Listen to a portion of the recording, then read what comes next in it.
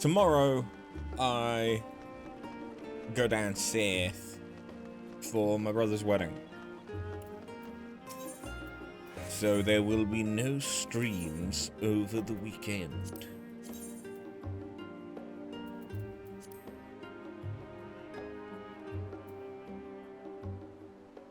Ooh.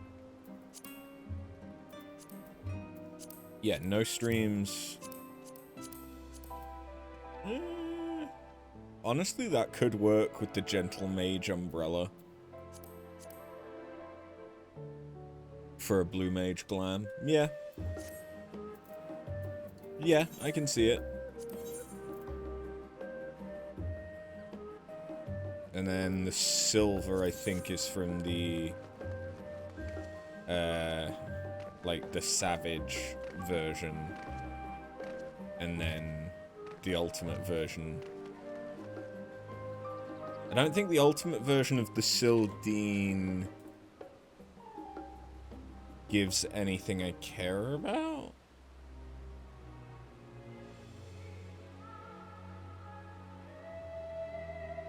Or rather, there is the Criterion dungeon, and then there is the Savage version, and the Savage version gives stuff. So the Savage version gives the manuscript. The manuscript can be used to get an earring. I'm okay. I don't need that. Hey, kinda, how you doing? Would you like to join in on some variant stuff? We could hop over to Materia again. Given that the Ultimog challenge, because it is another Moogle hunt. The Ultimog is to do 6 Sildine.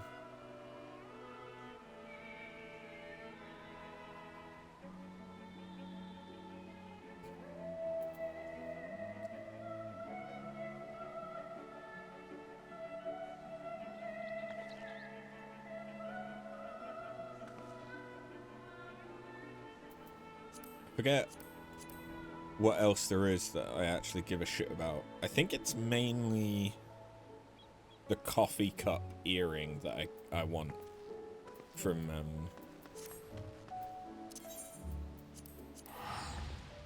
this. You're just in a roulette at the minute. No problem. I was doing front lines just before I went live.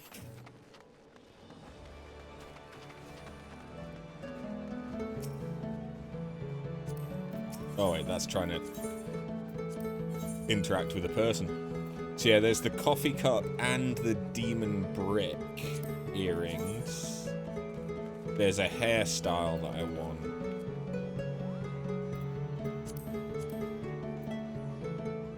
But I might just buy the hairstyle, it's probably not that expensive at the minute. That's usually what happens, is the prices all fucking tank because everyone's trying to sell it. Registrator spool.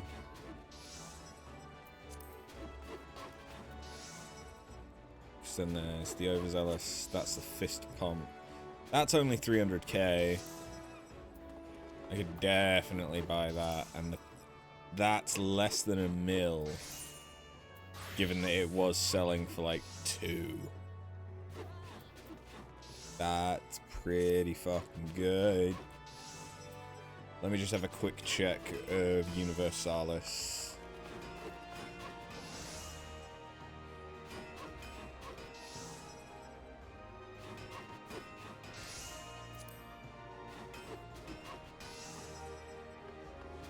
To be fair, that's basically the cheapest that it is anywhere on Universalis.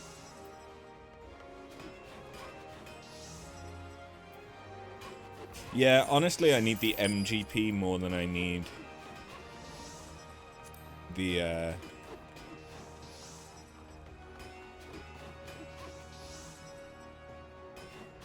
gil. When was that last updated? 30 minutes ago. This is unlikely to still be for sale. But if it is, this is cheap as shit.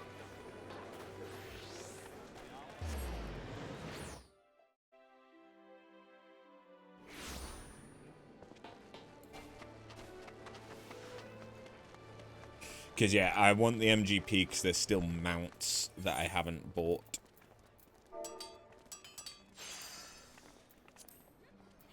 It is still there. Okay, yeah, $500,000. That's cheap. Given that, again, that normally sells for like 2 million. Yes, I could have gotten it for free, but I'm away this weekend. I'm not going to be... And I'm going to be streaming all of next week, apart from Monday, because I'm traveling back on Monday, and Tuesday I'm getting a root canal, so I'm probably going to take the day off. But yeah, that's pretty fucking cheap.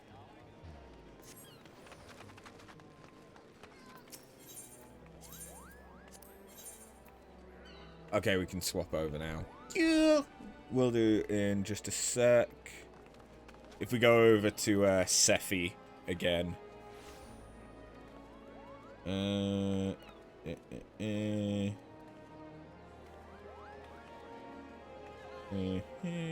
So yeah, I think it's mainly the 2 earrings that I'm interested in. I might get some maps. Maybe, because I haven't actually done any maps. That could be good to do, to try and get some stuff from that. Especially since I can do the level 90 maps now.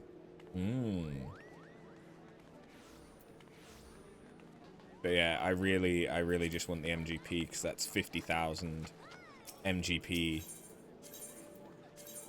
Which comes out to it equating to basically 1,000 MGP per Moogle tombstone.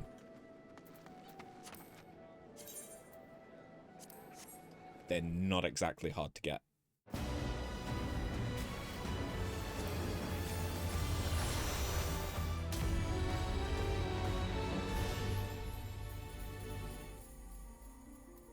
You're getting the frog mount and that's it. I mean, that makes sense to get for your alt. Because you're a ways away from Shadowbringers.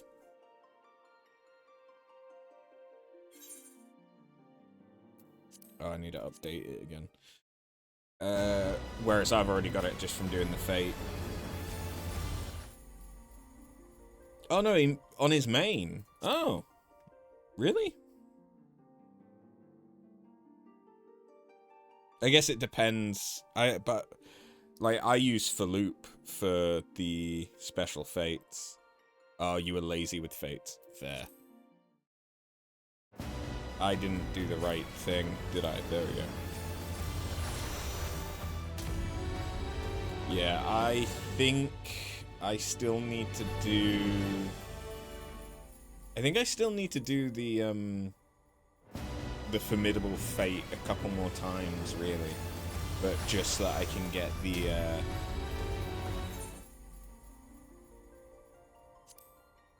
I keep fucking pressing the wrong buttons because I'm not thinking. I hope you really like that I went to light! God damn it! Oh god, this is not going well so far. This bodes very well, doesn't it? Goddamn.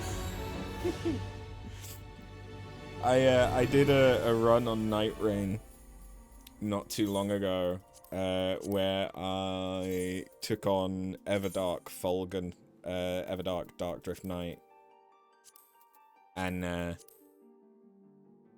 I did 2 runs because the first one got to, I think it was either the end of day 1 or the end of day 2, and then it crashed. And I just, like, the music was still playing, but I was just in a single frame. It just frozen. So I had to abandon that run and end through Task Manager. And then the second run I started, I barely got any lightning stuff. Which, you know, you don't need the lightning stuff, really, but it makes things a hell of a lot easier if you've got it. But by the time that I finally actually got to... what's its nuts? The boss.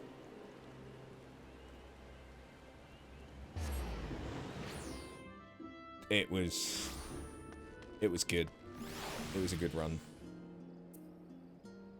I did have a lightning weapon, so I got extra damage in. I was doing Raider, because I just think Raider against Dark Drift is really good.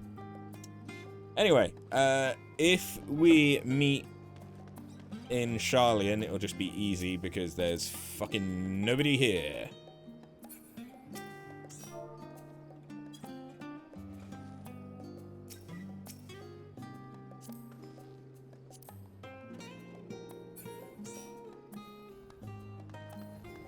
No.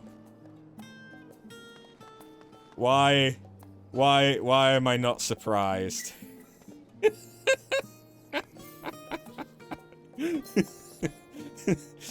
you found the glam with the least coverage. Okay, at least now you're wearing pants. What Dark Knight weapon is that? Oh, of course. That makes sense. Yeah. Tattoo? Is that from the talisman? Must be.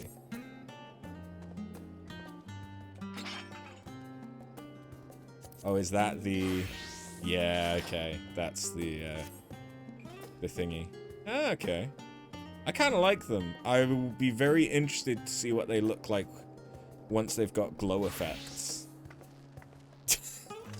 The ears! Again, yeah. I think I've quite liked most of the Occult Crescent weapons. It is just going to be a matter of seeing. They wiggle when you run. It'll be nice to see what they look like in the next stage. Ah, now you see, I don't much like the ninja weapons that are, oh, the booty shorts. Oh, is that the Cosmic Exploration? Yeah.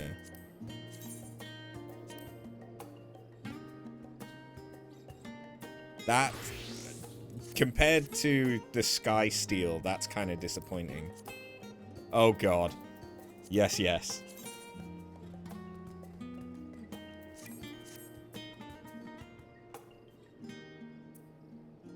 You lure the fish in by seducing them.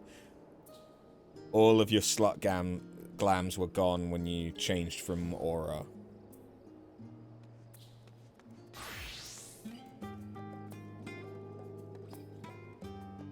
Ooh. I'm assuming that's an Occult Crescent one again. Don't zoom in on crotch. Yeah, I kind of like that. It's going to be a matter of seeing if the glow effect sucks. I'm going to be really disappointed. You call it Jack the Reaper. I can see that, yeah. I am looking forward to the next update, because finally bunnies and panther boys and girls get hats. Or at least more hats. I don't think we get all of them, but we get more. And I'm happy for the greater variety. Yes. You like your tiny crown? The tiny crown is beautiful. Yes. Good bunny. Ooh. That's flamboyant. Are those the elemental gloves? Yeah. And boots? Yeah. Is that the elemental hat, actually, thinking about it? Yeah. Because that glow is very specific to either the Omega armor set or the elemental one.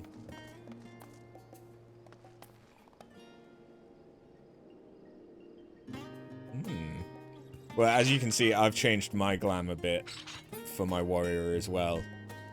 But it's mainly just centered around these pants because they're cool pants. The relaxed glam is good too.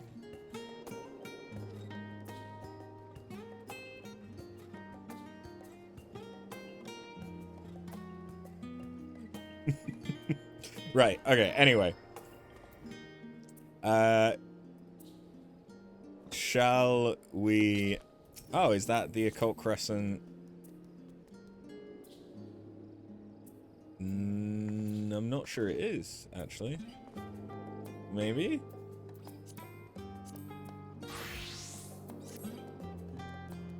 Ooh, I like the dangly bit. Oh, I like the little dragon on that. Oh, because that's the kind of thing that the books have been missing. Is cool actual books that are just cool.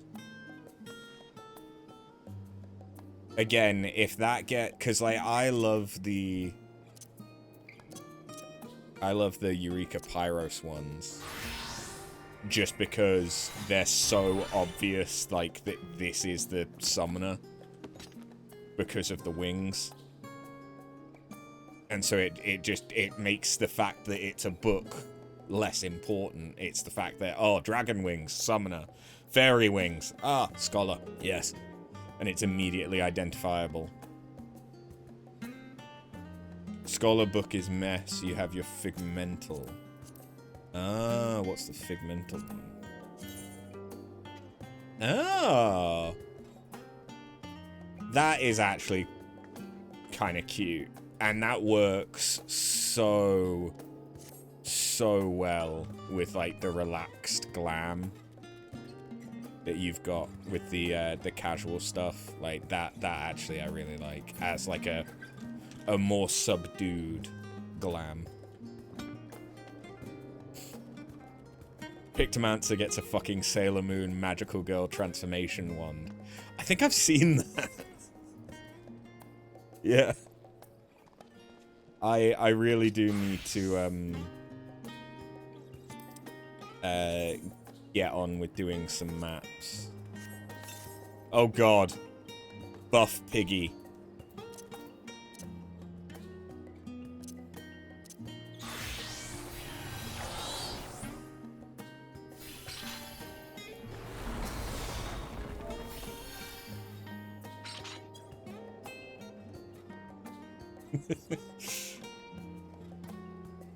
You made this one for the blue flamed lantern black mage weapon from the end of Endwalker. It's a cosplay of Chichiro's dad. Oh! Yeah! I can see that. Spirited Away is so good. I do. I love Mia Ghibli. Anyway, shall we dive into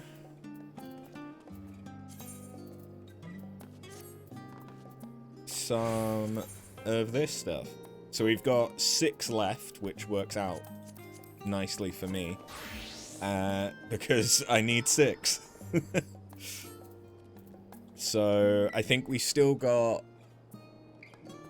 failing the scale of judgment thing on the middle path, and then we've got 4 on the left path.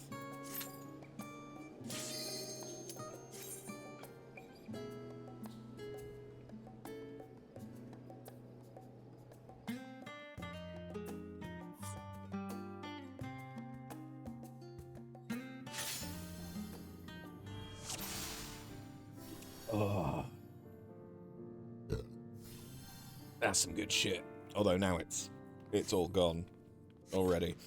Fuck you, Nanamo, we're not going that way. Goddamn piece of shit.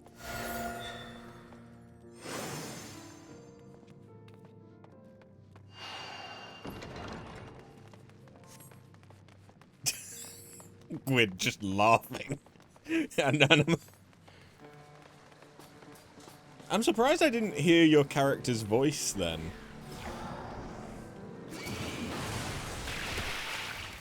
I thought Laugh had a voice line.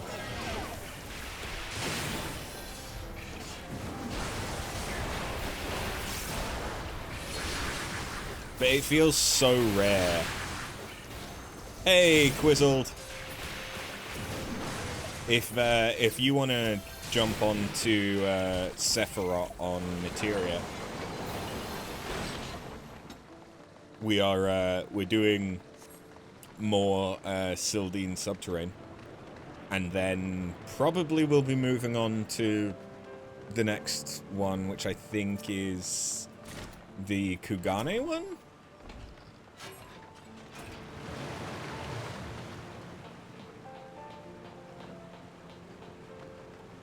I'll be honest, this is most of my plan for today, is just variant dungeon stuff. You love the Kugane one, the music is so good. I know from watching Cider Spider doing it that there are some really interesting...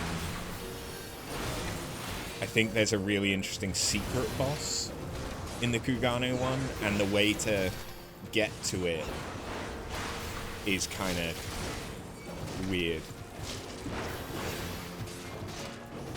I think it involves, like, lighting lanterns or something, if I remember rightly. But, like, I've not watched that since the video came out, and that was at least a year ago, I want to say. There are two really fun puzzle paths, in your opinion. Okay. Like, I won't lie, I'm looking forward to the Razet Han one, because I really want the fairy. give me the fairy. Fairies!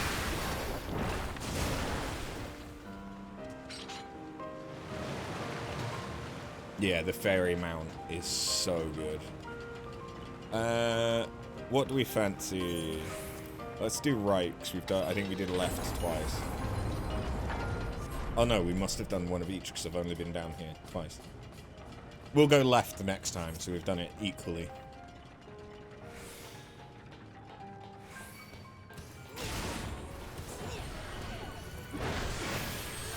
Not that there's any reason that we need to do that.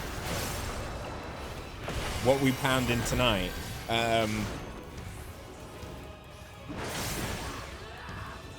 if I'm not careful, I may be the one getting pounded, judging by Gwydion's plans. But,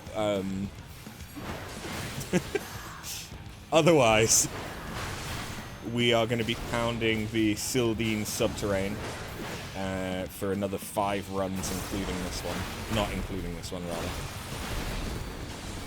Maybe even if I am careful. I am outnumbered, currently. And then moving on to the next variant dungeon.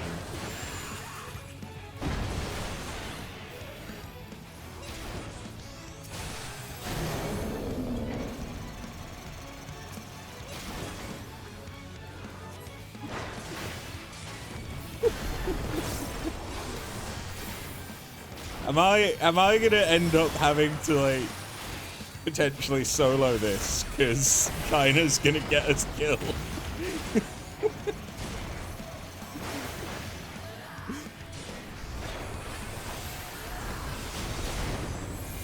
I mean, it wouldn't be Final Fantasy.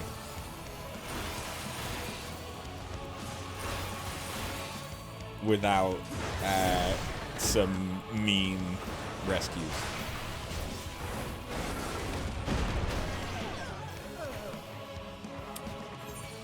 He moved. He moved after I used Primal Rend, and I followed him. Ouch.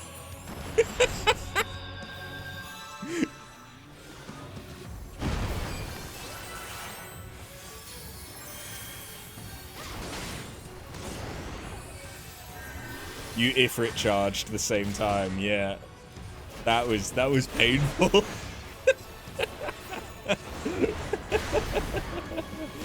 You've soloed most of the bosses on Black Mage after things went tits up. Yeah, the variant actions make it really... wait, hold on, this one resolves first, right? Yeah. Make it really easy to solo.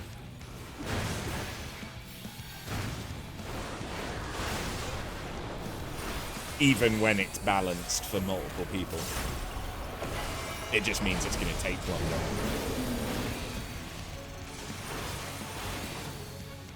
Good old Dragoon would have negated that.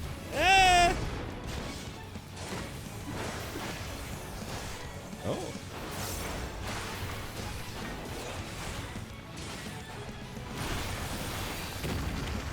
Dragoon could have jumped back and maybe avoided more of it.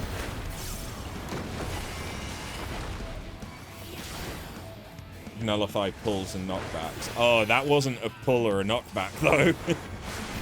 that was us charging into the enemy at a bad time. And Dragoon has the same thing with some of its jumps. But yeah, that's not unique to just Dragoon. That is any of the melee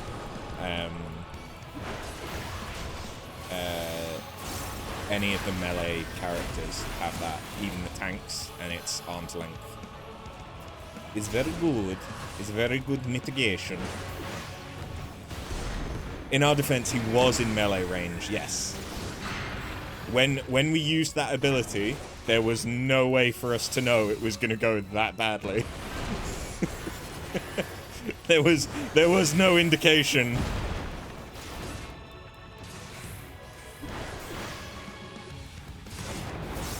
Oh no, it was funny.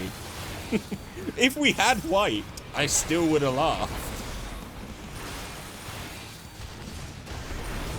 But yeah, it wasn't a conscious decision for memery.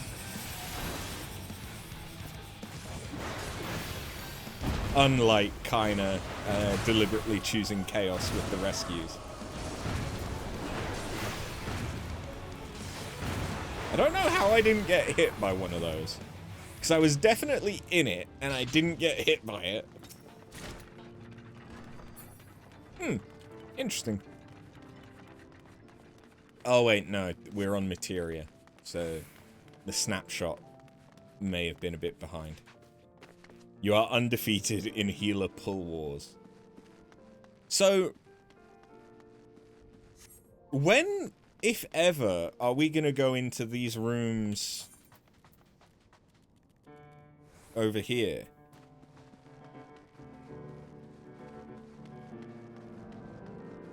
Is that on a different path? Or what?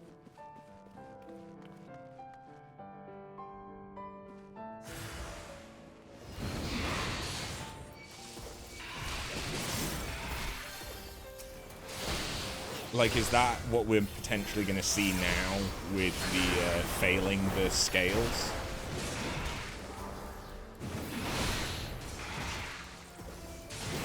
You can't recall. Fair enough.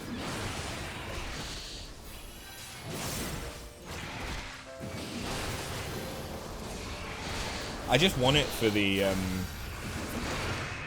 mapping, really. That's all.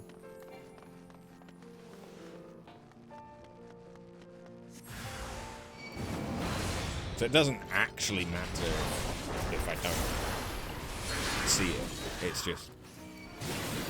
yeah.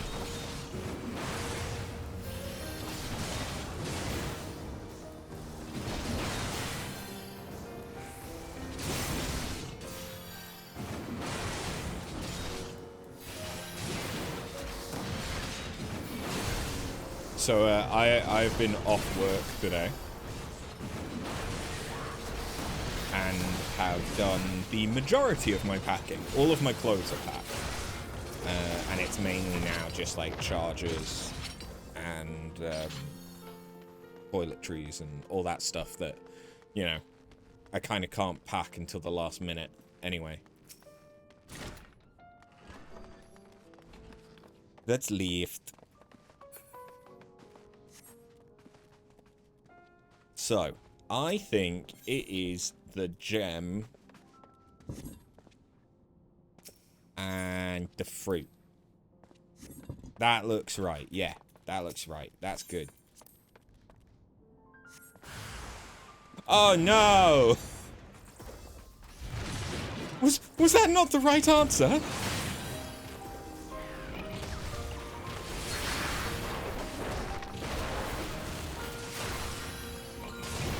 Just the very gay flaming fruit. The original one of these in Khan has an easy way to remember it. Just very gay flaming fruit. Ah, I see.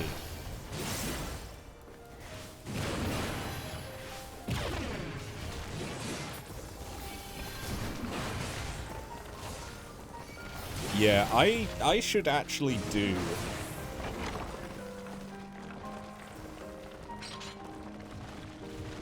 Oh. Hello. Damn it! Oh. Oh, but what of these levers? Their position seems highly suggestive of their relation to yon yawning pit. Left or right? Let's do left. Because left is always right. Gracious! Would they hold the boulder up the ramp every time? Still, I must say it makes a rather stable bridge. Then right next time. Yep, you're right. Okay, so it's the gladiator again.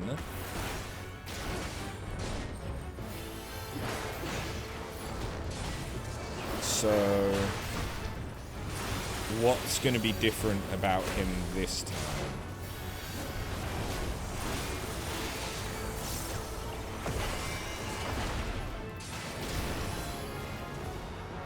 Did you hear me talking about flaming fruits and now you've decided to turn up turnips?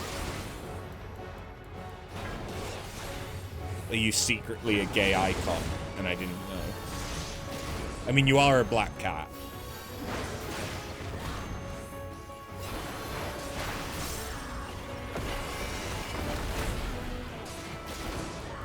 Or is it that you are coming to me because you're begging for food about an hour too early again?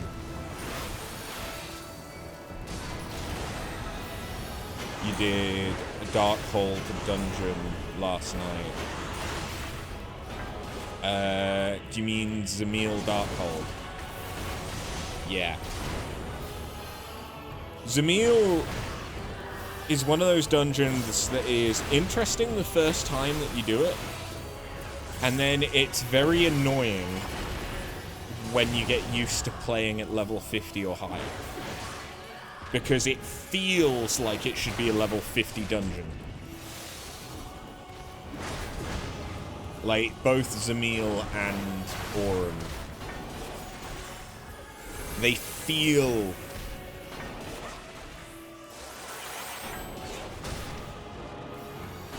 like they should be level 50 and you should have all of your stuff. But they're just shy of it.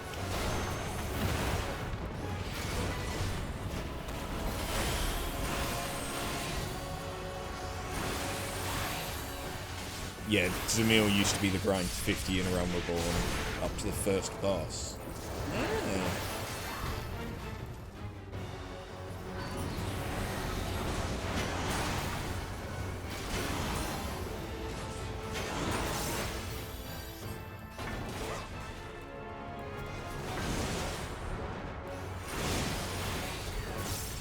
Because I never got to that point.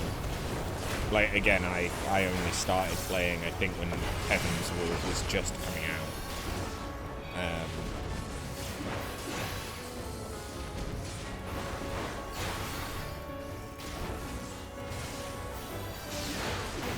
But I didn't actually beat A Realm Reborn until after Shadowbringers was out.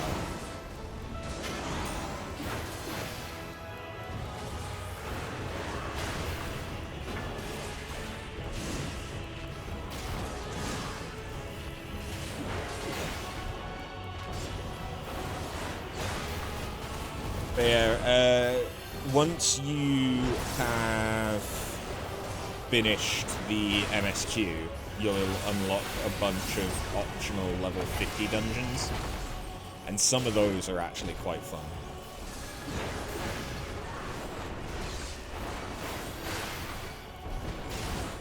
Like, again, not necessarily that fun to do 1,000,001 times, but fun the first time. Like, I really like Wanderer's Palace.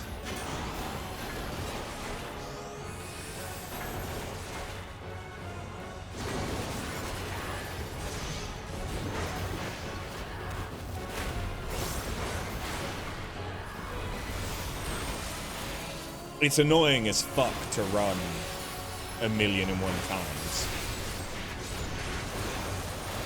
But it's fun the first time. I'd say the same with Ferros Sirius.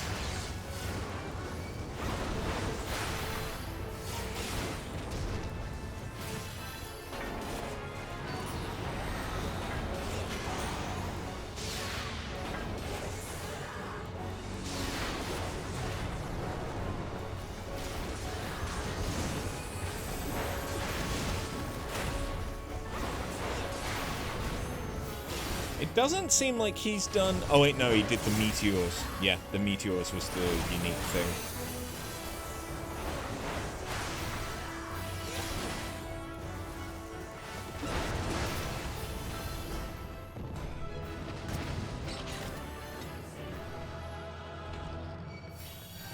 Easy. Yeah, easy when you don't have someone rescuing you into death. Once you get a lot higher level-wise, it spreads the dungeons out a bit more too. Yeah. What's up, baby? Huh?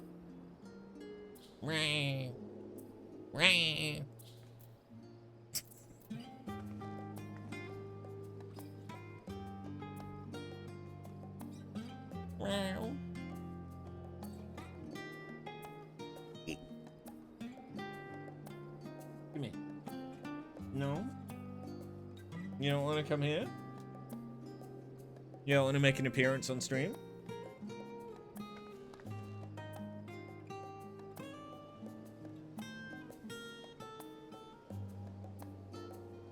Baby.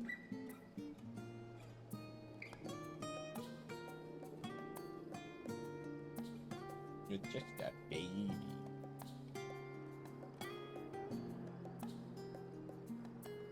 Yeah, Quizzled, would you like to join us? By no means do you have to.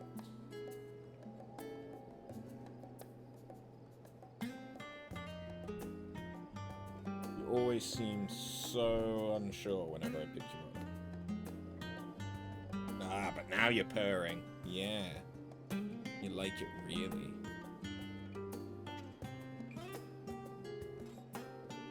Although now I'm getting... One of the things that I've done today to prepare for my friend coming round and feeding Nix whilst I'm away is like hoovered the entire house to try and get rid of as much cat hair as possible. Because the friend who is going to be feeding Nix absolutely loves cats, is allergic to them. So, yeah, trying to make it so that it's at least not as much of an issue when she comes. Well, whilst we're waiting for Quizzle. Let me grab a drink.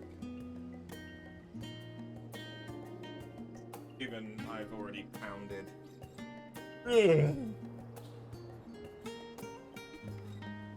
The monster. Legs out. Yes. It is warm, so I'm wearing shorts. You've not yet even put on a top since you showered. Fair enough. Oh, yes, it's Kryle again. Hello.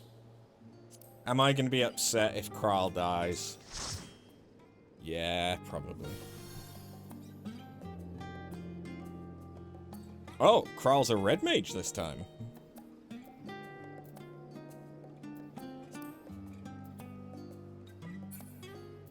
In-game imitates real life.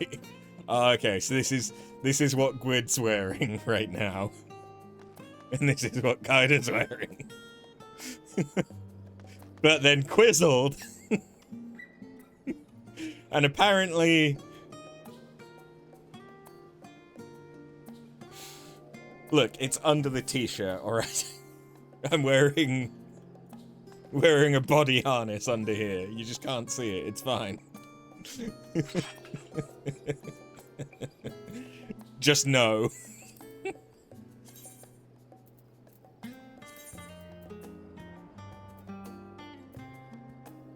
Okay. Oh, okay. So that one tells us it's the fruit.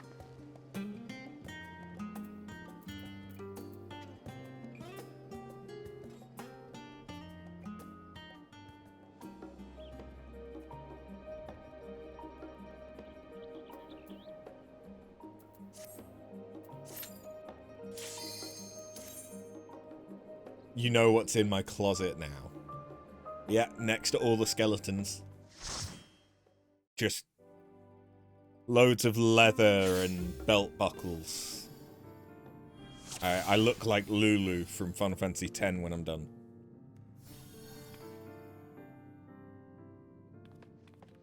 Hey, you chose correctly, Nanamo. Her dress is iconic, you're right. Yeah, this time we don't laugh at her. This time we give her pets. And she ran away from me. Just finishing your food order. No worries.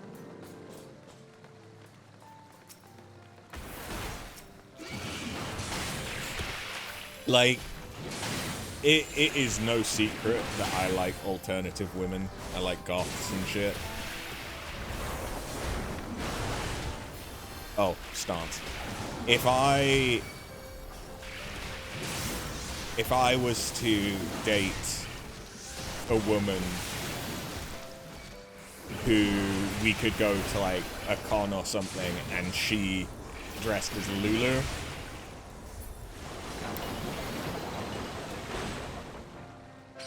god damn. God damn.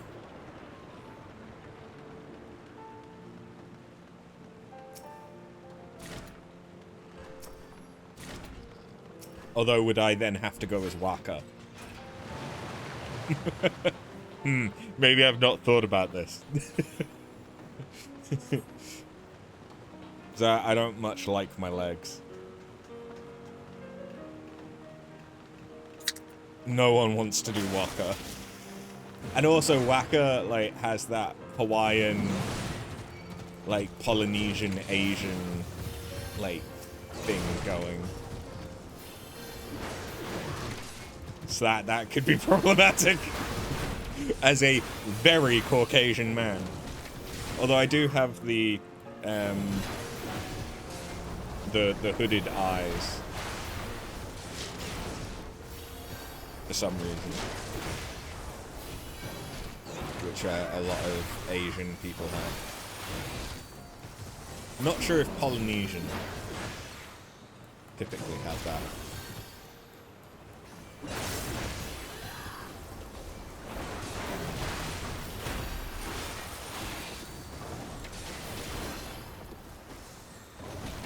You know what? If we're gonna be assuming a different race, fuck it, Kamari.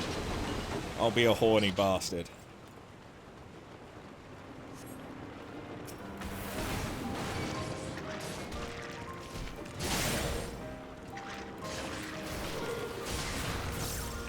Aren't I already? That was the joke!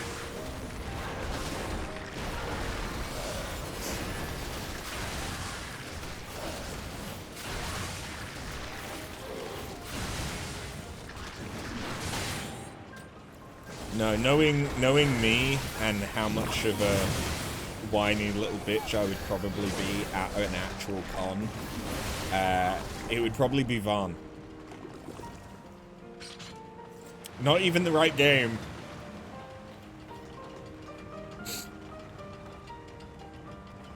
Dommy Mommy Lulu with little bitch boy twink Vaughn. Vaughn's not too bad.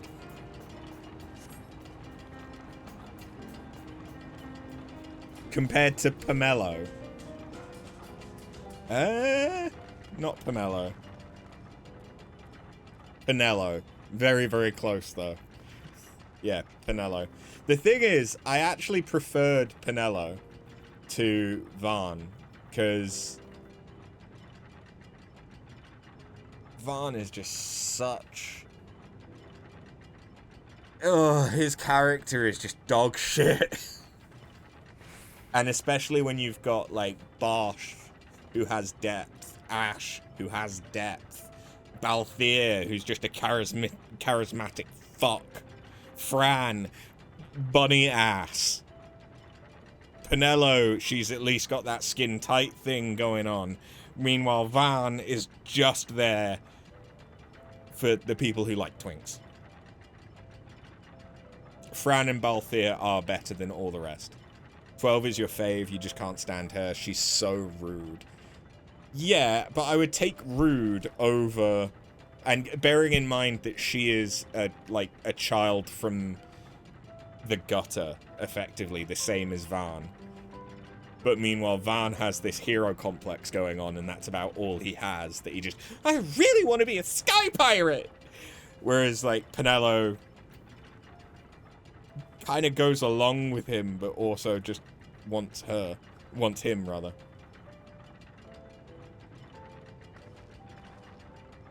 Yeah, Van thinks that he's the main character. Balthier, Ash, Bosch actually are the main characters. But Van just goes through the whole thing thinking he is. At least Balthier reminds him he's wrong repeatedly. True.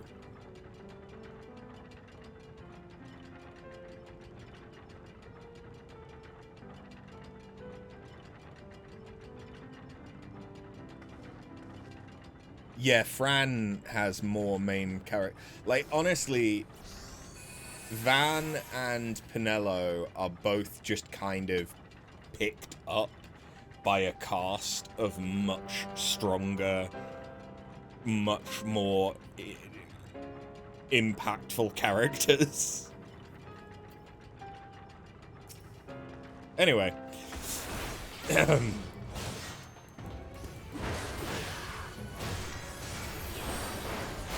Actually, no. You know who I would enjoy cosplaying? Reno. I fucking love Reno. Hey, I am not above putting on a dress. I will happily cosplay Lulu as well. Fuck it.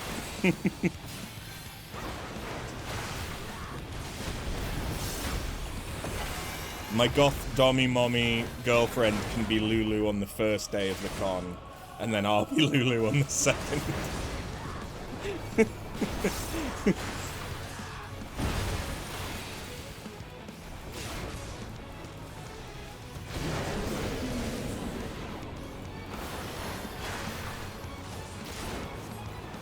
Yeah, like, the Turks are kind of a cop-out for trying to cosplay, though, because it's just a suit. Like, fair enough, with Reno, you'd have to do the hair and the facial markings and stuff. But, like, who's the other one?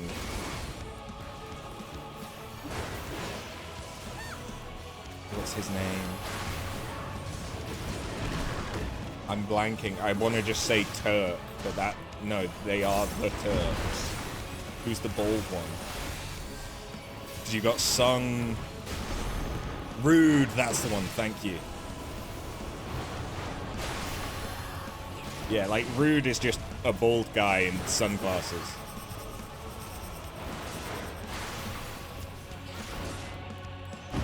In a suit, with, like, leather gloves on.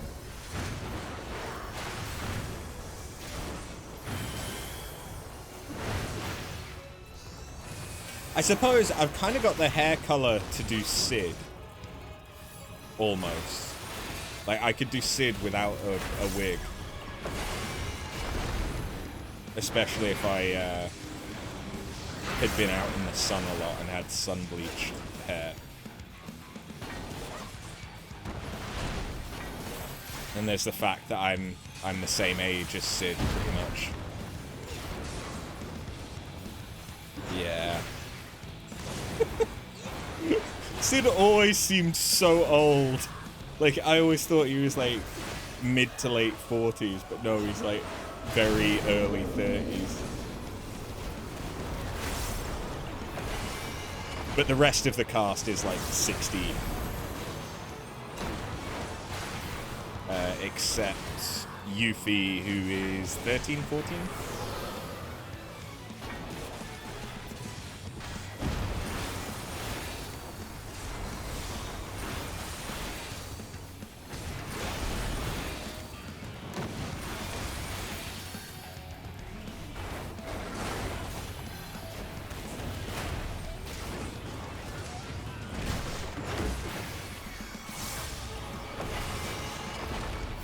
Yeah, when it's, like, the third or fourth time that we're fighting a boss that doesn't really change anymore, be prepared for me to talk about some random shit. At least it's somewhat related to what we're doing, because it's still Final Fantasy.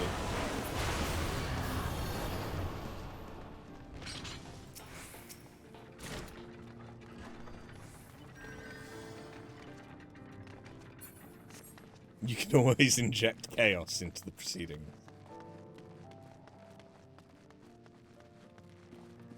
Hey, I could go a healer as well, and we just play tug of war. We could all go healer and just try to kill each other during a boss fight.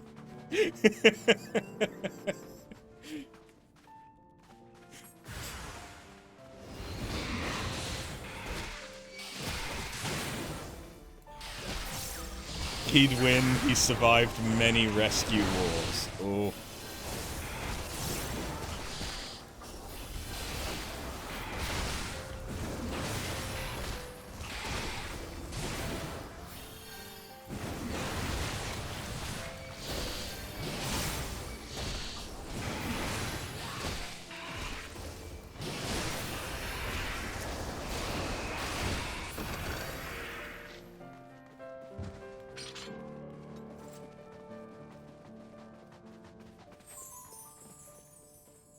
Is there a character from 10-2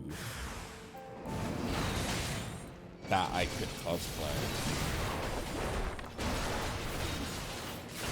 Because I'll be honest, other than the guys that follow around LeBlanc, like the really lanky one and the really like fat one that kind of looks like a beetle. The only other male I can think of is there's the one from New Yevon, who, now that I think of it, actually kind of reminds me of a twinkier version of Gaius from 13-2.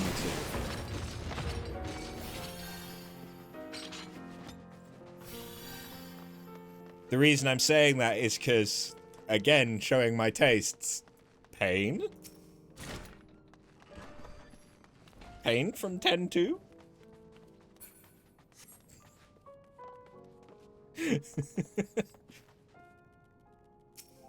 Okay, so this time we're gonna say we're feeling fruity and, you know, we're all gems here. Fucking slay. Oh my god, what do you mean that's wrong?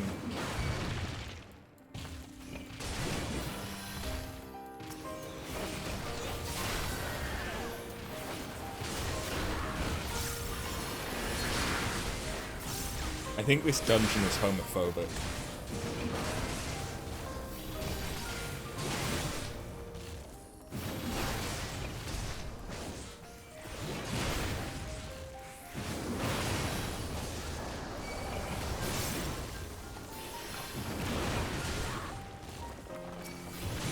I say that like the boss at the end of this route doesn't literally have like a stamp on its forehead saying fruit.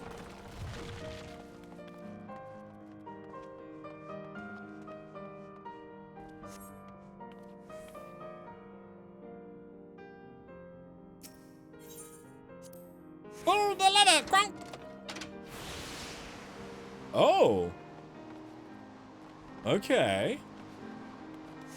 Heaven forfend, am I— oh god! How undignified! I should be seeking out an alternative route for the return trip. And it's changed the arena. Very obviously.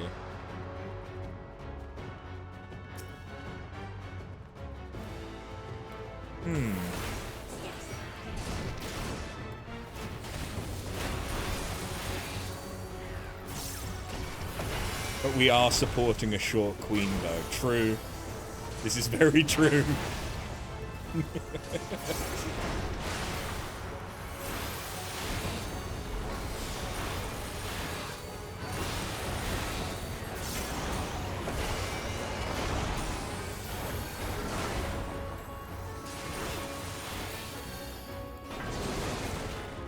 Because my mind is still on, like, cosplaying different Final Fantasy characters, I think the one that makes the most sense, like, personality-wise, is probably Ignis.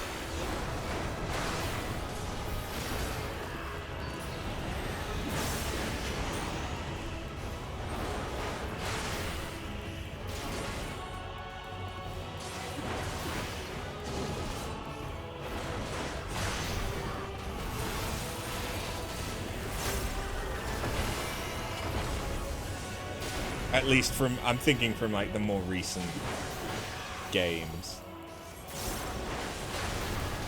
I suppose. Columns of wind.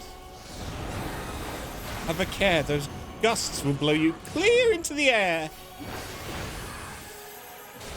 Whee! Oh, okay, you have to time it. I've come up with a new recipe! Exactly.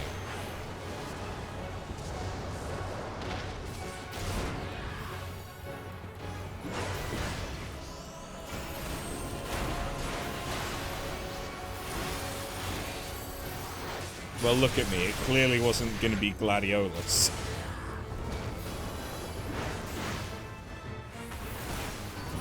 And I'm not enough of a fuckboy to be Prompto.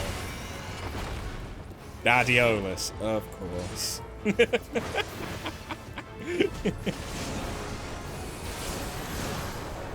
I could see that one coming a mile off. Just like Gladiolus would see you coming. Wait, what?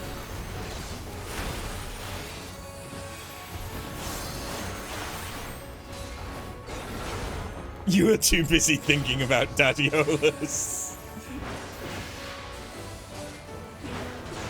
Okay, but now, Gladiolus with the Namazu helmet. Yes, yes.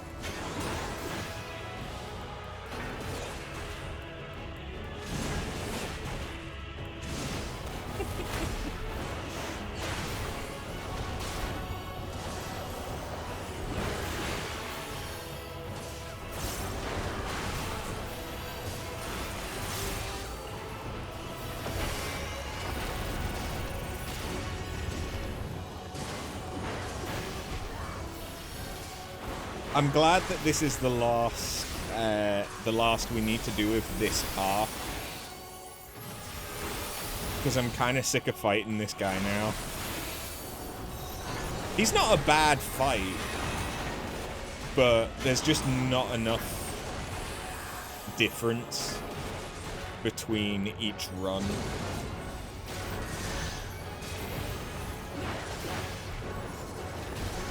I kind of wish they had, like, it felt like the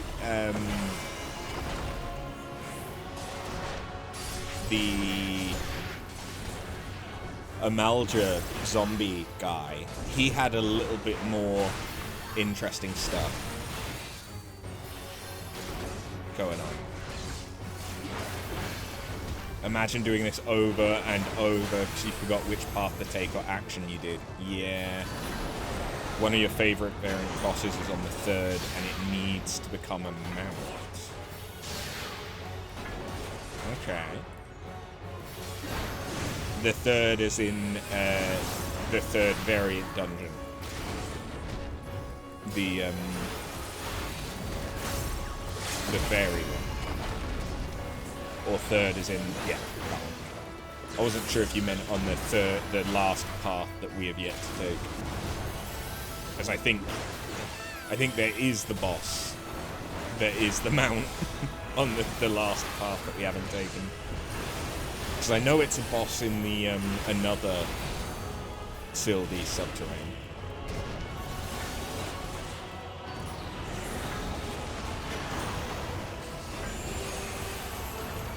Which, to be fair, if you guys are up for trying, we have enough people. I think it's only a 4-man.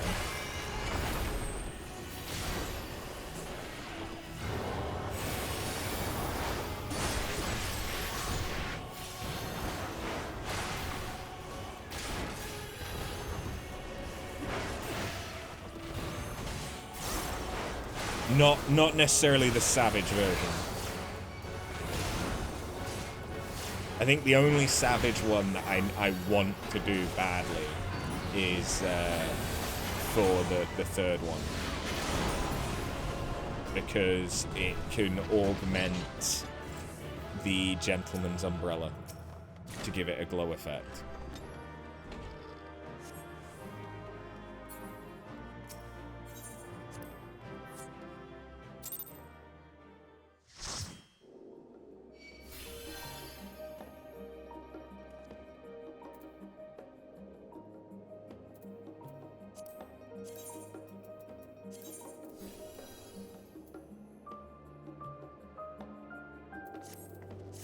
Alright. Left path. New stuff. Stuff we've not seen yet. We haven't gone down the left path even once. Now, Nanamo.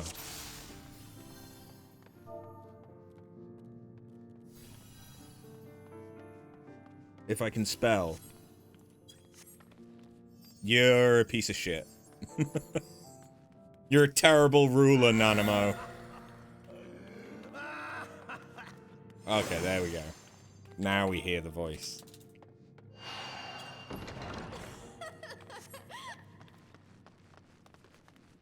I feel like the only time I ever hear player voices is when it's that one Lala voice and they're a dancer. I think that's about... Oh, God. I held the Windows key again. It's fine.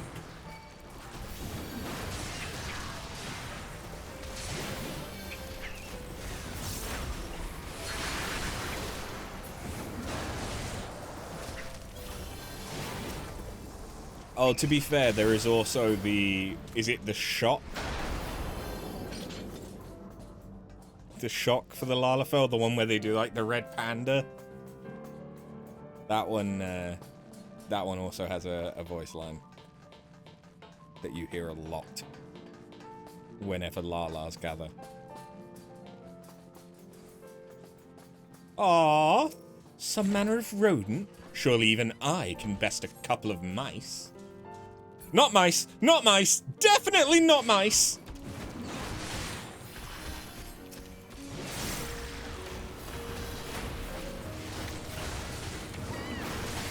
We have choices when we find some saps.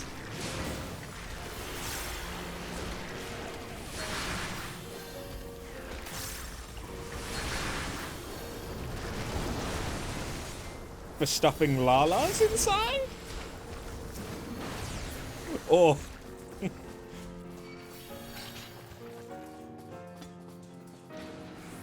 Strange to think that these giant pipes lie unseen, just yawns beneath the streets of Uldar.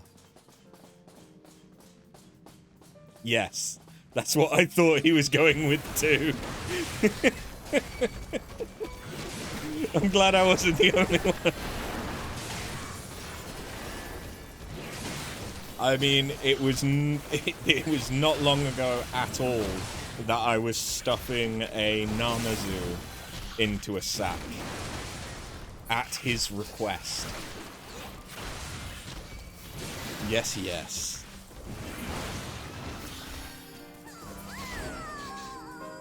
Aww. Which one was that? That culvert at the back is positively clogged. Would more water flush it? Oh, that redirected the water flow. 'Tis the first I've seen such a mechanism at work.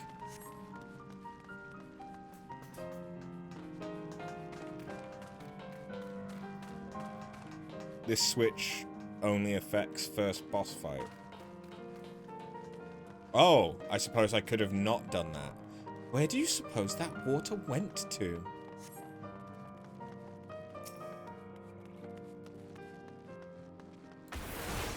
Okay, so we've got the Hecatonchery again, because of course we do.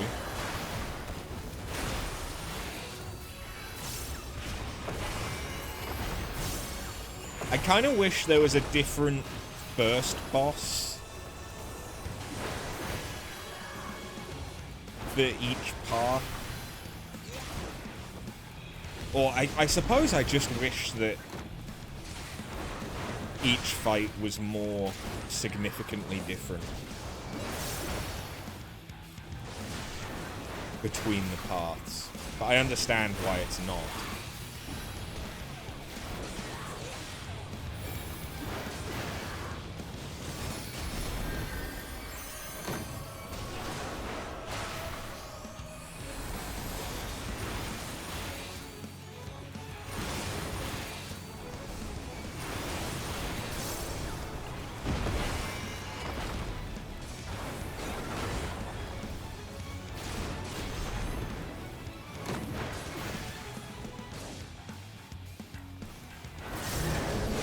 Do things go bad if I stand in the goo? What is that noise? Something's coming? Oh, okay.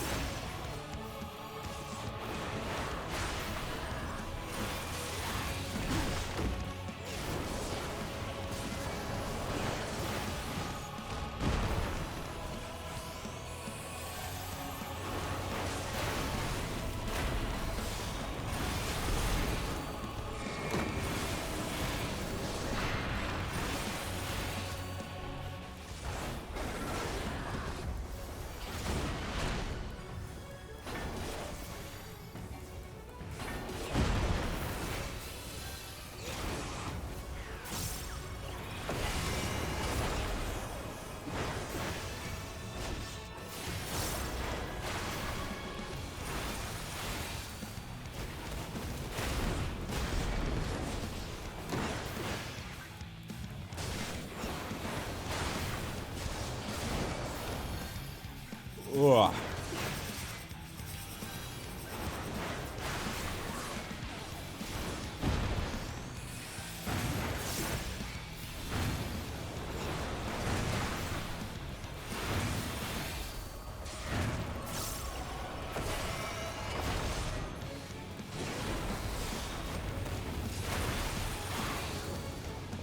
This is, what, the 9th time fighting this guy?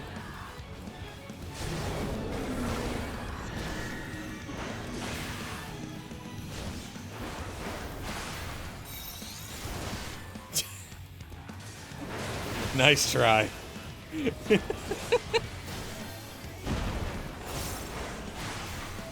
How'd that work out for you?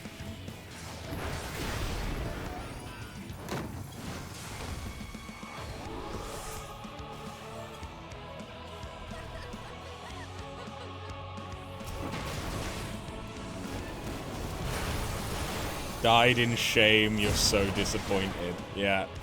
Well, I was too busy.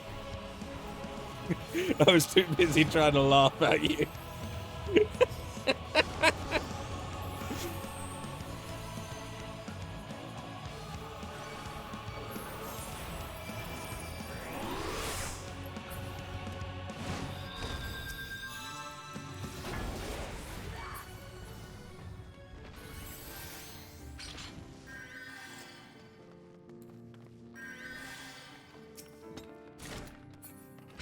And victory is yours.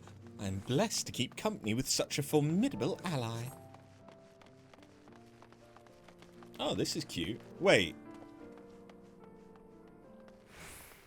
Okay, this is open air. All this greenery makes for a nice change. And look! Have you ever seen fruits like these?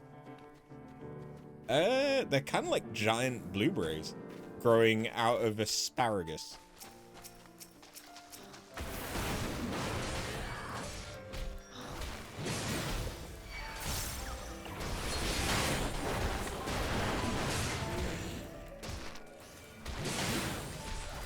You were definitely not looking at your phone. Of course not.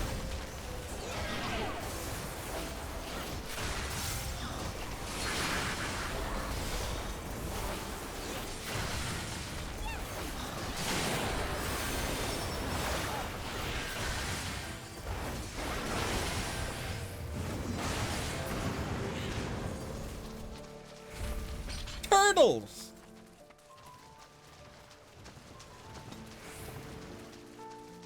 Oh, Leafkin.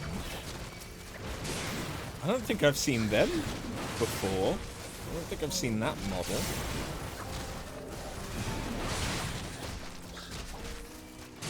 Because they're not Echiovores. Kinda cute.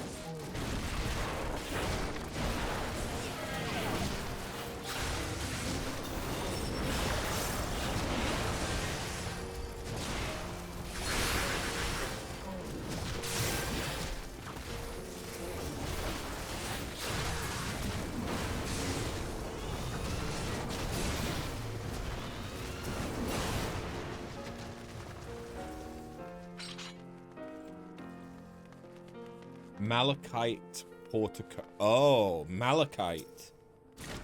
There was... Father, my key was not made to open this gate. It says here, 2 eyes are needed to be seen. 2 eyes? Some manner of riddle, do you suppose? So the thing said, the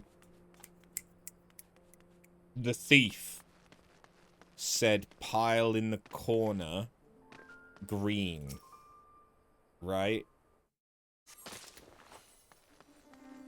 Touch some sacks, touch them. Fondle them even.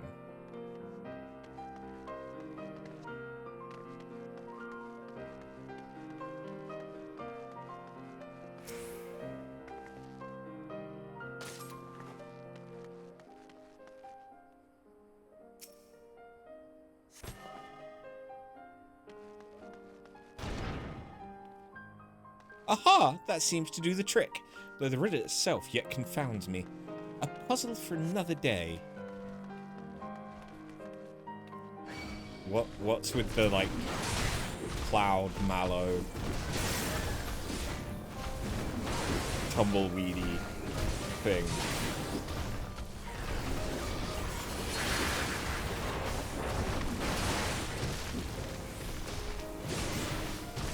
Although I suppose they kind of look like the tails of the Silkies.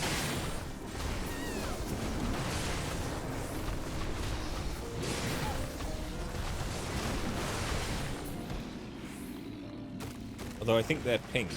Such fluffy, puffy flowers.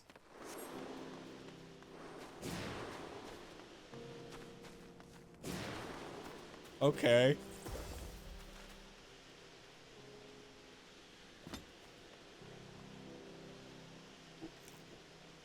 Why?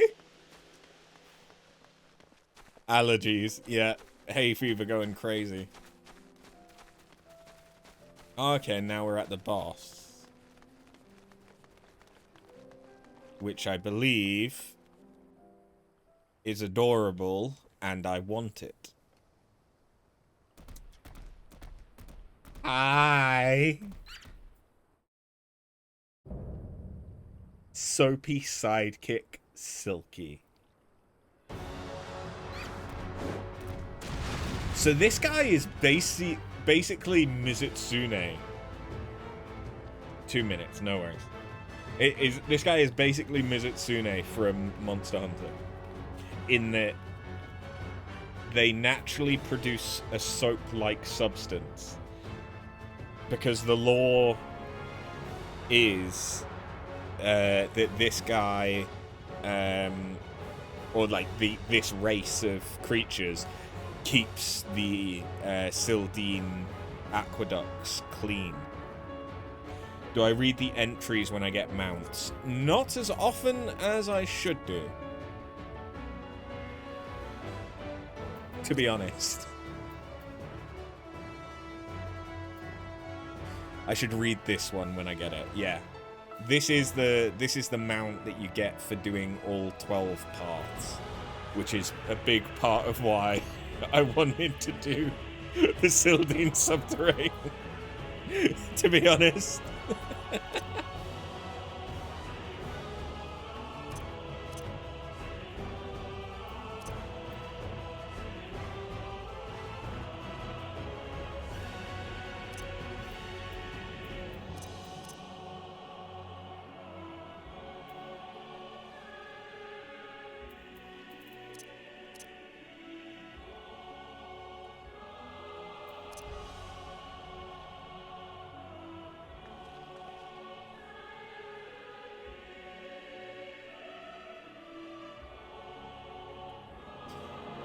It takes pride in the fact that its kind is rarely out at sea, and willingly carries a rider upon its back, if only so it can parade itself in front of all and sundry.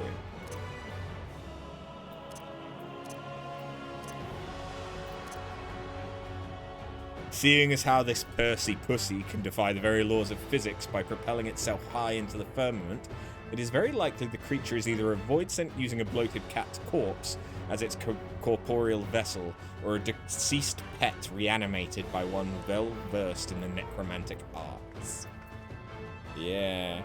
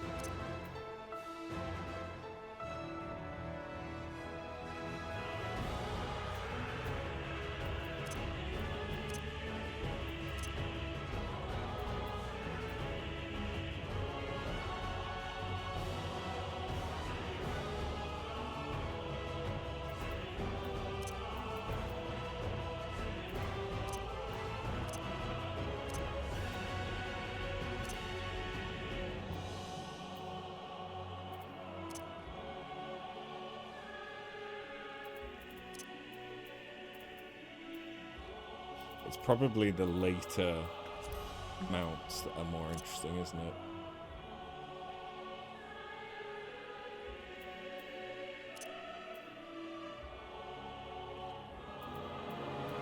Alerted to its presence in the basement of Yulmore, the hunters of Clan Nutsi set out to vanquish this Sin Eater. Upon seeing that the creature was not aggressive, however, they decided to keep it instead. While attempting to nibble at a tree on a nearby isle, this Dharmal lost its footing and fell.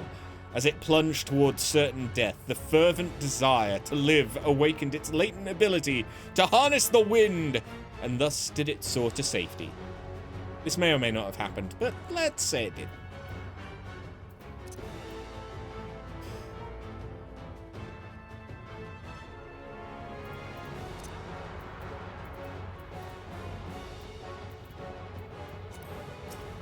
Let's go! I know this creature! This is a Silky, a familiar which cleaned the palace once upon a time. Strange. Its ether feels awfully, well, familiar.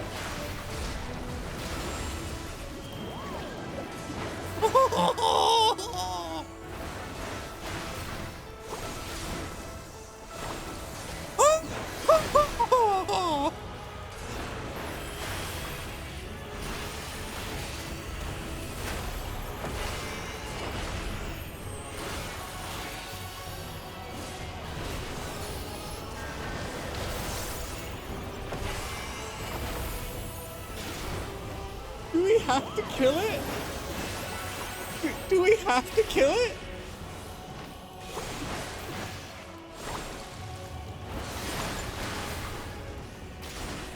I don't know if I want to kill it. I want it to be my friend.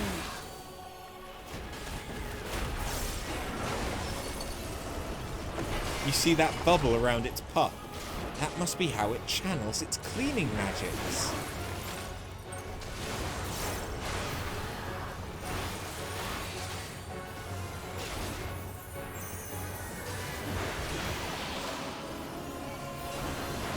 Soaks up.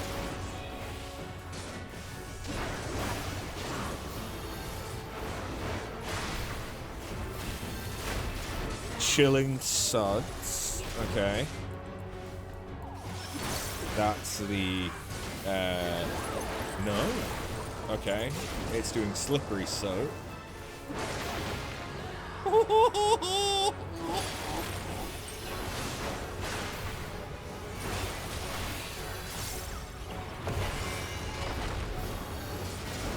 Visually, it looks like the bat hunt from, Monster Hunter World. But then obviously it's doing a bunch of stuff kind of like Mizutsune. But my god, I love this thing! Strands of silken puff. Fresh puff.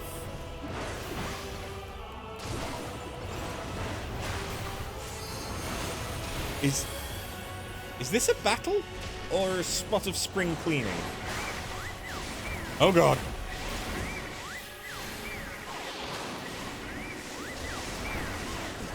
Oh, I get it. I understand now.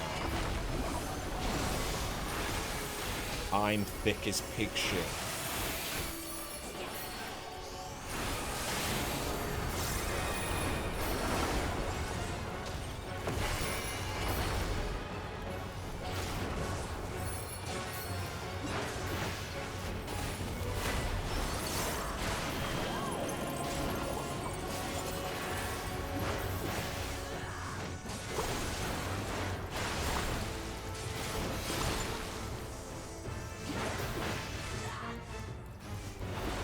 Puffs are lathered in soap now. I fear they mean business.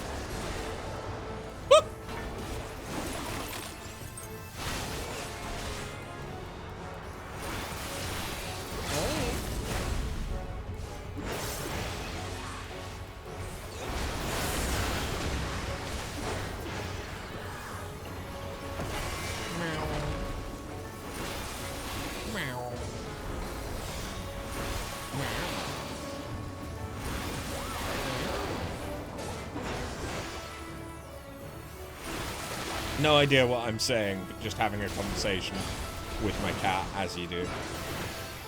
Okay, I appear to have insulted her and her entire bloodline.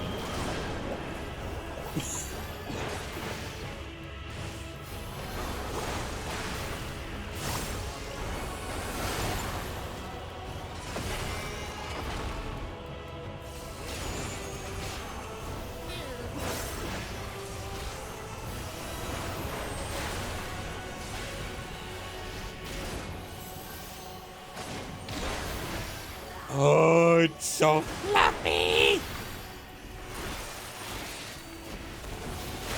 I think I do have a soft spot for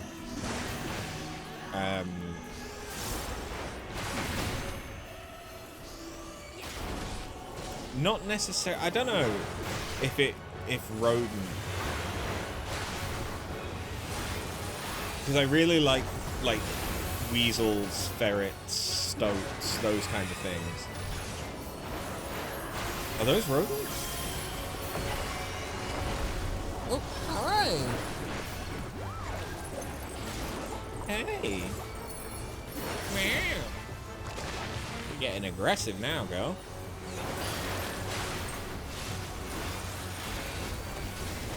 What's that? I mean, it is now time to feed you. I will feed you in a moment. After we're done killing this. Okay. Yeah.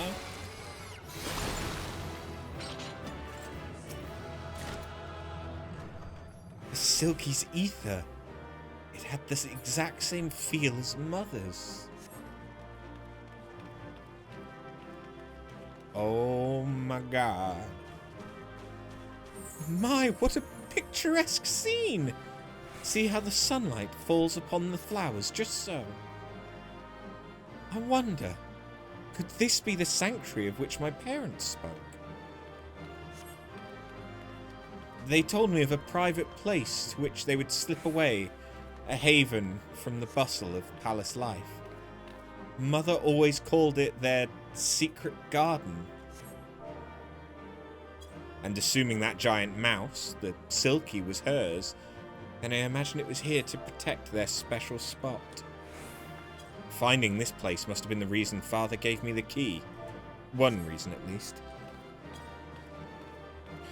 While I would like to linger still, I fear Papa Sean will soon note my absence. Let us be away.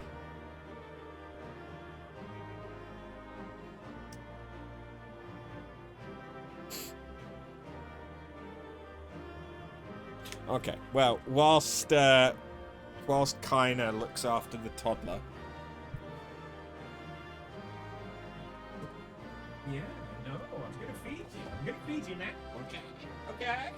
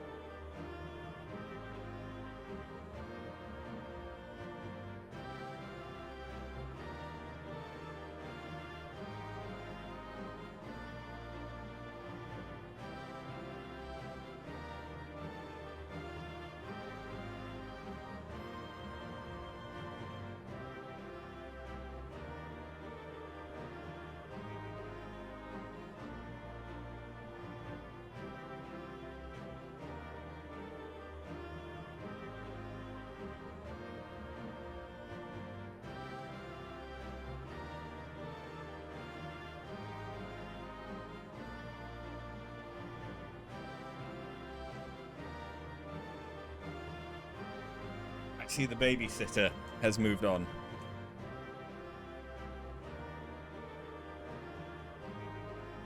So now it's just Kryl staring longingly into my eyes. Unblinking. No, never mind, blinkingly. Okay.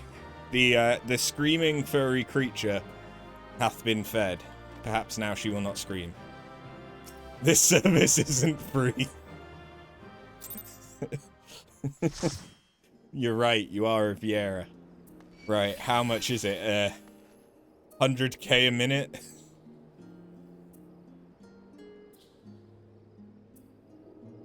I don't see the ERP tag.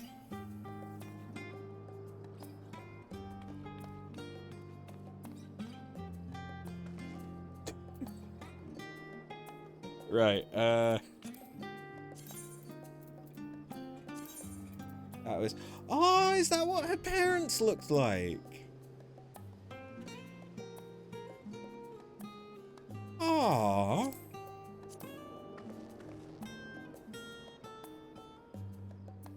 They look really cute.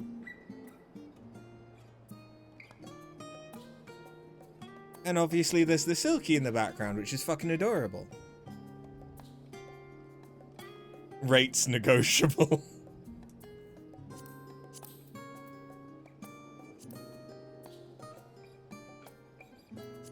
So then that's her dad.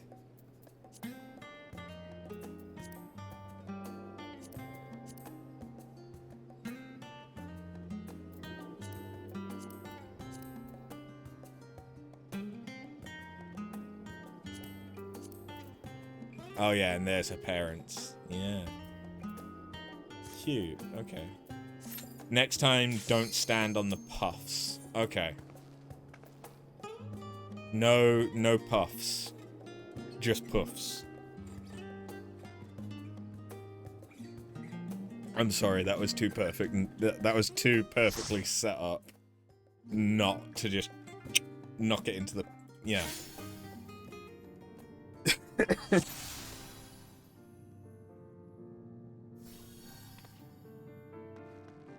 Happy post-pride.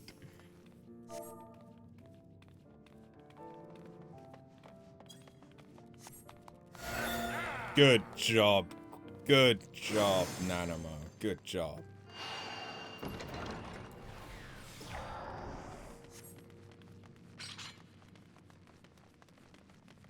At what point do we stop saying happy post-pride?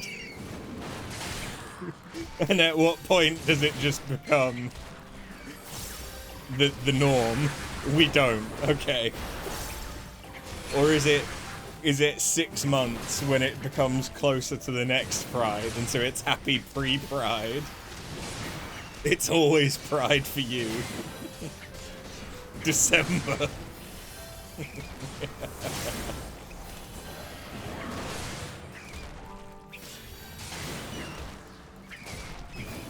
It's like Halloween. Oh man. So, obviously this weekend it's my brother's wedding. But then I've got another wedding to go to, which is actually on Halloween.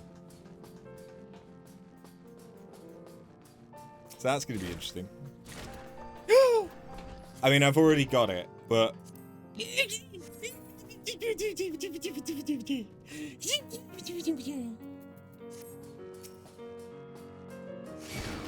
But how am I going to trick or treat? Well, I'm somehow one of the groomsmen.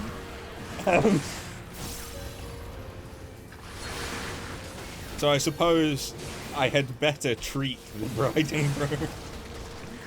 Happy post-Pride till the 31st of May, then happy Pride from June 1st again.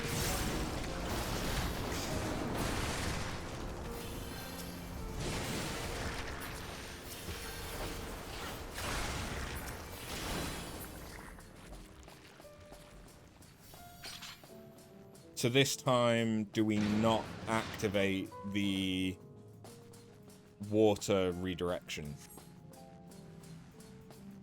to get a different mechanic.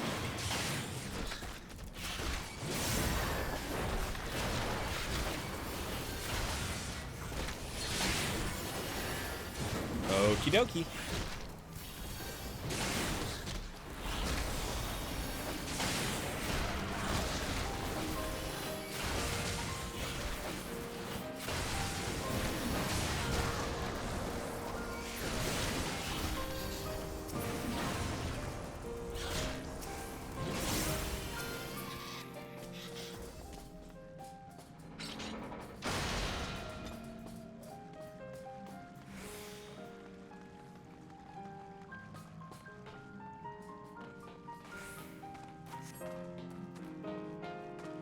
So then this time there's no water. That makes sense.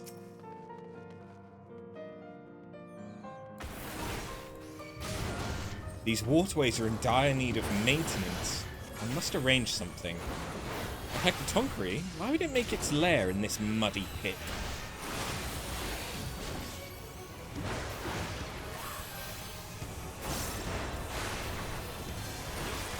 Hopefully you can take the teleport in Quizzle. Okay, this looks different. Oh. Oh, it's poop water.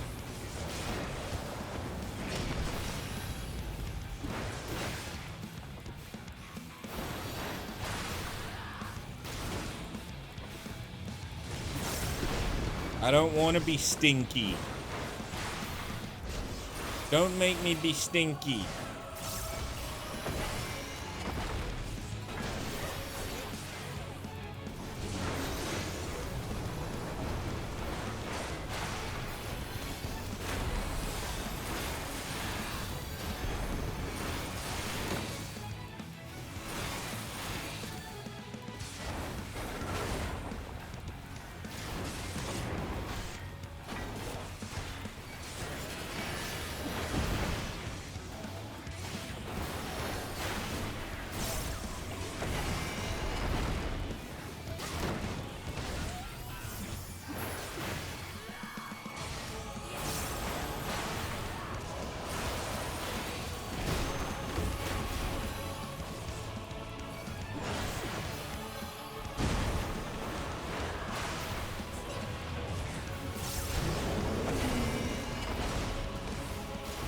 Okay, more stinky.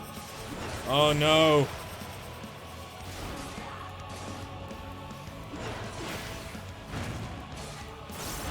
He's gonna push us into the stinky. It's fine.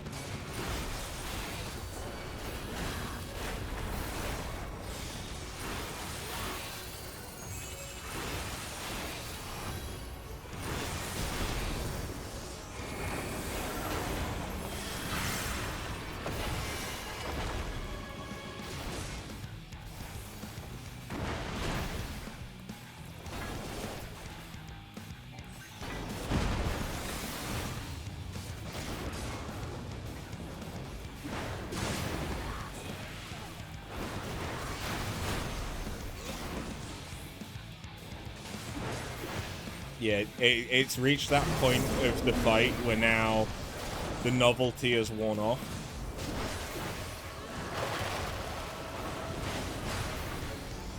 Already.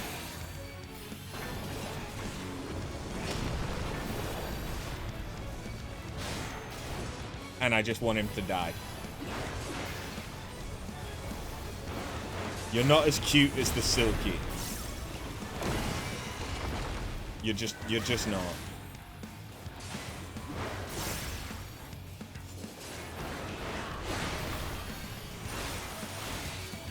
Alright, maybe if you flop onto your back and start, like, cleaning up the mud around here using your back, maybe it'll be cute.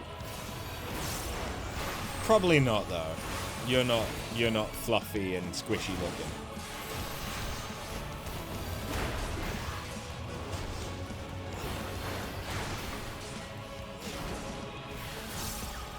It's okay, we'll give you the answer so you don't have to repeat this more than necessary. Yeah. Although I probably am gonna run this more off stream so that I can get the noir glam set.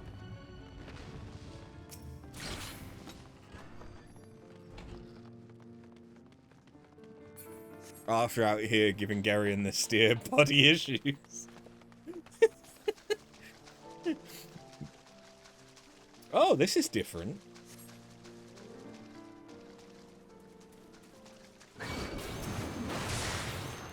I think.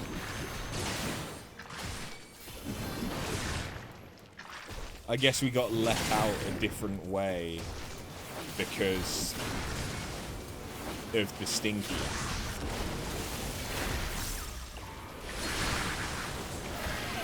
Oh, it's just random. Okay, is that what it is for the middle path then, as well? Maybe to see the side of the palace that we haven't gone through.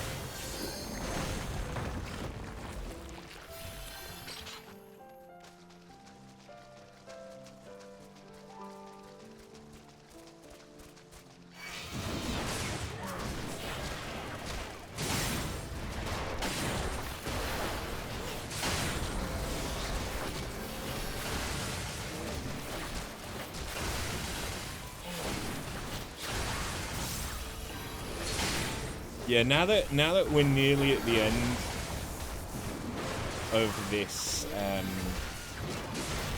this variant dungeon, I think I'm starting to see the complaints about it just being like pack of normal enemy, pack of normal, like it's single pull pack of enemies, single pull pack of enemies, boss.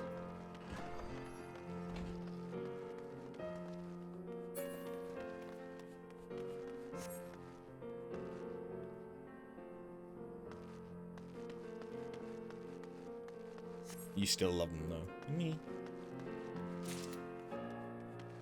So is it just any two of the green sacks? No. Because you're doing green and... I guess, is it the different combinations of them? There's two right ones. That pull pattern is your complaint with normal dungeons. Used to have so much more variety to the dungeon setups and pull patterns. There's two right ones, the rest are wrong. Okay. We've done wrong ones so far. Okay.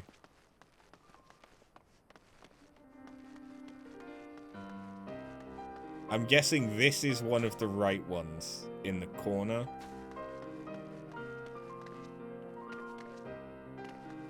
No spore poppin'.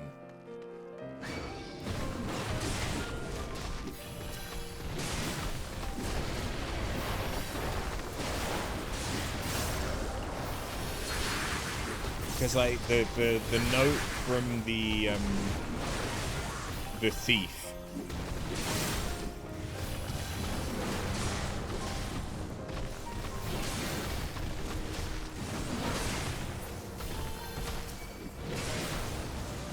From that group said something about malachite, jade, rubble in the corner. So I'm assuming that must have been a clue.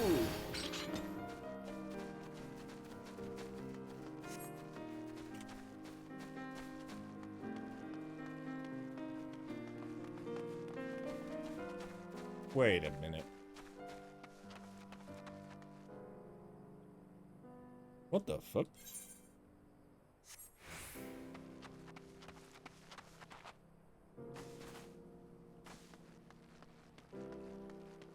Oh, I guess is that if you get it right? Because we've only done wrong so far.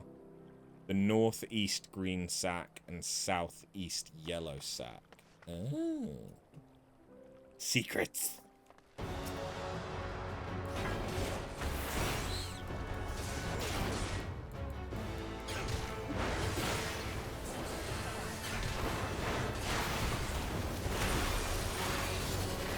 So green on the rock in the corner and yellow in the corner, basically.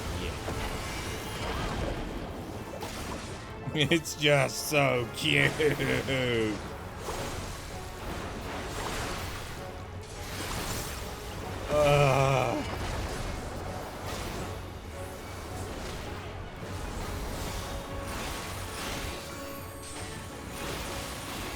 This in the Savage isn't cute.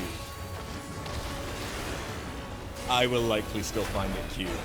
And I don't necessarily care about the Savage, because I think the only thing that I would kind of care about is a earring.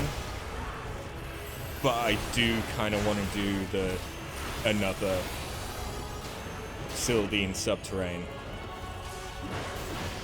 because there's mounts and stuff. So I'm guessing what's going to be different is that it's not going to have the puff mechanic this time.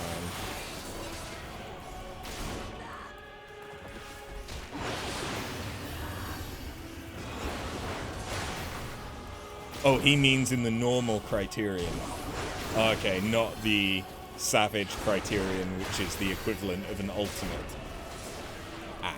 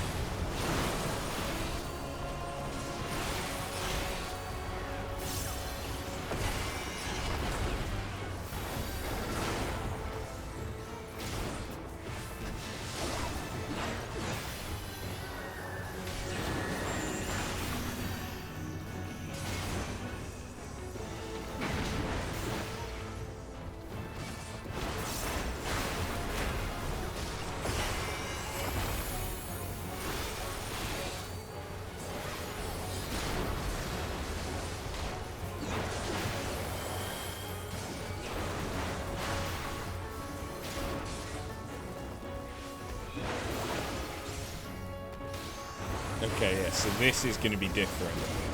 All those puffs in a row, you'd best keep on your toes.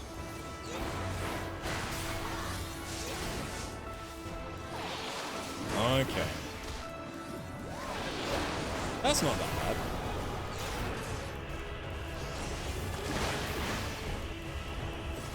I love when he hugs it. It's so fucking cute.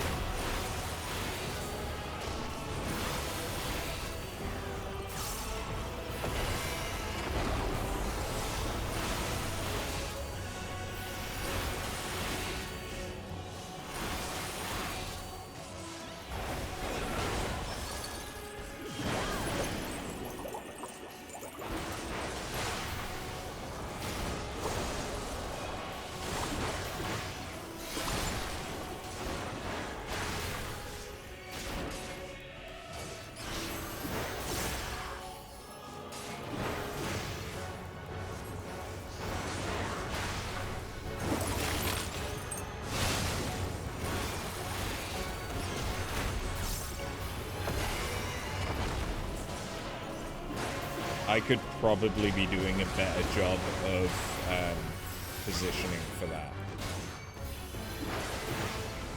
But it's fine. No one died.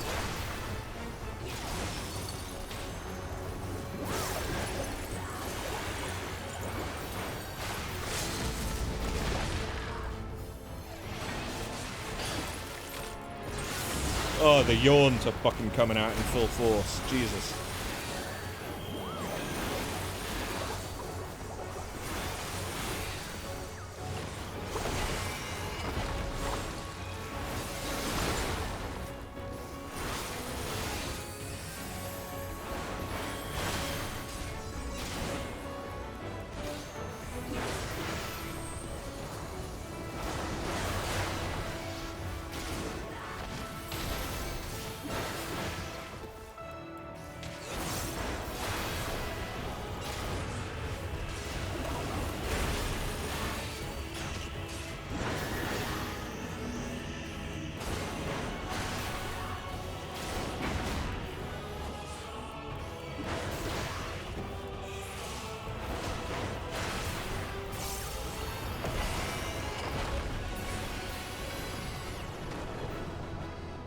Goodbye, you cutie.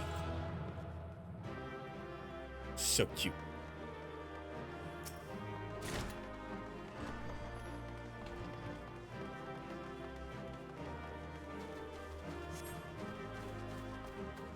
Do you say anything interesting this time?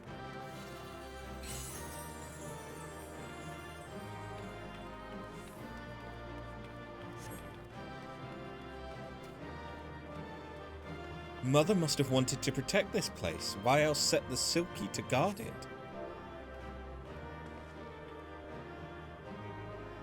I imagine her coming here with Father to simply sit and enjoy the tranquility. A shelf full of cutlery and a table made for two. This is a haven of joyful memories. Mother, Father, I will do all in my power to see this sanctuary remains unspoiled. Whilst I should like to linger still, I fear Papachon will soon note my absence.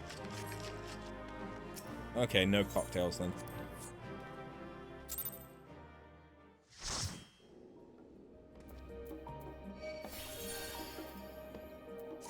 Well, I have a sponge silky for someone's alt or thrill for when I go back to thingy.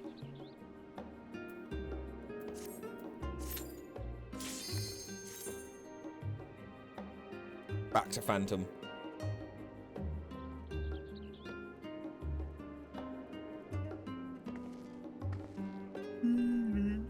I'm gonna check. I'm downloading a bunch of stuff for the train journey tomorrow. I'm gonna check if it's all downloaded. No, because for some reason Disney Plus won't download unless the screen is unlocked. Okay. God damn it, Nanamo!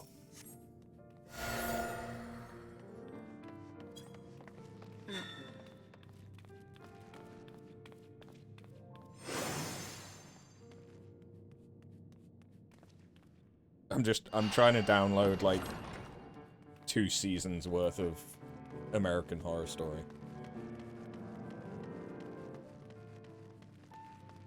Am I gonna watch 2 seasons on the train?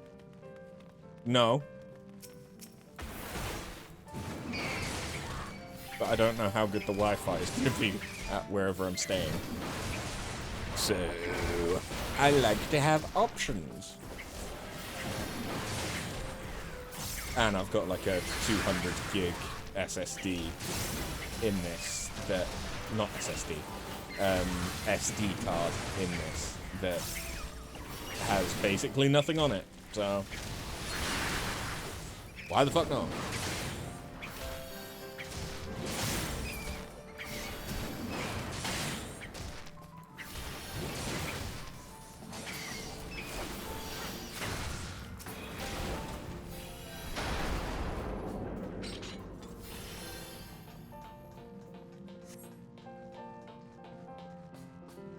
Squid's on a bio break, so he's lazy following you. Fair enough.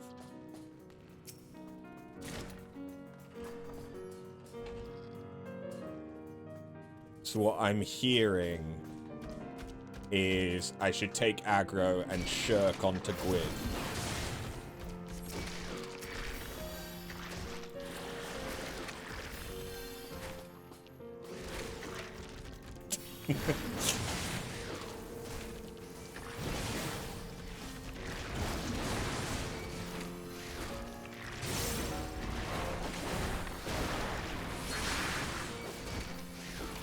Oh, to be fair, I've not even activated stance.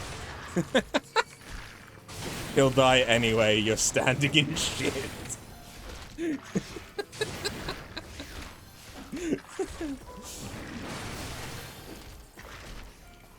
Well, let's just hope he's not standing in shit. Because if he is, he's doing it wrong.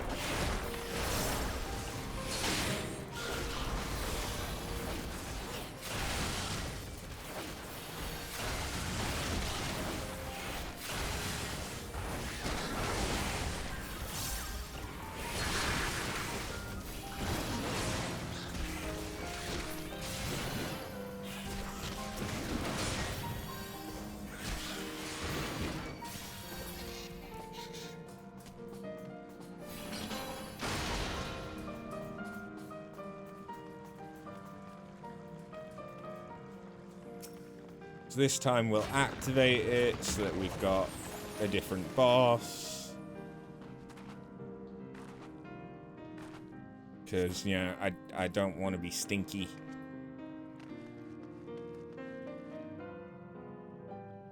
Unsure if it'll kick for inactivity. Only at 10 minutes. How long's this bio break?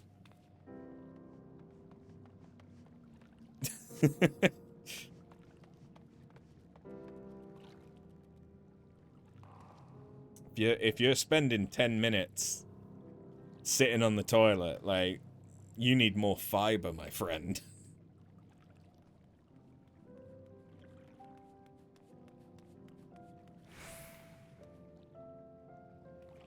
Although I am aware of the trap that is TikTok on the toilet.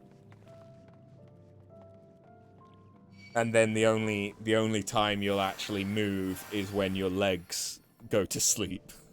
Because you've been sat there so long. Yeah, I know that feel. That didn't happen to me earlier today. No!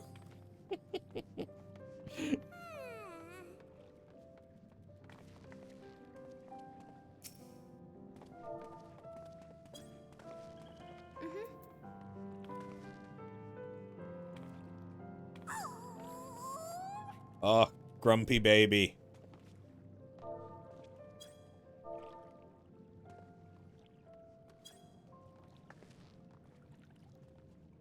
I love the fact that's the Viera soothe. Just, Soothe the toddler. Just, yeah, just talk to the hand. It's not much better for the male Viera, is it? What's the male Viera dance?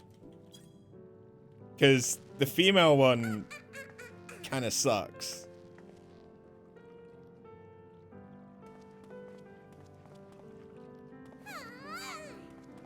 Yeah, I kind of prefer that.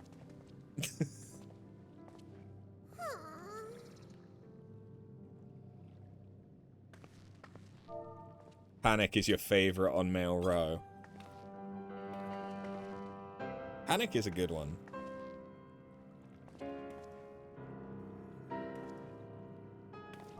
I like Pose.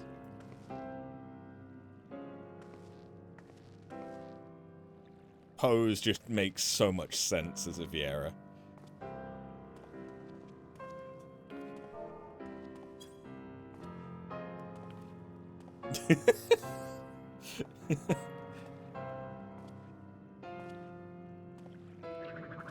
Oh no.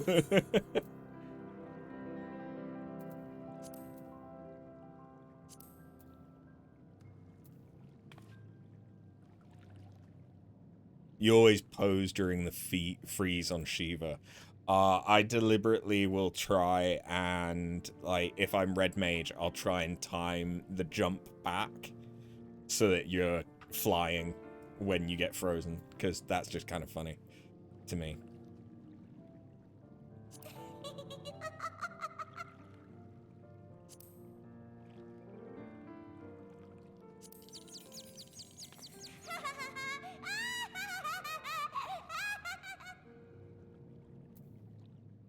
That's a good one.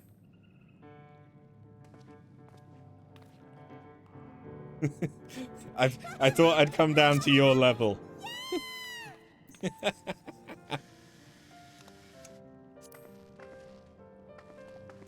Kick the baby, kick the baby.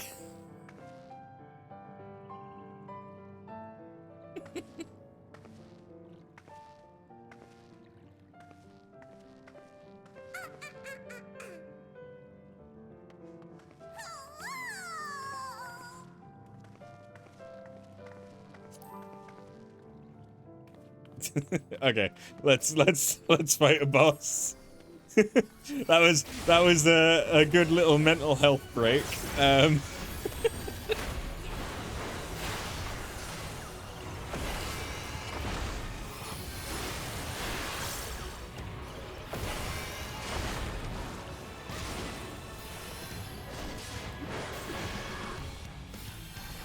Okay, I have downloaded most of a season. 2 episodes left, and then 1 more season. Okay.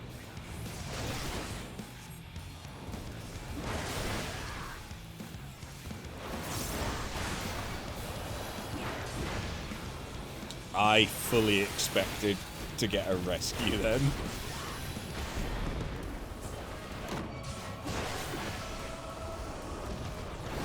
I just fully expected to get dragged through the AoE.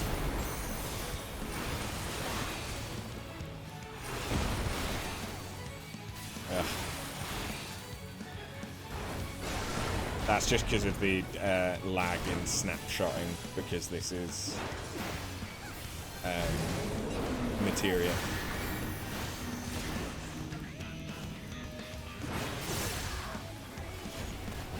Considered it is when I saw myself being targeted, but I was being targeted by the Celine.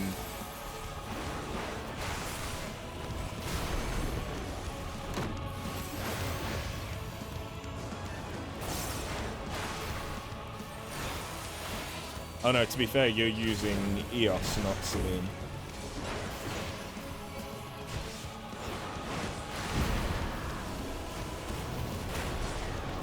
Not that they're anything other than pet glamours at this point.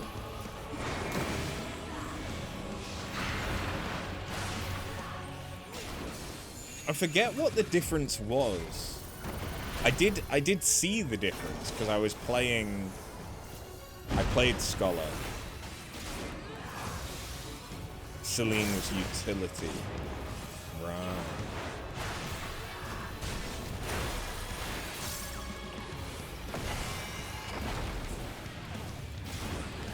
Oh yeah, AoE, Esuna and stuff, yeah. Whereas EOS was mainly healing still.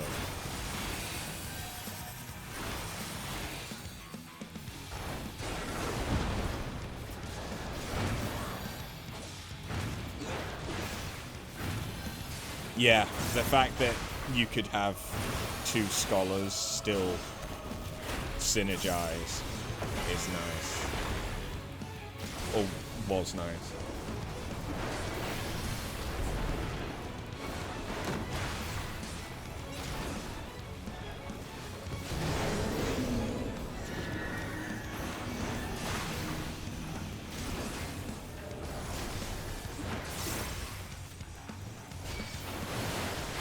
Yeah.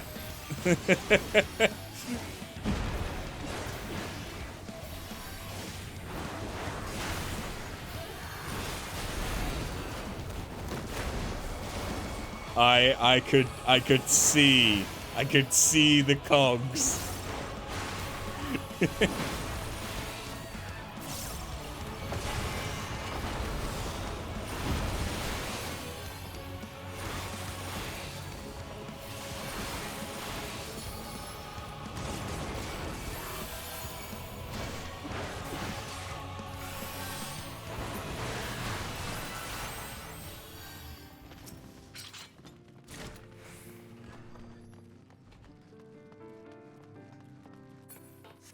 Oh, okay, we're going down this one again.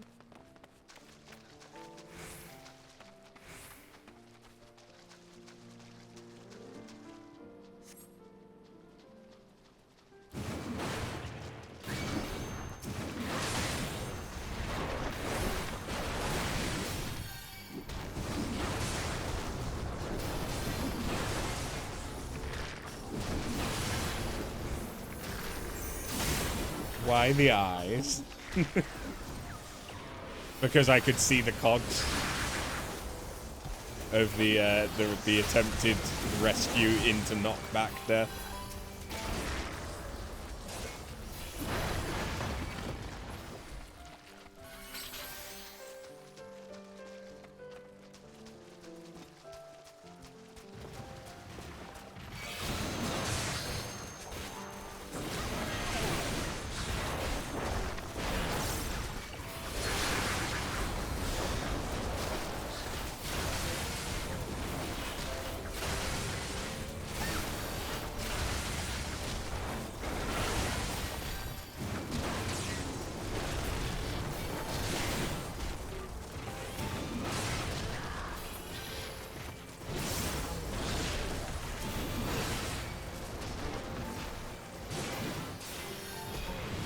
Die, you stupid turtles. I know they're tortoises. I know there's a difference.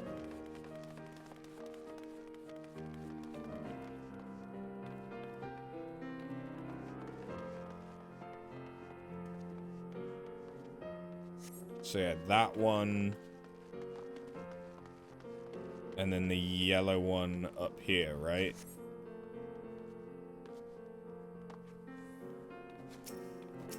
Yes.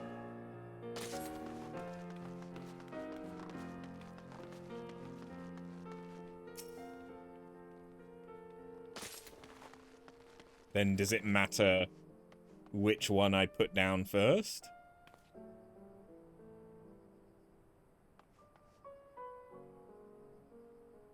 No. Good. Because I know it doesn't give you a choice is all. Oh! This was no simple pattern on the floor. It was a teleportation portal.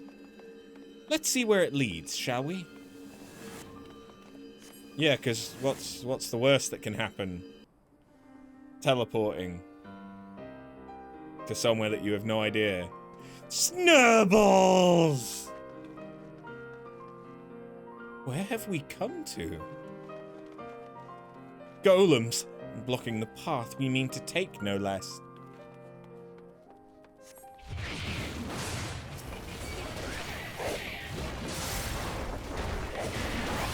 Snurbles are also adorable. First one, we're not going to follow Nanamo, ignore that bitch. Okay.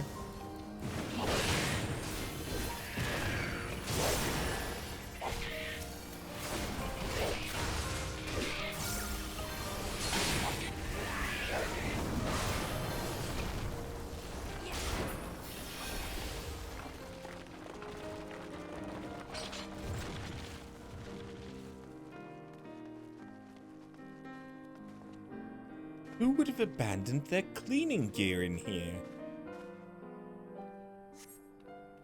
And why do I feel I've seen these particular brushes before?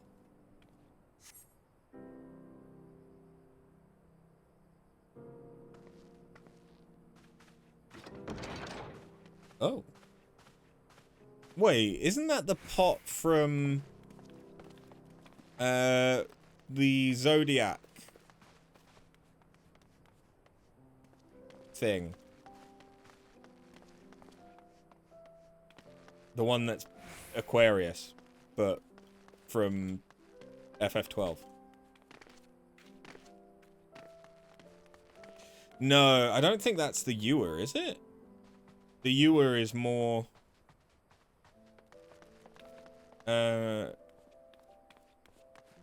like, normally cylindrical, I thought. Have you heard the Uldan folktale of the magicked Ewer? Oh, okay, never mind, it is the Ewer. 'Tis said it could scoop up any amount of water at once, and was locked away after it drained an entire oasis. Talk of jugs behind barred doors reminded me of the legend. Shall we continue on?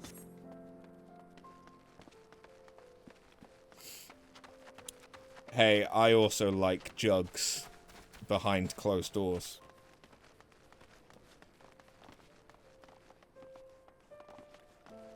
Yeah, that one was a stretch. that one wasn't good.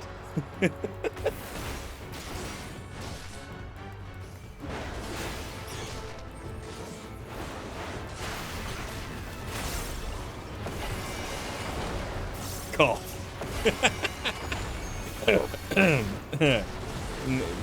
Nothing happened. No one heard anything. It's fine.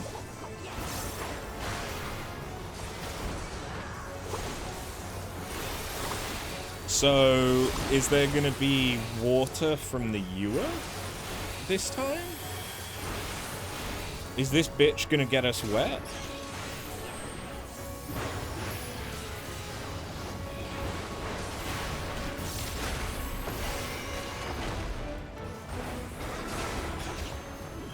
I just had the thought of it's doing attacks called Carpet Beater. I kind of want a Pride color, like rainbow color Silky, that instead has Carpet Muncher.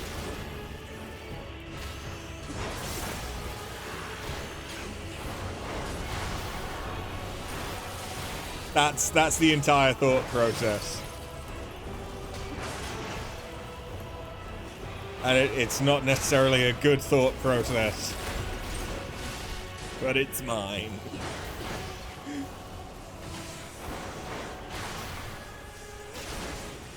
Yeah, I deserve that question.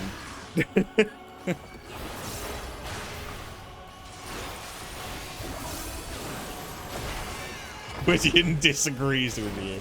I see, yeah.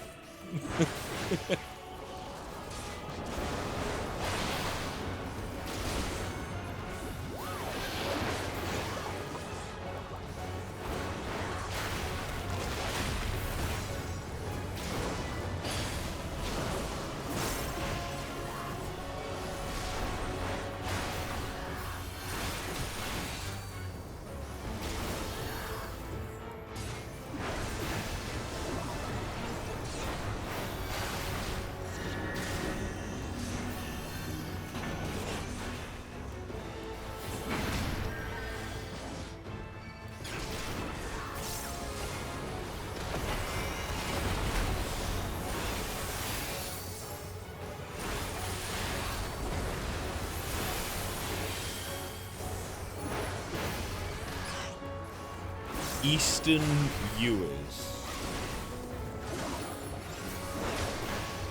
Okay. That jug. 'Tis not possible. Yeah, this is the same as the thing from the Rabanasta raid.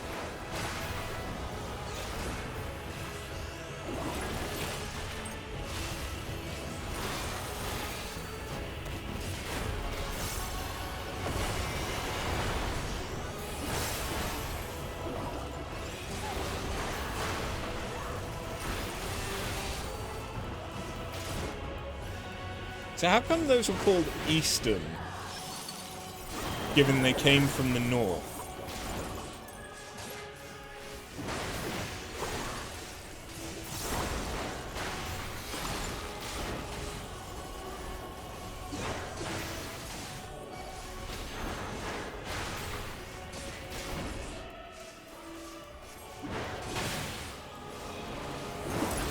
On the east side of the arena.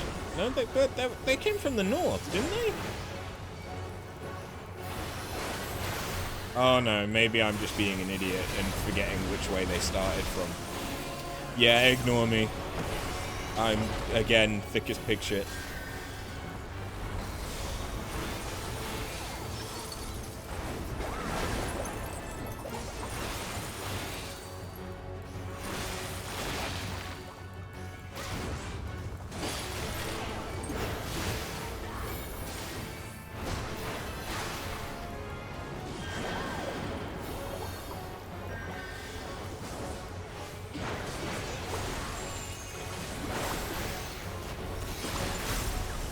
I forgot what it felt like to be touched, so I wanted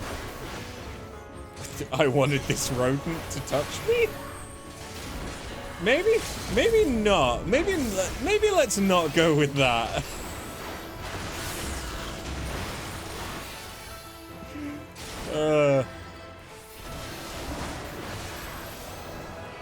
Sounds about right.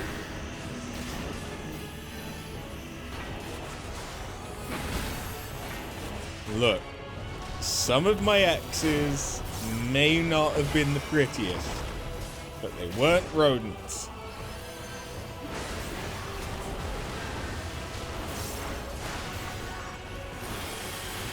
As far as I'm aware.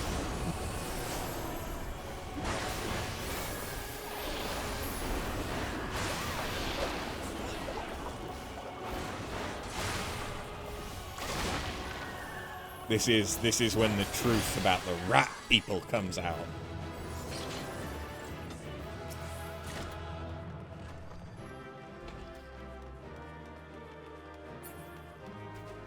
A final burst of ether confirmed my suspicions. It was definitely Mother who created the Tsuki. What have we here? Such a beautiful garden.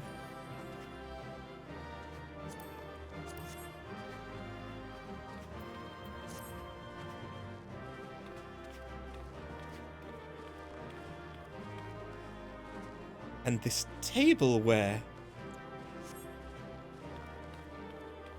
These things belong to Mother and Father. This must have been their quiet little retreat, the familiar put in place to protect it.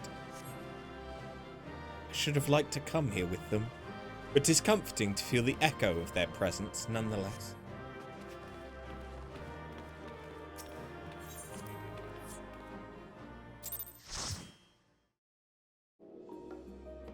Okay, last one, and everything's fully downloaded. Good.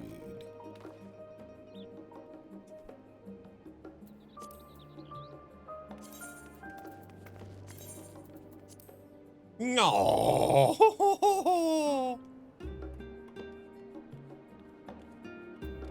He's so cute. Same, but don't unlock the closet. Keep your secrets locked away. Okay. So we're staying out of the closet.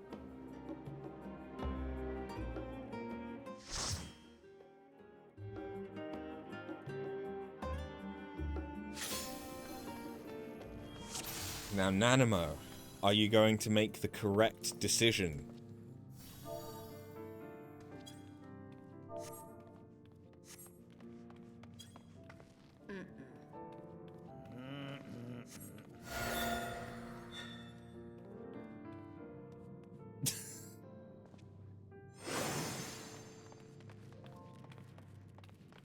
I like that Quizzle still went with Nanamo just to... just for memes.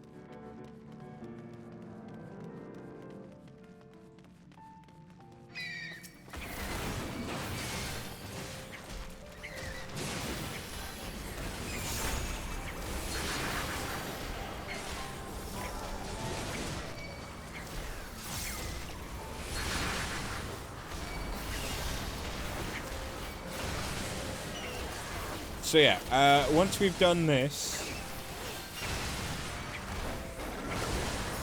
we could try another Sylvian Subterrane, or we could move on to the Kugane variant. You'll have to dip after this. No worries.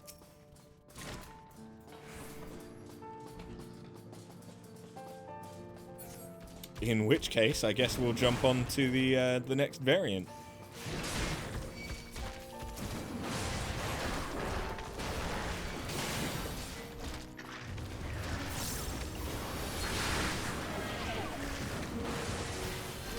To be fair, I should think about feeding myself.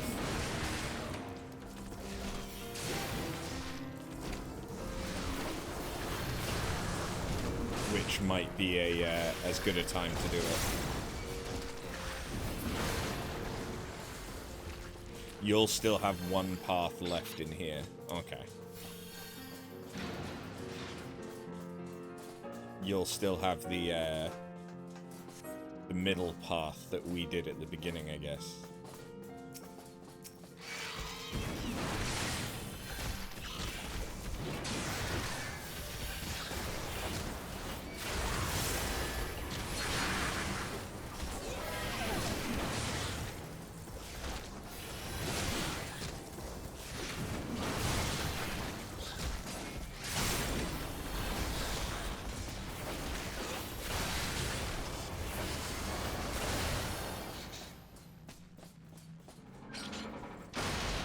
Did we did clean last time, didn't we? So this time we should get dirty.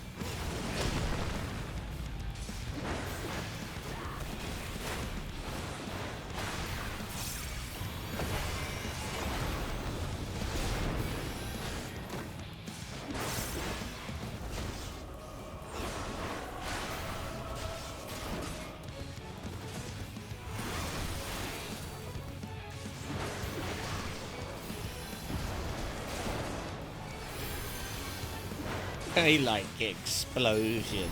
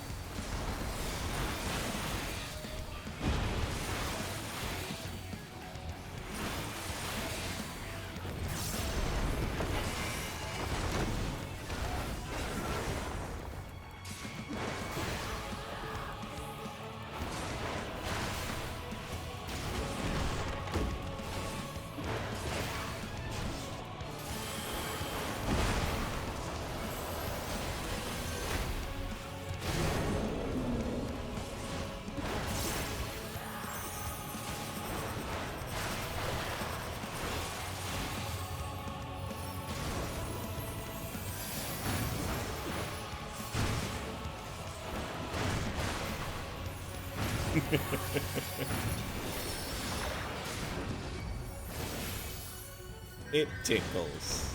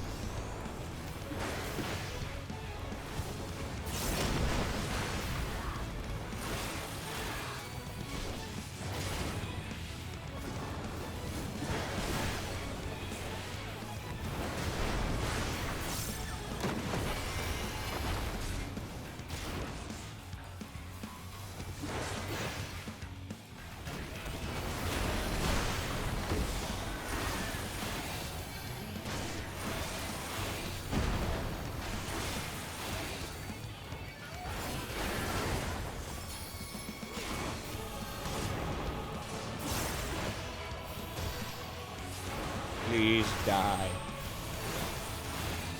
I'm sick of your face and yours. And this time, yeah, we get the straight path. Okay.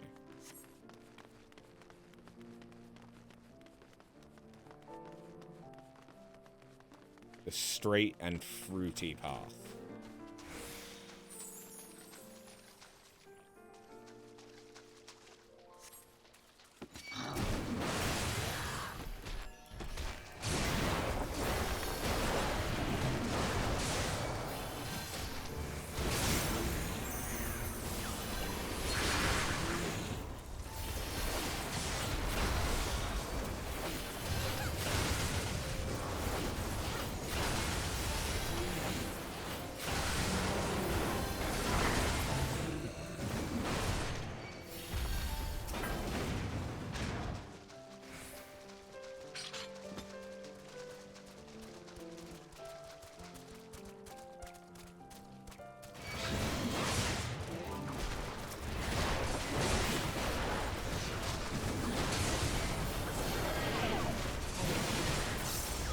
Yeah, it would be nice to have a change of scenery.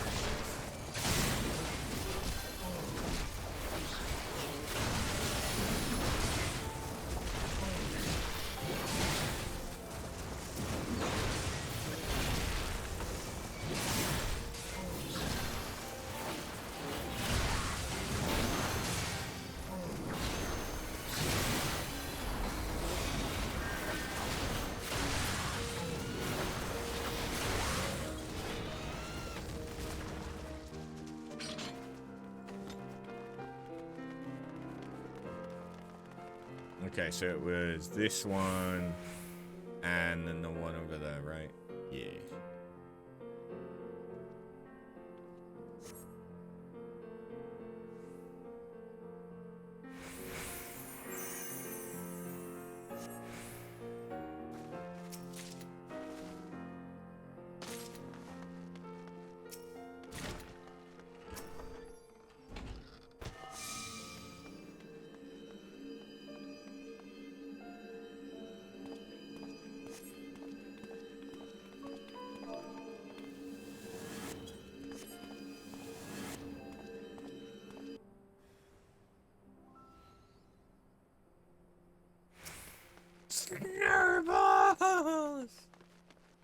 I want a snurble mount. I just want to be, like, clinging to the back of one of these.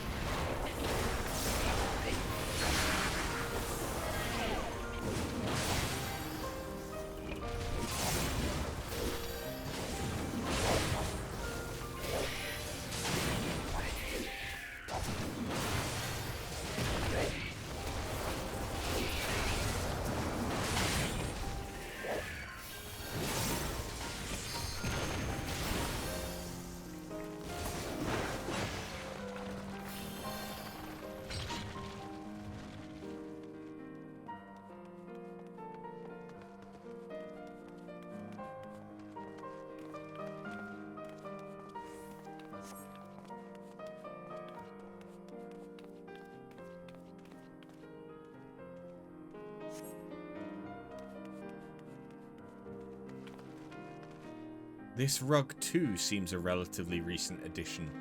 See how the stone beneath it is cracked and worn.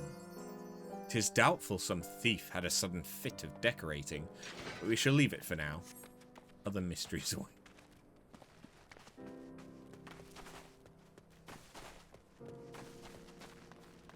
Not Lala cleaning gear.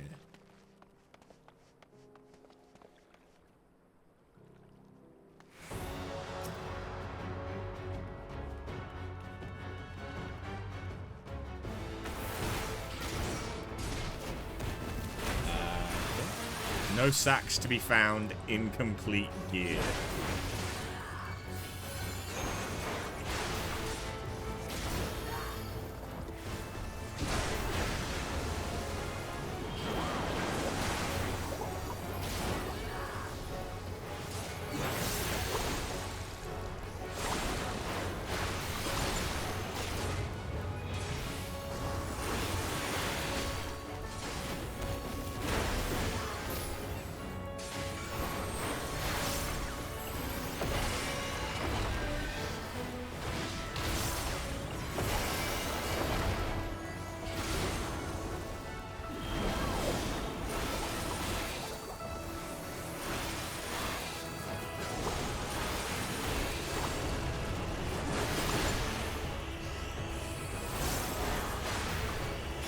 I like the feeling of the bubbles on my skin.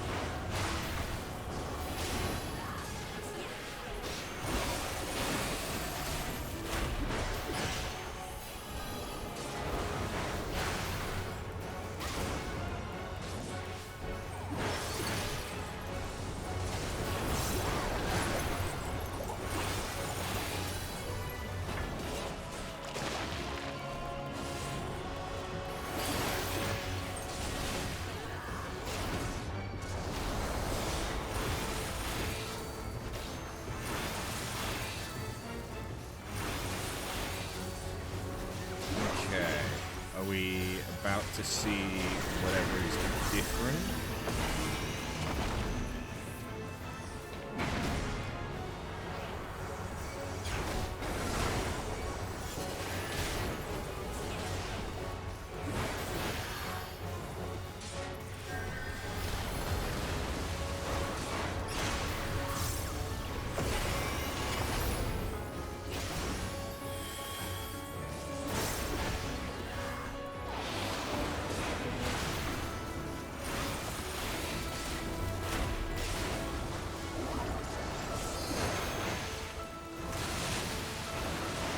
Deluge of water.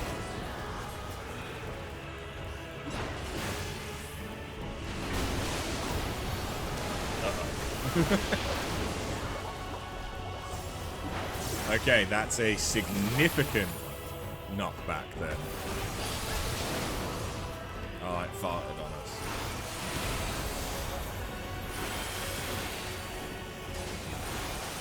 Fresh paw.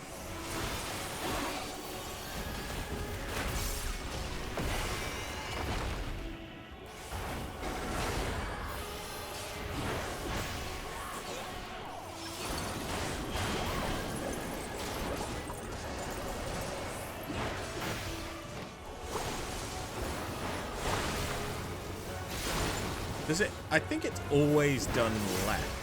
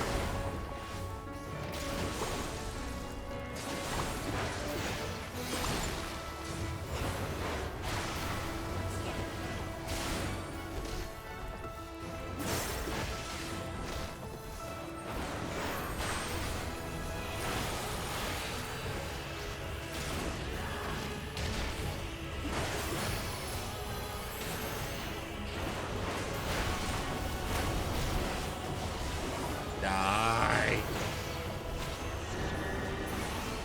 Thank you. Yeah.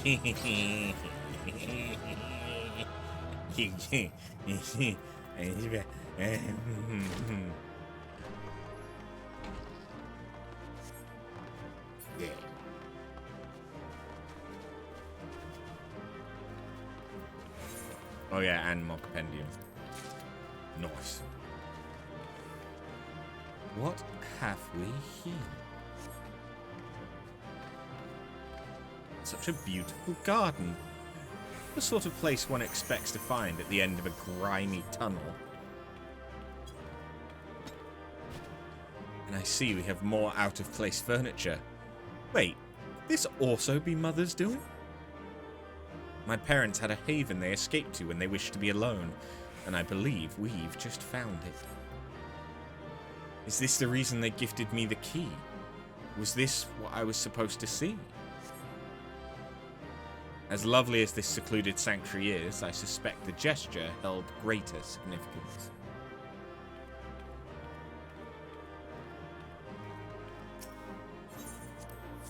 Okay. How long is each one of those runs taking us? It's about... We've done 6 in nearly 3 hours. So it's about, like, 25 to 30 minutes. Okay.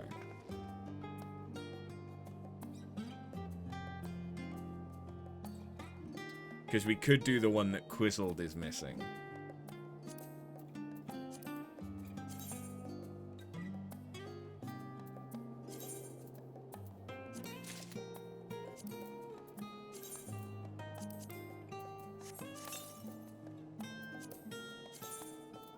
Alright, who's getting knocked out the favorites? That took about 20 minutes. Oh, okay.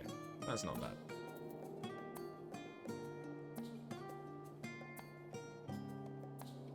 Who's getting kicked out?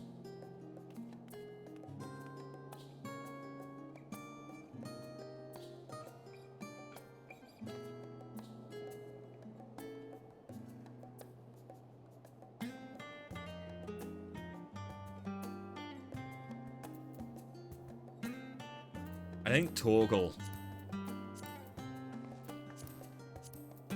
Torgal's getting kicked out. Okay, well, what I can do then is I can start... You need to grab an extra fan, fair enough. I'm going to go and put some food in the oven to heat up. Whilst we're doing... I'll need to take it out midway during the run.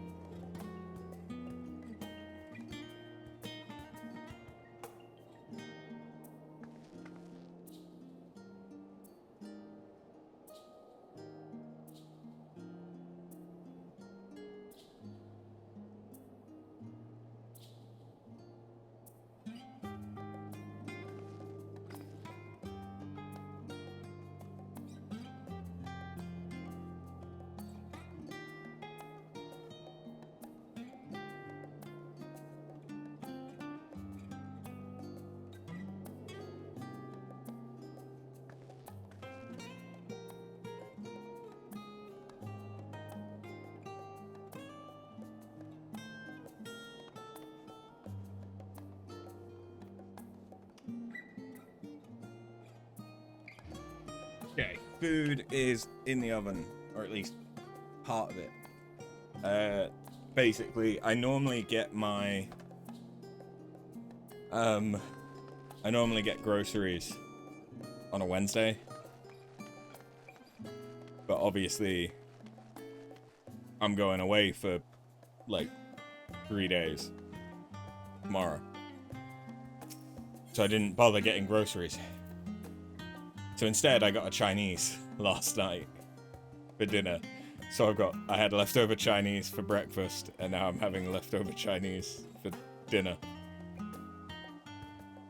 I always get a chow mein and a fried rice, and then have like half of each on the first meal when I order it, and then I have leftover chow mein and leftover rice for 2 meals afterwards. With some, I had some sesame prawn toast, which I finished with my breakfast, and now I've got salt and pepper chicken to finish off with the rice.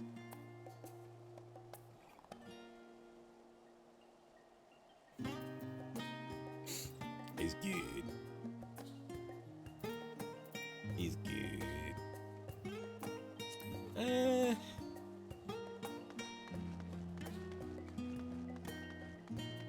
How am I doing for... Oh, not much. Not much at all. Oh, that's something I did. That's something I did since last stream. So,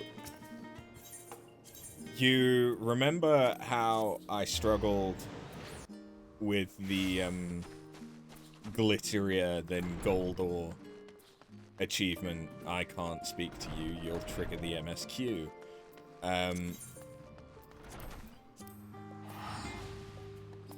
Well, I went back and I did the challenge achievement for Go-Go,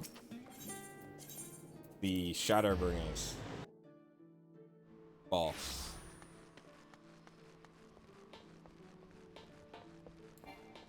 But that was based on the Stormblood area, but it was released in Shadowbringers.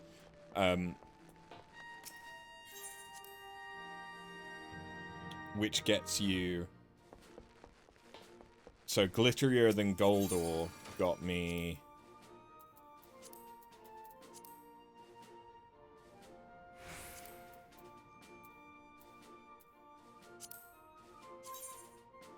the umbrella. I don't think I've actually bought... Yeah, I don't think I had enough thingies. Allied seals. For the other one.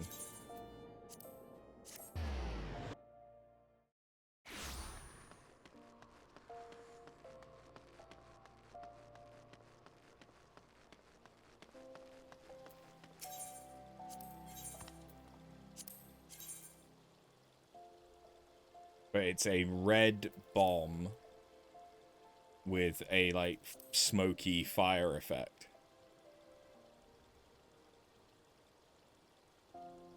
Which is honestly pretty cool. So, until I get the, that's the wrong thing. Until I get the,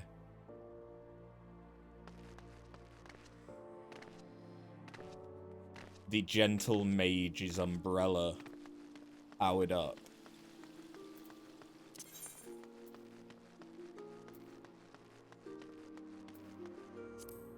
Which may take a long time.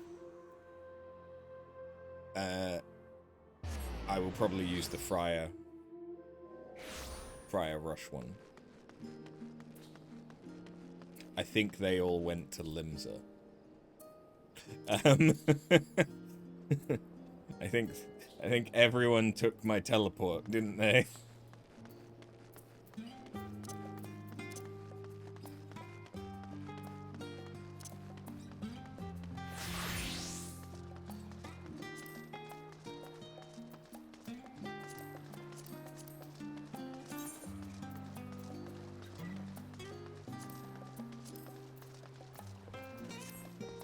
Okay. Is there anything I can do? Oh, you're in the Baldessian Annex. I guess that makes sense, because you're not at the same point in the MSQ. So I could buy the coat and not much else at the minute.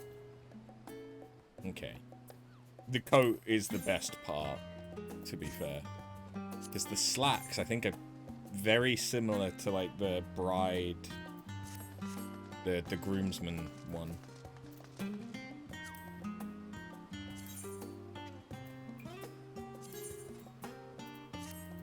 Okay,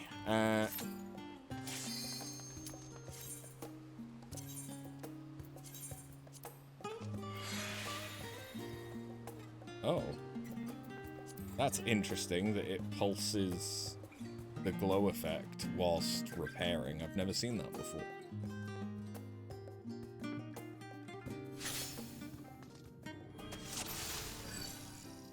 Oh god.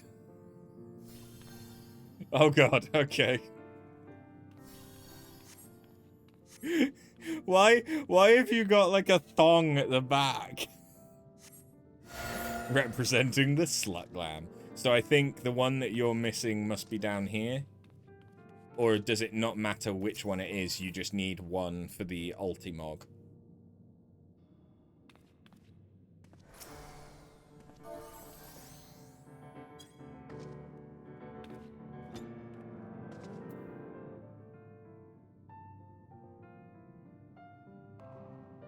Path 9.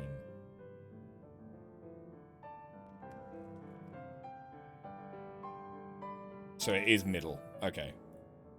So it's the middle fail the thing. That one.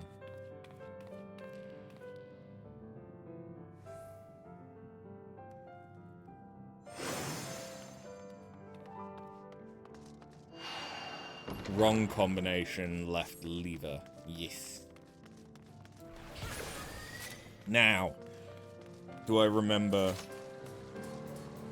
Gunbreaker enough?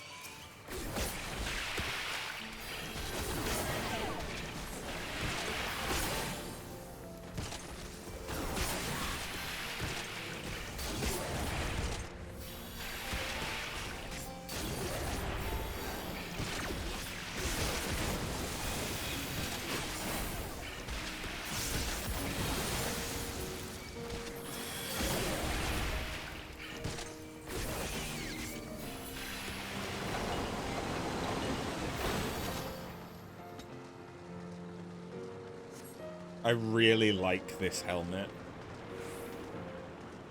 I look forward to getting more of the glams once I actually have access to these dungeons. Because I quite like a lot of the Vanguard stuff that I've seen.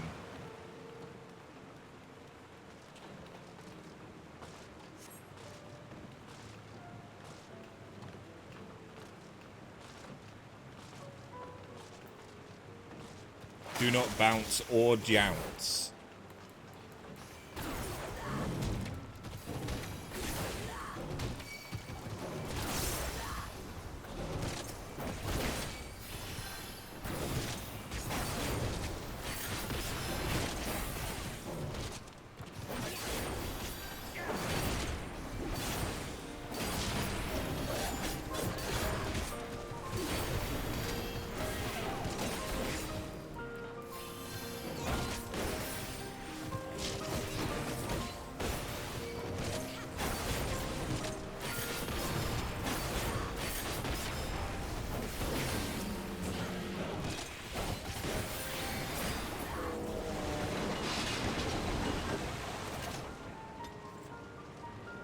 Oh. Apparently, my food is already ready for me to go and sort out the rice.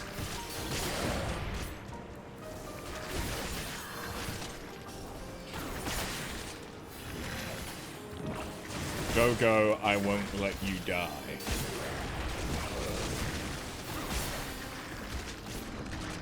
I mean, I don't need to go... The rice is just going to take a couple of minutes.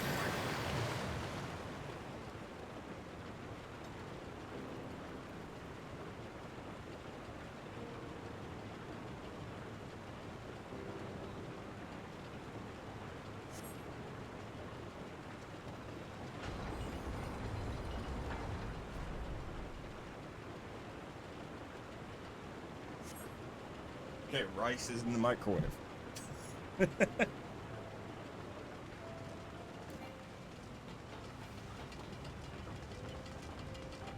I just need to put it on for another minute or two after I've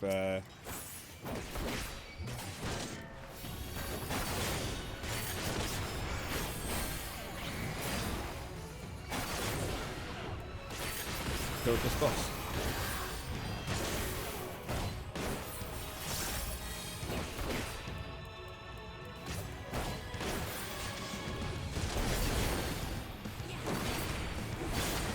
Clearly Quizzle didn't expect me back that quick.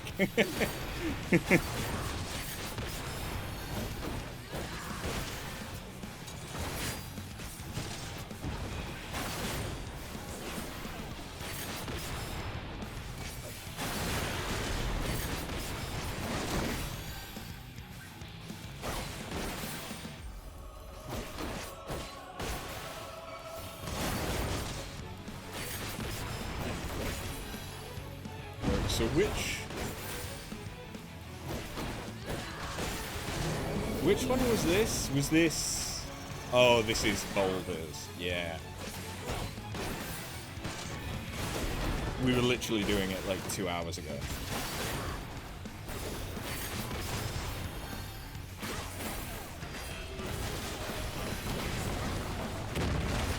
Stream of brain.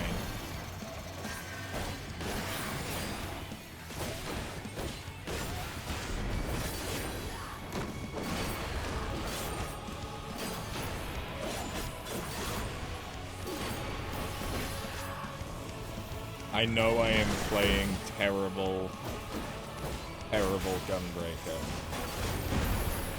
Don't worry, I'm aware.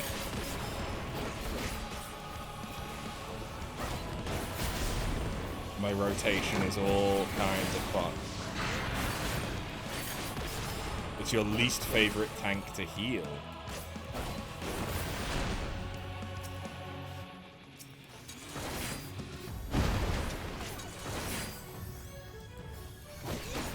Is that because of Super Bolide?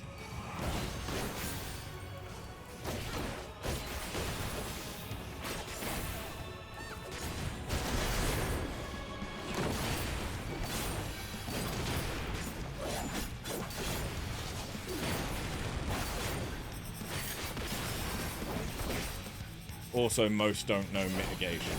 Ah, like me.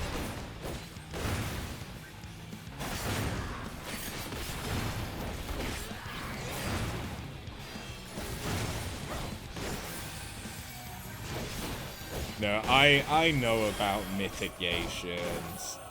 I just don't use them.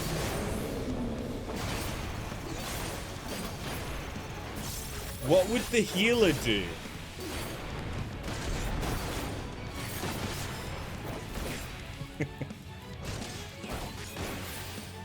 Super Bolide isn't that bad now. Didn't it used to reduce you to 1 HP? Yeah, worse when it went to 1 HP.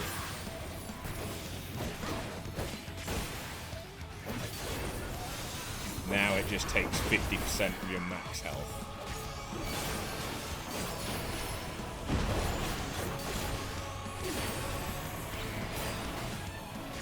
So you're probably still going to end up at 1 HP. If it's something that's worth using it.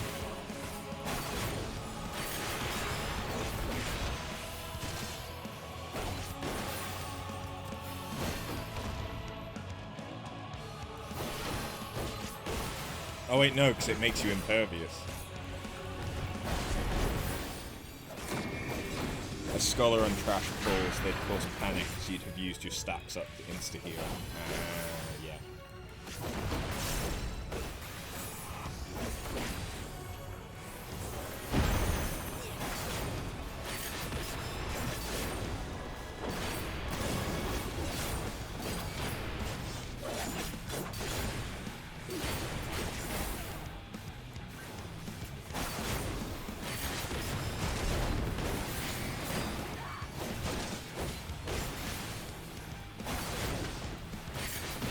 There we go.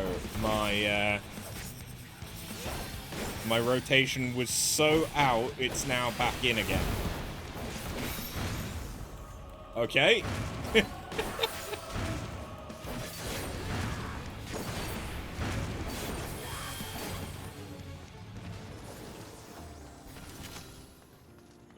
Alright, bear with me. Let me go and grab my food.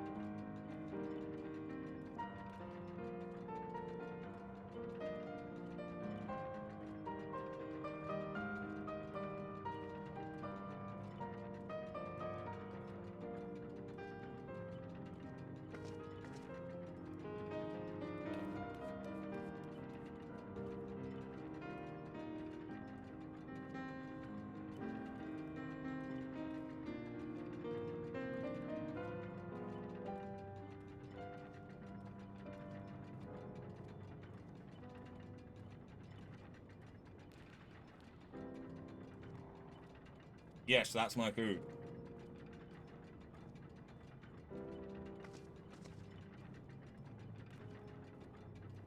Alright.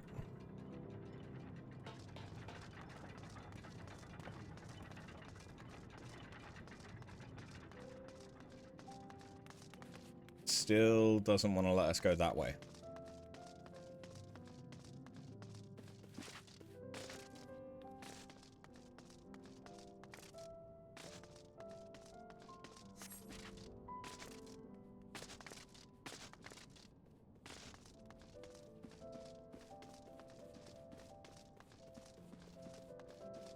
What if we just say fuck?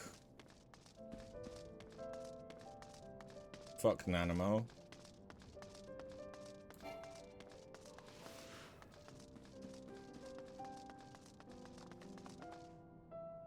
Will it let us go a different way?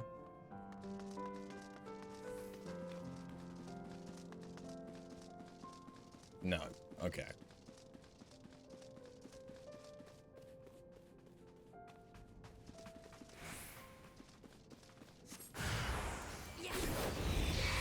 She said, fuck you.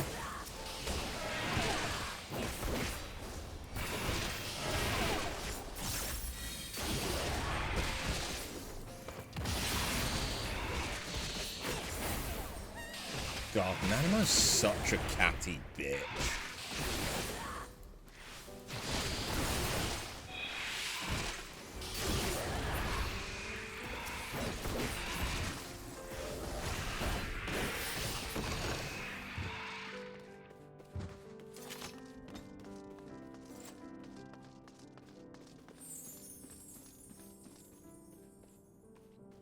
Might have to look up how to get there.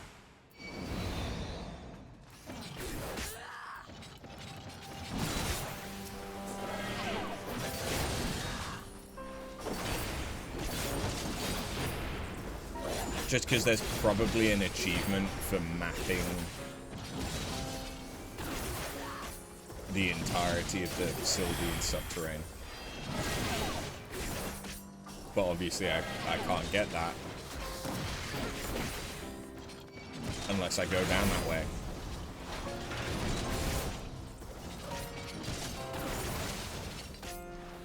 And it will always be there as a reminder of my failures.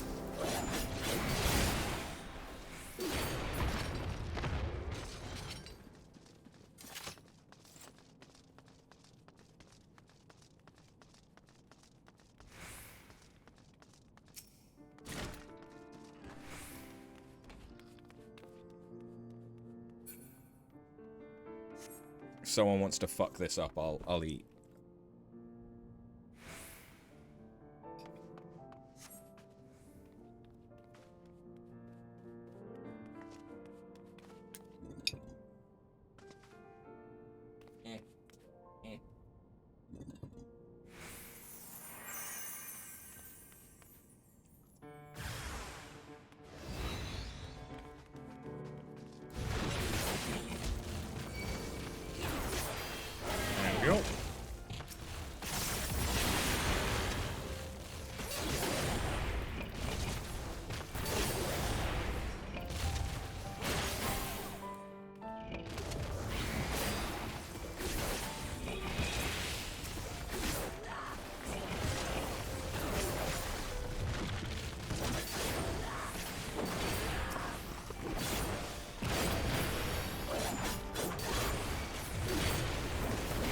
No fairy.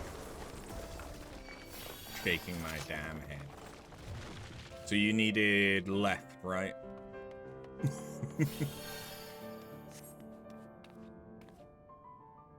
Yes, left lever.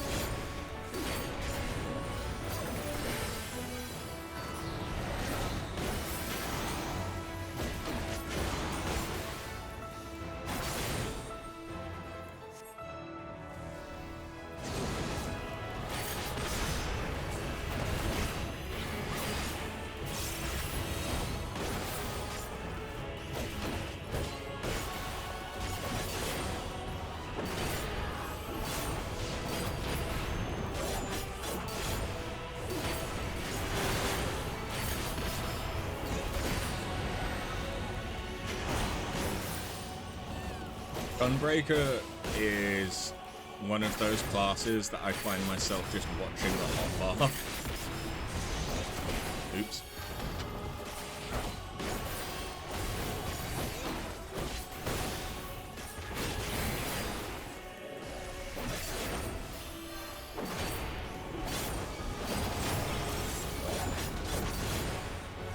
Like, I end up doing it quite a lot for Dancer and Bard as well.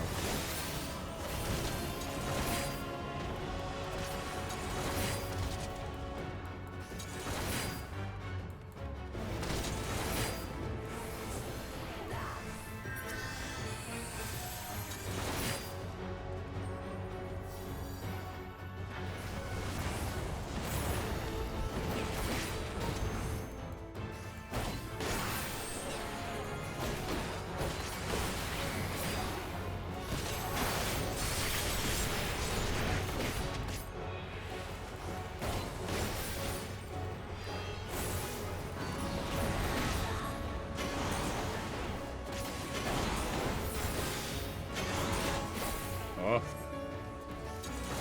Angie.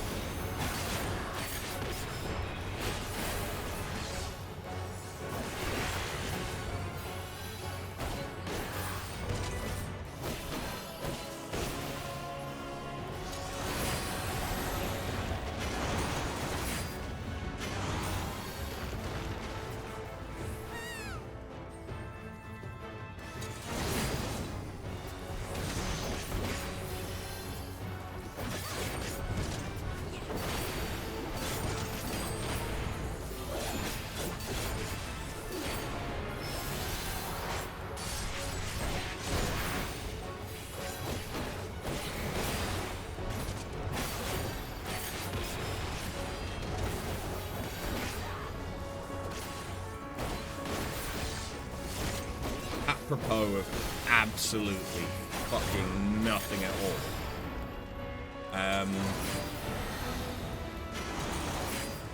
I have downloaded Triangle Strategy on the Switch to play on the train. And I've made the smart decision as someone that doesn't really play that many, like, Fire Emblems and stuff like that. I enjoy certain things. I enjoyed Disgaea. And I enjoyed Ogre Tactics Reborn.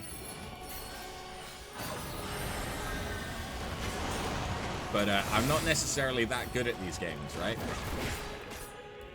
Why have I decided to play it on hard? I'm not streaming it. I don't have to play it on hard. I failed the first fight, like, 4 times. Although the only good thing is that even if you fail, you keep any experience. You're a masochist.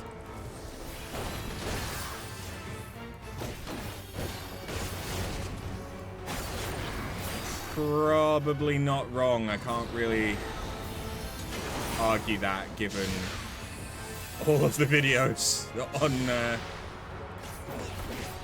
on my channel where I do stuff like Elden Ring Pure Caster going into the DLC blind as a Pure Caster. And I did the same thing for Bloodborne, where I went into the Bloodborne DLC blind on New Game Plus 3? Plus 2? Yeah. Either I'm not a smart man, or I like pain. It's one or the other.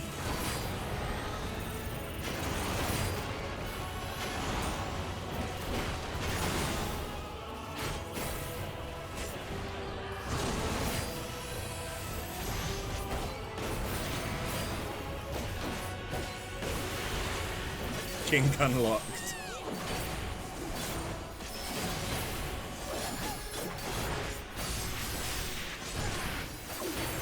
All the things.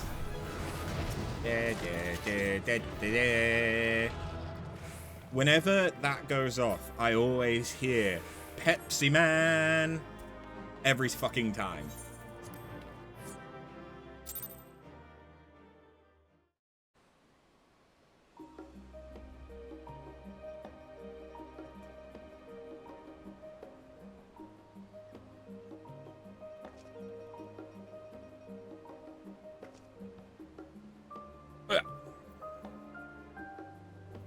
Okay.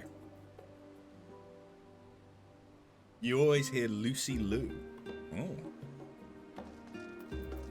Fair enough.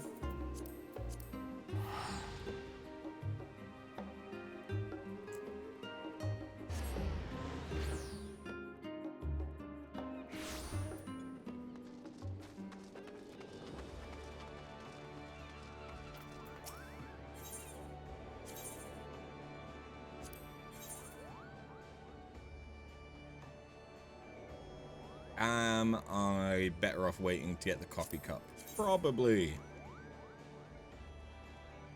Is the coffee cup even worth it? Probably not.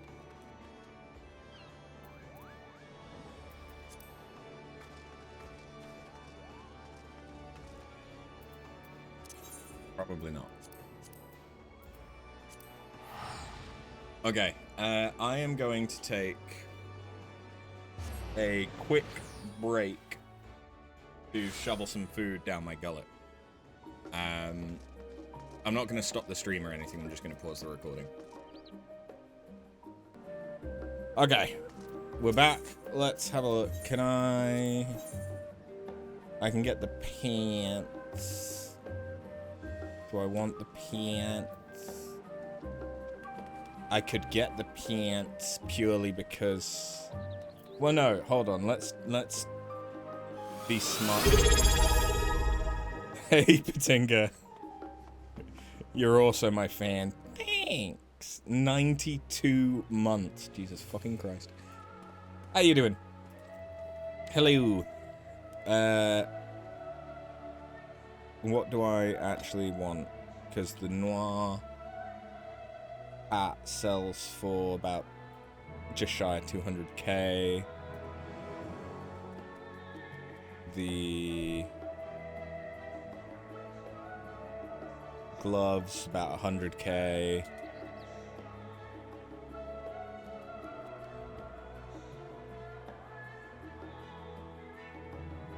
It's really not expensive. If you want a piece, you can get some to give since it's tradable. True. True.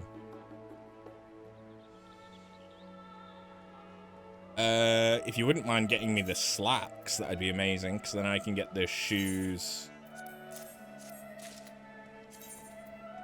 And I'll get the earring just for shits and giggles. The hat sells for 1 million on Fairy. I mean, honestly, the hat on Louis Soir, 200k. Thanks. Thanks.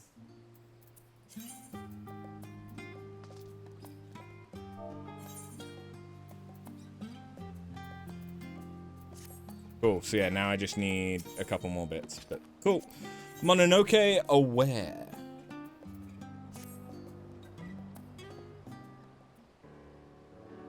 I'm doing pretty good. It's a bit warm, but otherwise, it's going good. I am mostly packed. I just need to pack up all my chargers and toiletries and stuff, but I kind of can't do that until tomorrow morning anyway. Nyx is all set up, and the person that's coming over to look after her knows what the hell's going on and where to find everything. So yeah. And I've downloaded a bunch of stuff to watch while I'm on the train. And I have the triangle strategy on Switch to play as well. As well as I picked up Balan Wonderworld or whatever the fuck it is. The shitty action platformer or whatever it is. It was like £5, so I picked it up. Your timing is impeccable. How do you manage to do that? An intriguing job's been laid at our feet, and the client insists you be the one to take it up. The client? Why, none other than the East Aldenard Trading Company. The missive was dispatched from the Kugane branch rather than Lord Lolorito's offices, but it nevertheless carries the piquant scent of moneyed interests. Care to give it a read?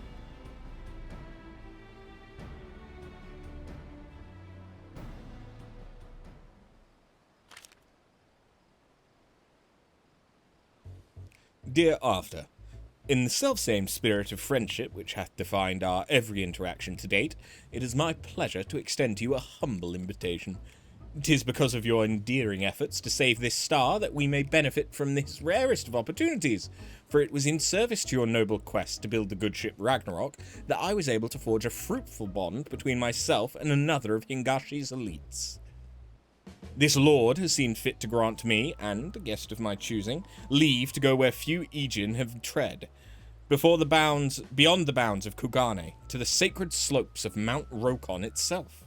I cannot overstate the significance of this gesture, nor the allure of sights heretofore unseen by Western eyes. Nor is it an exaggeration to say that no one is more deserving of this boon than your magnanimous self. I eagerly await our reunion at the gates of the Bakairo Inn. Ever your faithful servant, Hancock Fitzgerald. Fitzgerald?! Seems there's a holy mountain in Hinkashi that needs climbing. There's flattery, and then there's this.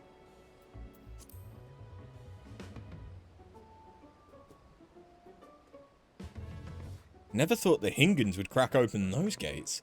Gil talks, and that's for damn sure. You'll be heading to Kugane then, I take it? Perfect. I'll send word that you're on your way. Fair fortune and safe travels. You'd best come back with plenty of stories to tell, you hear?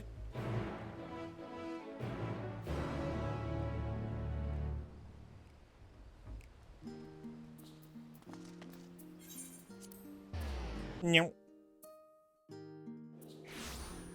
Oh, and you got 2 emotes for the FC chest if I want them. I can take them, sure.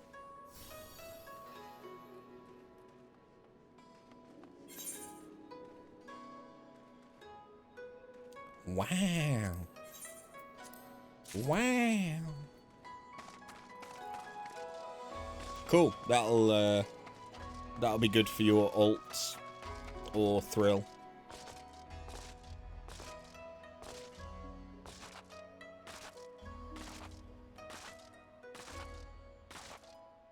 Wow.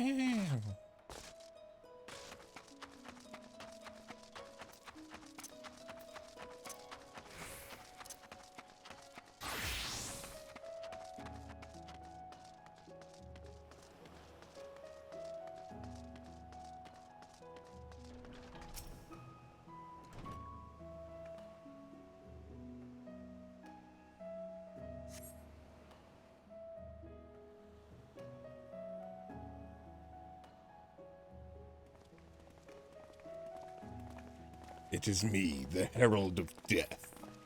What the fuck you want? Ah, my dear After. It gladdens me to see you return to Eastern Shores.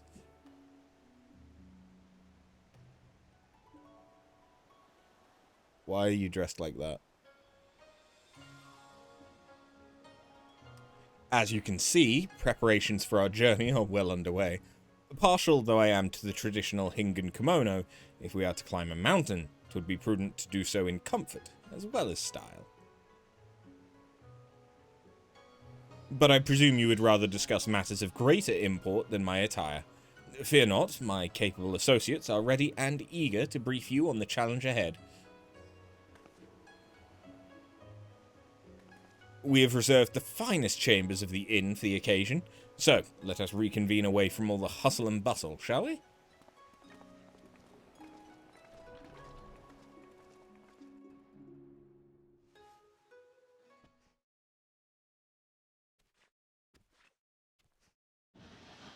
Why is he hot, though? Master Hancock, Mistress After, we are most grateful for your aid in this matter. I am Tsubaki, and my onmyoji companion is called Tokimori.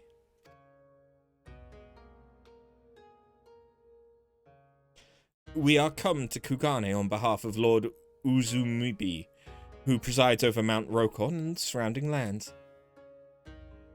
His lordship is the one I mentioned in my missive. Hearing of my interest in Far Eastern treasures, he knew at once that I would find the lure of the sacred peak irresistible. Ah, but I forget you're not as familiar with these lands as I. Let us begin with the basics and expound upon the finer points as we go.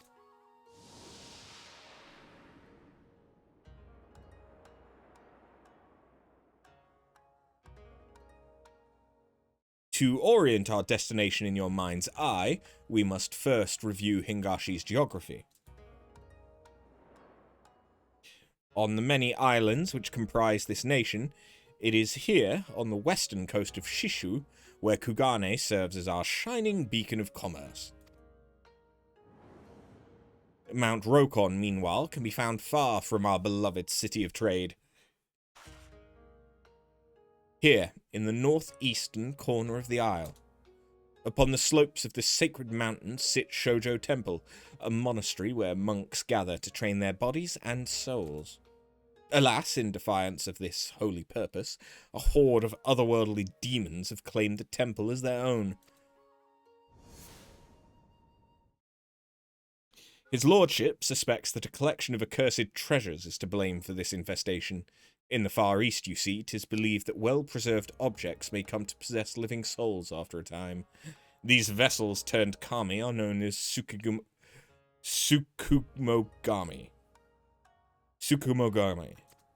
A Sukumogami, in turn, may attract or even beget other spirits. These Mononoke clearly have no regard for the sanctity of the mount, and so Lord Uzumibi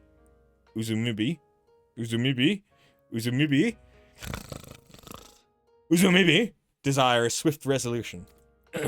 Compassionate soul that I am, I could not bear to stand idly by, but as men of wealth and influence, base altruism is beneath us both, so I offered to aid his lordship in a manner befitting our stations, by brokering a mutually beneficial arrangement. Simply put, should I find a way to rid the mountain of Mononoke, I may lay claim to any accursed treasures that I find. One man's trash is another man's takaramono.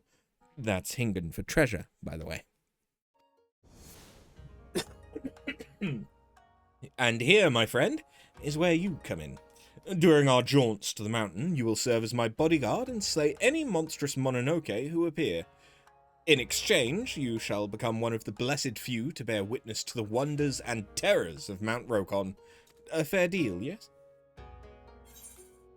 I've always wanted to explore more of Hingashi. Collecting accursed treasures sounds like a dangerous pastime.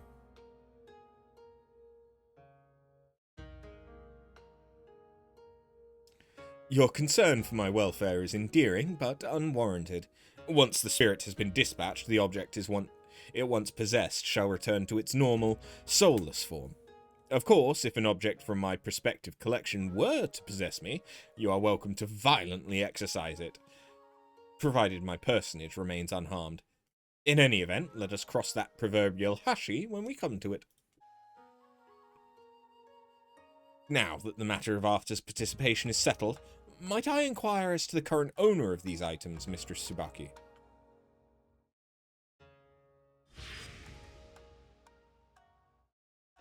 The treasures were brought into the temple at the behest of Garai, the head monk. Though his disciples doubt not that his intentions were pure, his actions have brought them great misfortune. Like you, Master Hancock, Garai was an avid collector of antiques, and claimed that the Tsukumogami who dwelled within them ought to be worshipped. Driven by his fervent belief, he purchased all manner of items he deemed worthy of veneration. But as his collection grew, so too did certain troubling phenomena. An unholy shadow began to loom over the sacred mountain, and under this wicked veil were the Mononoke emboldened to break their fetters. Fearing for their lives, the monks had no choice but to flee, their home defiled by demons. We could not allow the scourge to spread further, and sent our strongest warriors to slay the fiends. But few returned.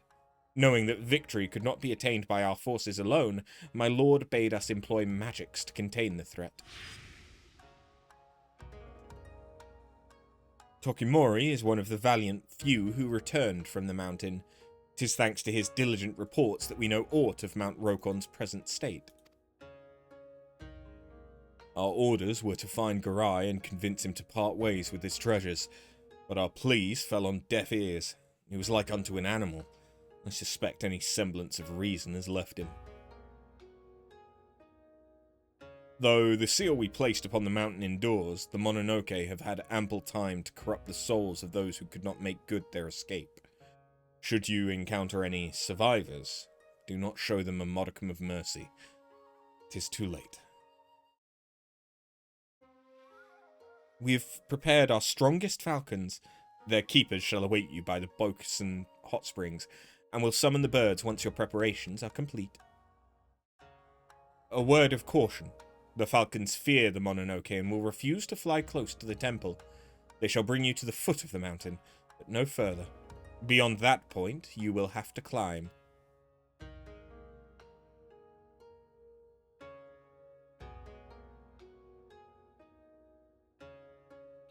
Many thanks, my friends. Now then, if we are to depart soon, I think it best we feast to our heart's content. One cannot slay demons on an empty stomach, after all. Ha ha ha!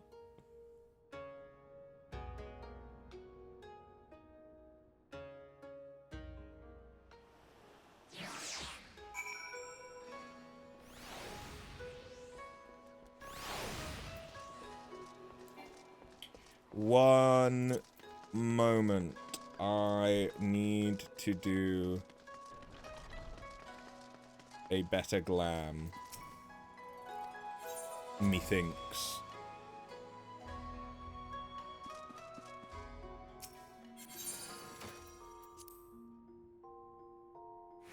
I think I've got a better set that I can use. Well, I don't have it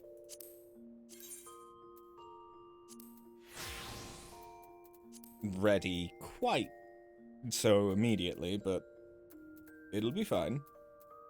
It'll be fine.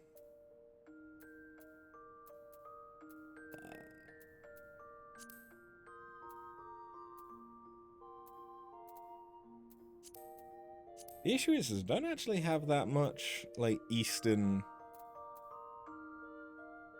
stuff that is not class locked.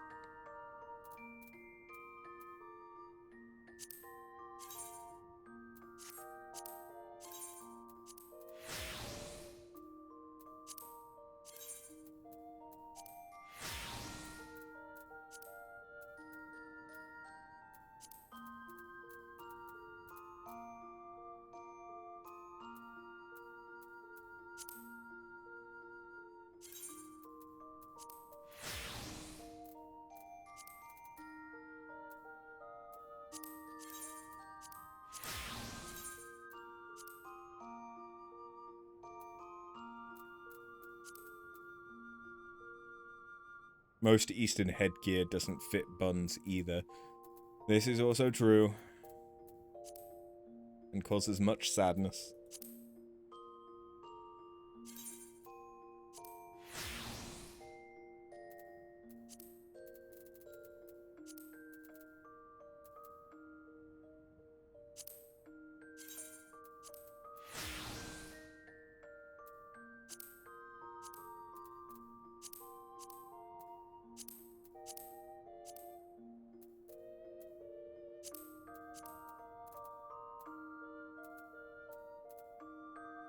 There isn't really a trouser that fits.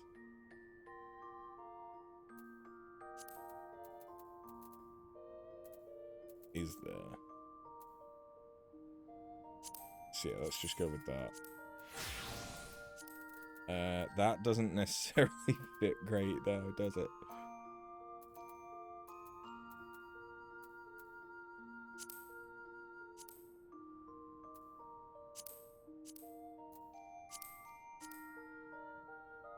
That, I think, probably works, though.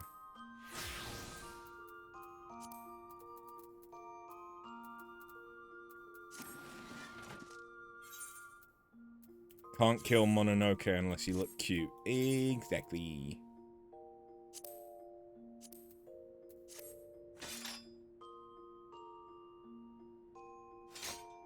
Yeah. And then if I dye this...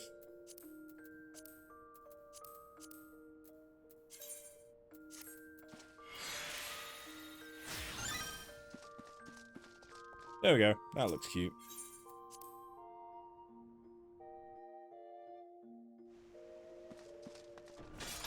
I'm ready.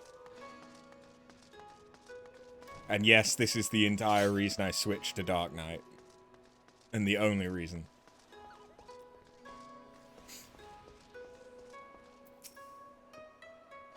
My thanks once again for your assistance, Mistress After.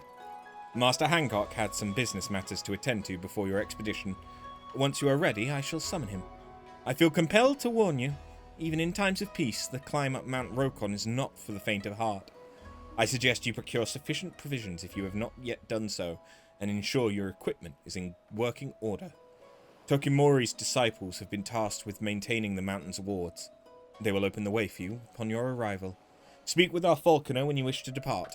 Though I must remain here, I shall be praying for your success.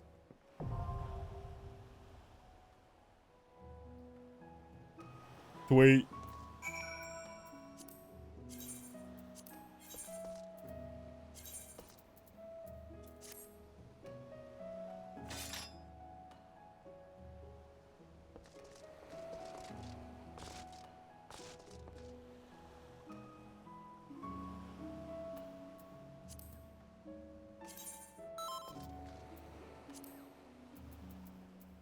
We don't have any different actions. No.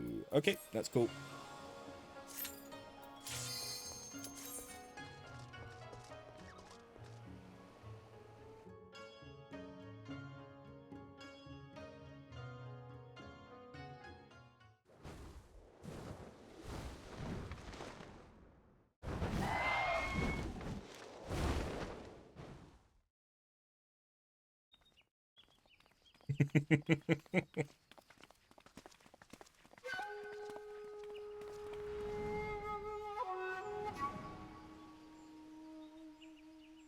Okay, so we're going through portals instead of doors.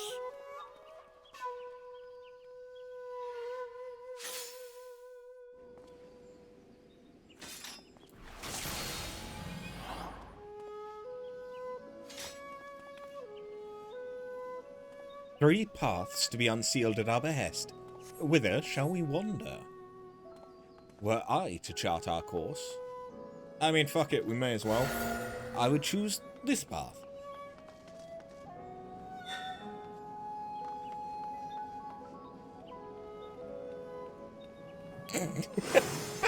Kryle is unbothered. You thought to go down this path as well? How reassuring.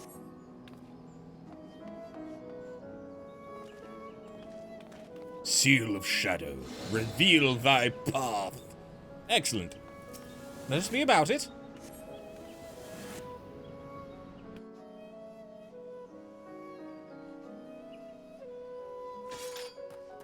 Okay. Suddenly... Yeah. How pleasingly picturesque. Had we no demons to slay, I would suggest a more leisurely stroll. This is immediately making me think of, Sekiro.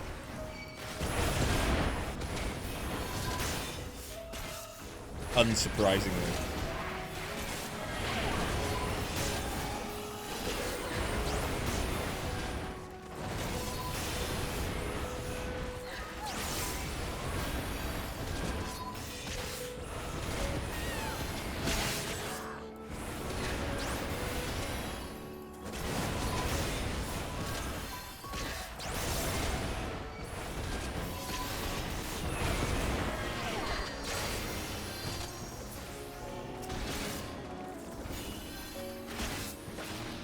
I shudder to think of the chaos should those creatures find their way to civilization. Sorry, I'm just so scared that I can't get my words out straight. It's definitely not because Arthur's a fucking idiot.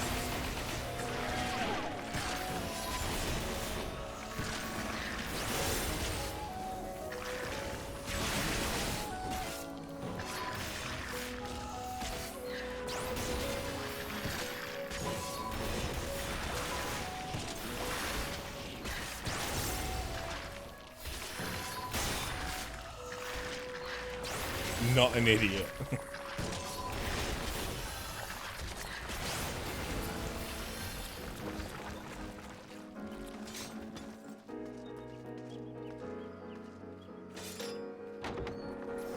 I suppose we're obliged to take the scenic route.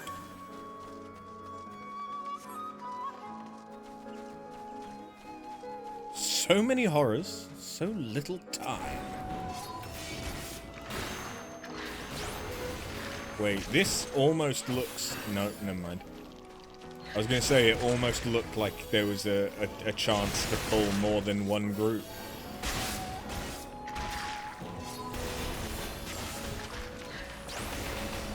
But nah, that would be silly.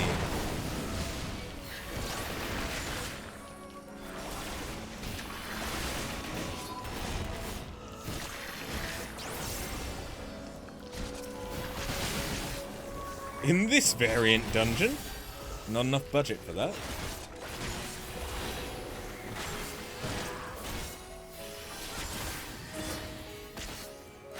Fair enough. I mean, these guys remind me a lot of Neo.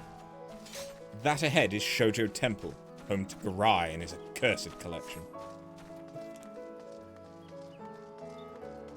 But again, that's kind of obvious given it's all based on Japan. If only we had time for the typical ablutions, but a proper pilgrimage must wait for another day. For now, treasures await, as do the monk and his minions, of course. Do have care. Do we pull the rope?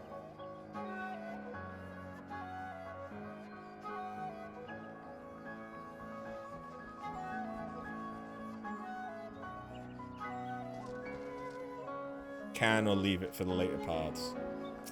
We'll just go. And we'll see what the rope does next time. Yozakura the Fleeting. Okay, it's a massive aura girl who's kind of in a cute outfit. It shall be mine. Mine, I say! You cannot have it!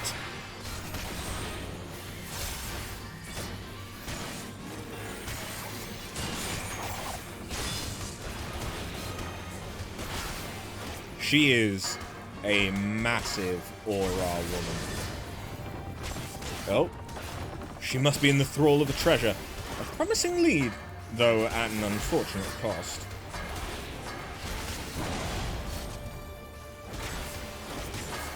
Reeds of the earth, take to the sky! I see.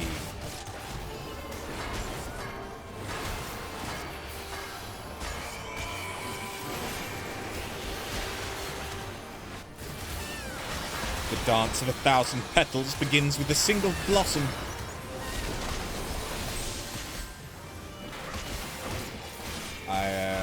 assume those are bad.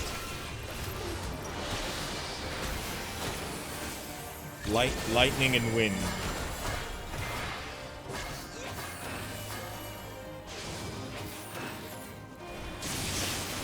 Okay, so wind is safe near her.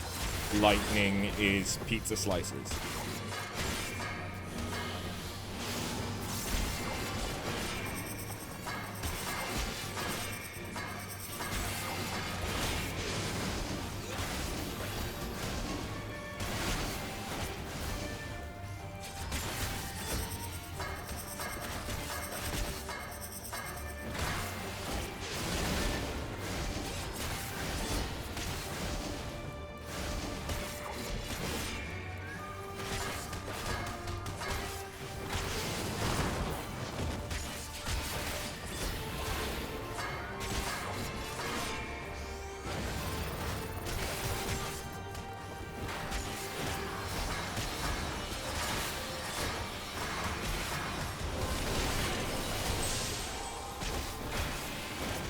Oh, good. Now we have more.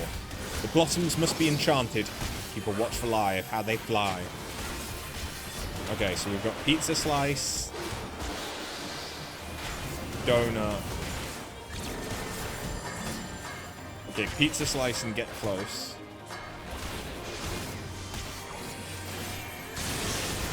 And then knock back and be far away, I guess? Oh no. Another pizza slice.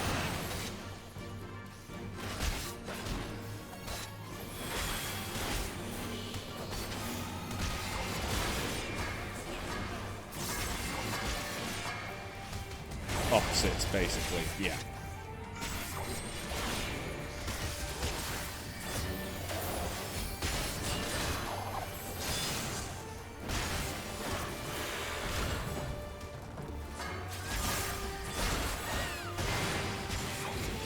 Oh god.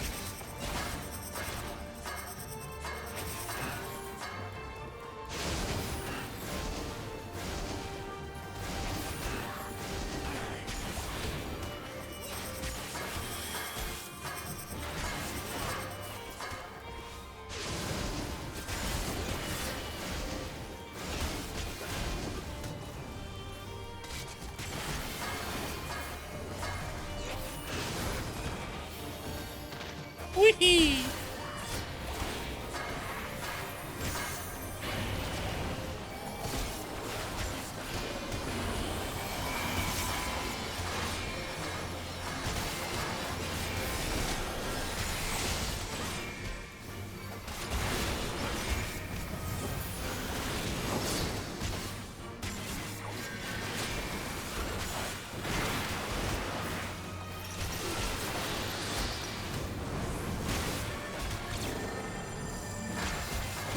Alright, close.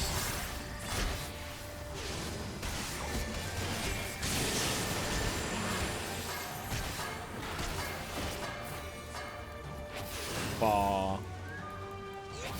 Wheresoever you are.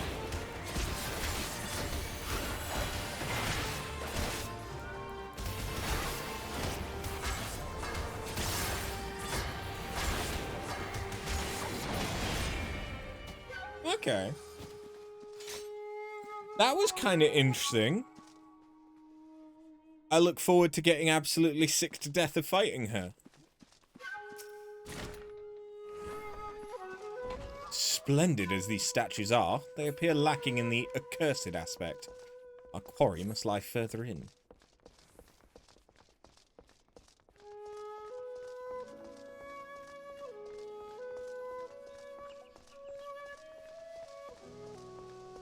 Though the temple's isolation is a blessing for the small folk, I imagine this made the monks' experience all the more something or other.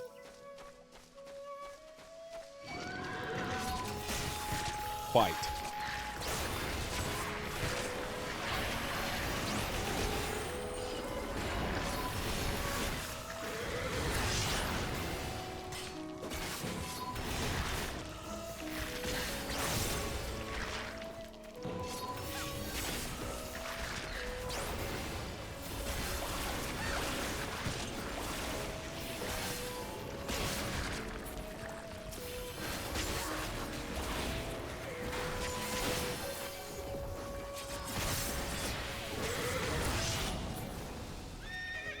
We have yet to see hide nor hair of Garai. Well, he's a monk, so he's probably bald. Breathtaking! It is as though the majestic tiger it depicts might pounce off the screen at any... Oh? That was not an invitation! Your assistance, please.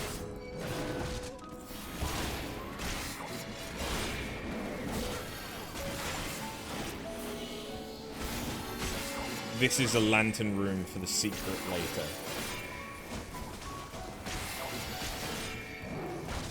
Okay. So the secret is on the middle path.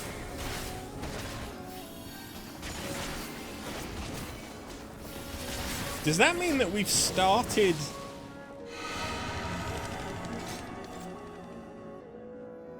We've started each variant dungeon by doing the route that has the secret?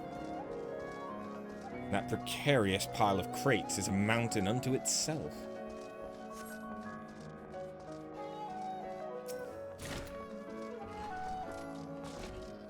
Parkour.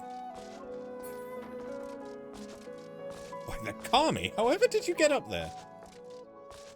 This is a different path, isn't it?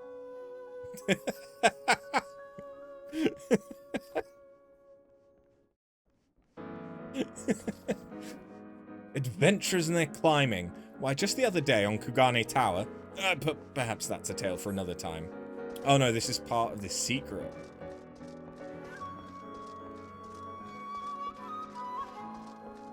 Okay. What did you just interact with? That sounded promising. If you suddenly hear my winsome wailing, you'd best come running. Rope. Ah! A secret stairwell. How very convenient.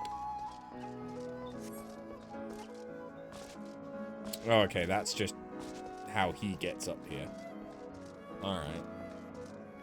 So presumably we have to light the lanterns somehow? With lanterns? Perhaps?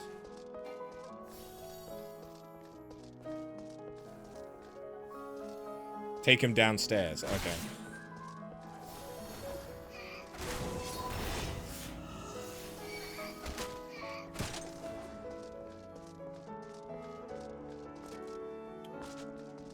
Are we inadvertently going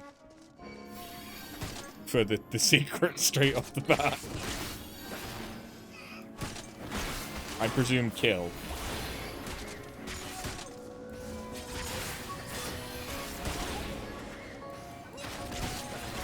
I went up there. Look, I saw Jumpy Jump. I saw Jumpy Jump. I do Jumpy Jump. I'm a simple man. Oh, okay.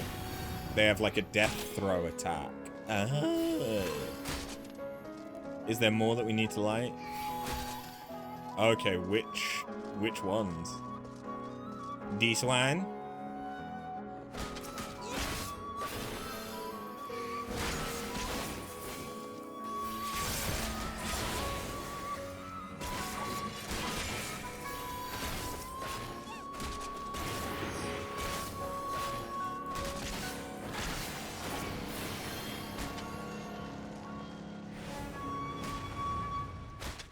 And then these one. Oh, is it the ones with the banners? Is that how you can tell? Yeah, in front of the tapestries. Yeah, I see.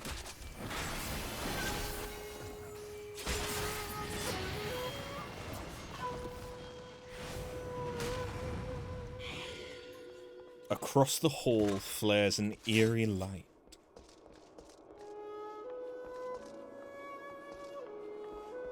Curious. This lantern shines differently from the rest. The Mononoke's influence, perhaps? No. Some other mechanism. What if I rubbed my dick on it. Oh my! Good job doing the secret. It was not intentional. Ooh. Pretty. Lesson learned, Hancock. Do not prod eerily glowing objects with your dick. In any case, the monks went to great pains to conceal this path. What could have warranted such... Oh.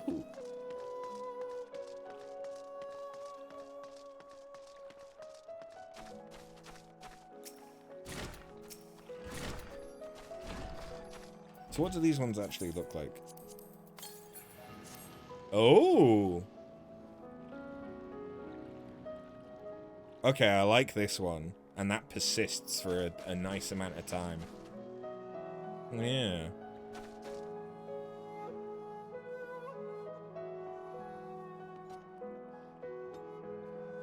Did we lose Kryle? Oh no, I see her. Look at those little legs go!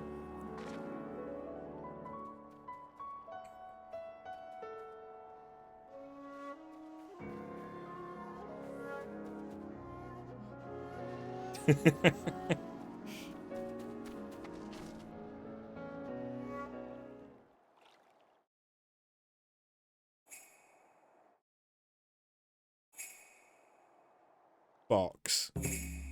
Pipe. Wait. Oh no, I think I remember this boss from Cider Spider's video.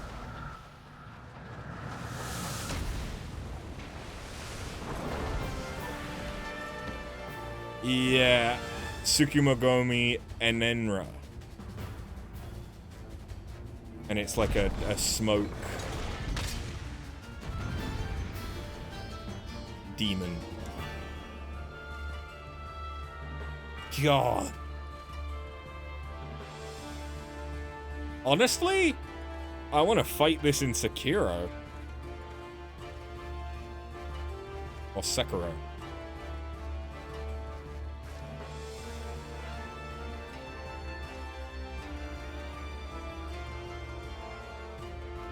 I also kind of want that pipe for my Dark Knight.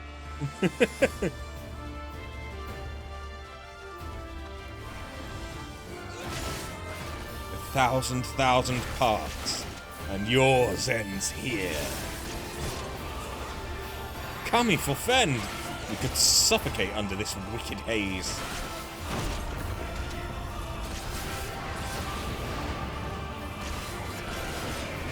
Fill your lungs!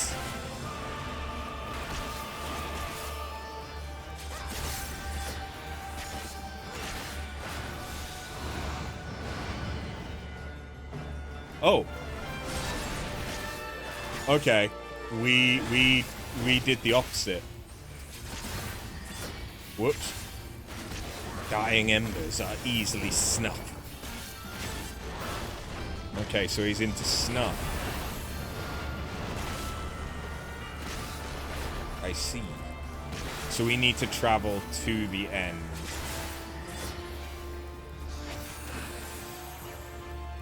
And that's where the safe spot is.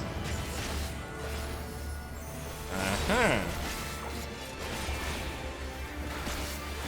Well, now we know. Smoke and mirrors. We are everything and nothing. Your first and final breath.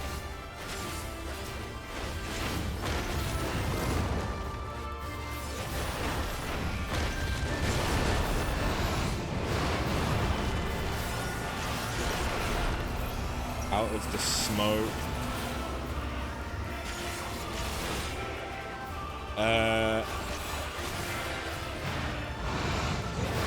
One of them's here. Okay.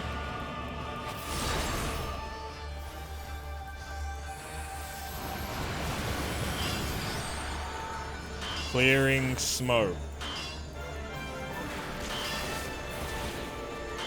Is that a knockback?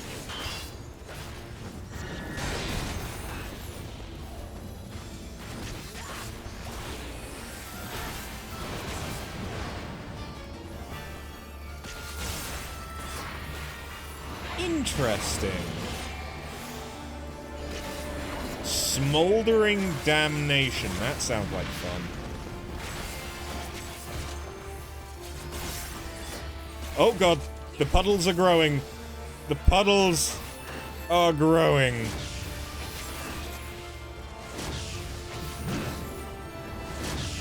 Pipe cleaner.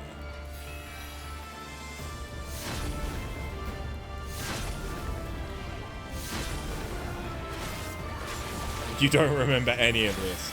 You're in the same boat as me!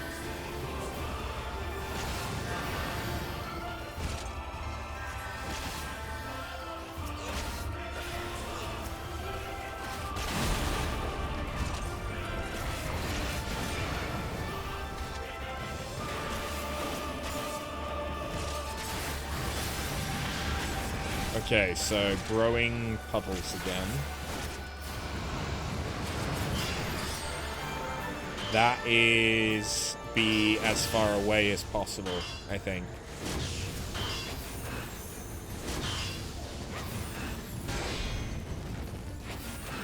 Goodbye, Kryl. Oh no.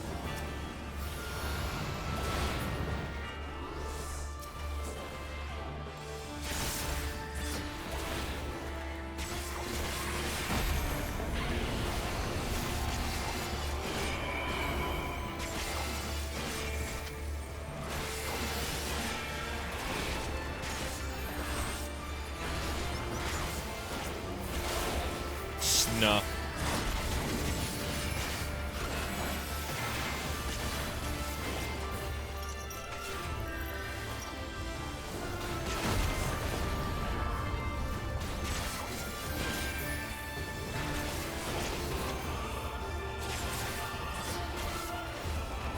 I gotta be honest, so far, I'm enjoying this fight.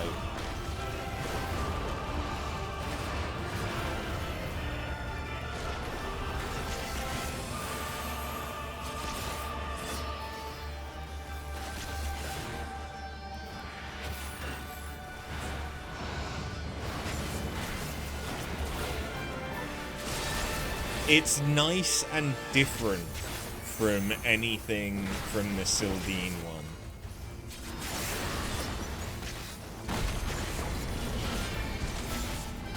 Because, like, the Sildine one had a lot of,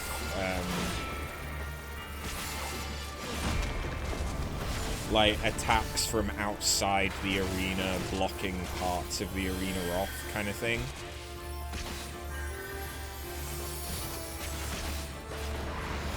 So it's kind of nice to have something very different.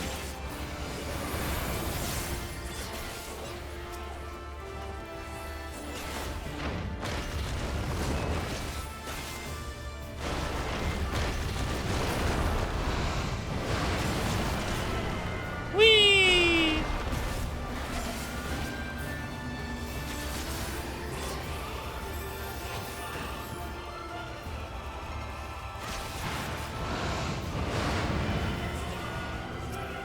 Whoop.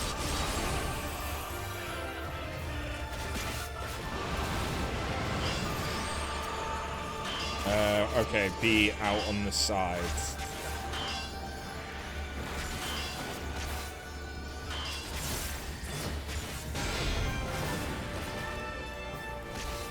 I can see the panic. I can see the panic in the Lawless movement.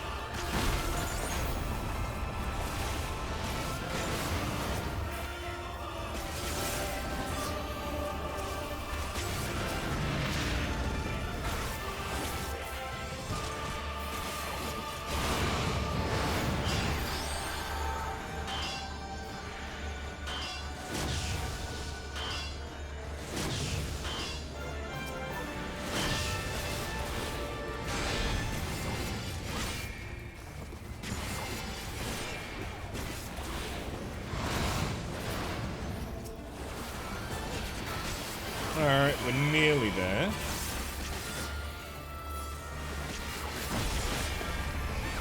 It's a shame that this is the secret boss, which means we're not going to fight this one again, because I've actually enjoyed this fight.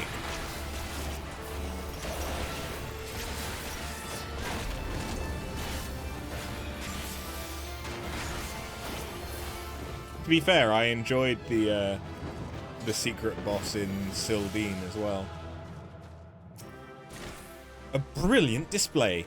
With the demonic smoke dispelled, we may breathe again easy once more. And this is a very pretty area with all of the, like, wisteria. Only an entity of great power could transform its surrounds so dramatically. You did well to outmaneuver it. Now, I espied something resting within the shrine earlier.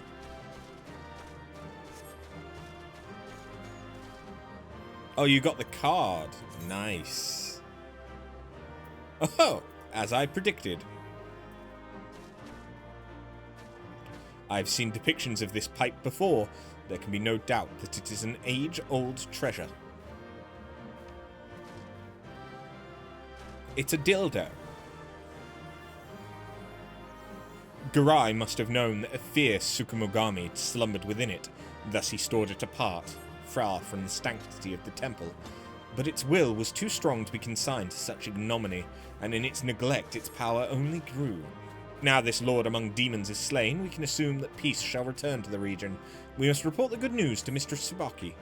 I, and my growing collection, should not have fared half so well without you here. I am in your debt.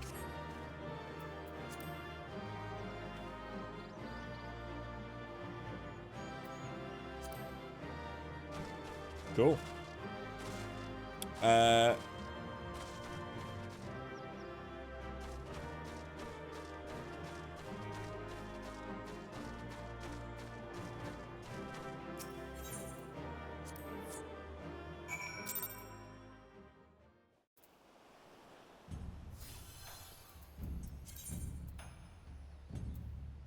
Huh.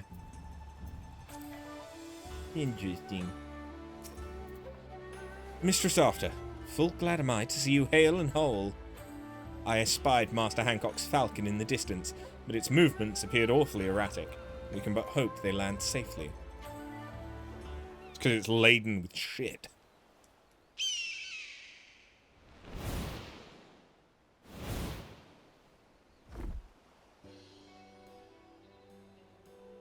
Well, laden with a pipe, at least. Terribly sorry to have kept you all waiting. Our souvenir was a tad more cumbersome than I realized. But as you can see, we are none the worse for my misjudgment. Indeed you are not, Master Hancock. My lord will be pleased to hear of your return. And your success, I presume? 'Twas After's victory as much as my own, but then I knew a few demons would be no match for a slayer of gods such as she. Honestly, for all its perils, I found the journey quite invigorating.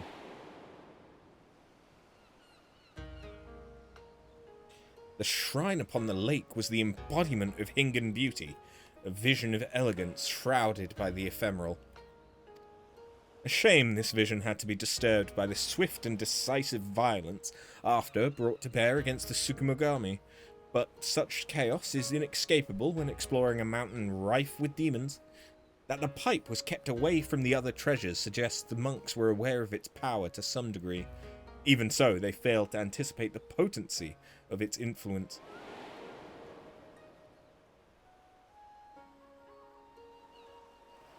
In any case, the people of Shishu can rest easy, knowing a great Mononoke has been consigned to oblivion.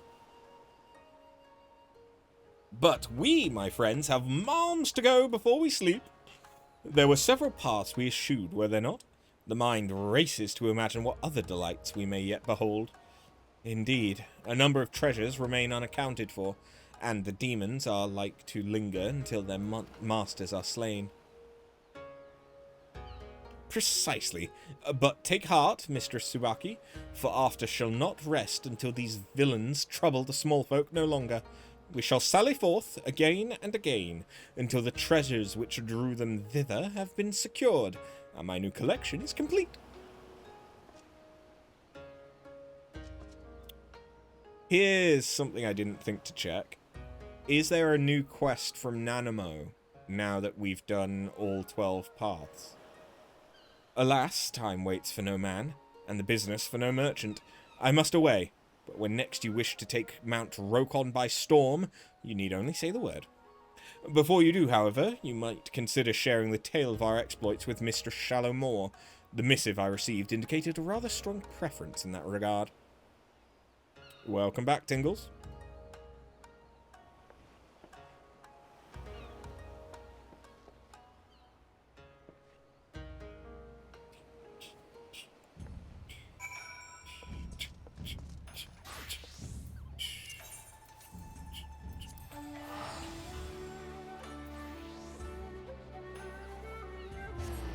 Wow.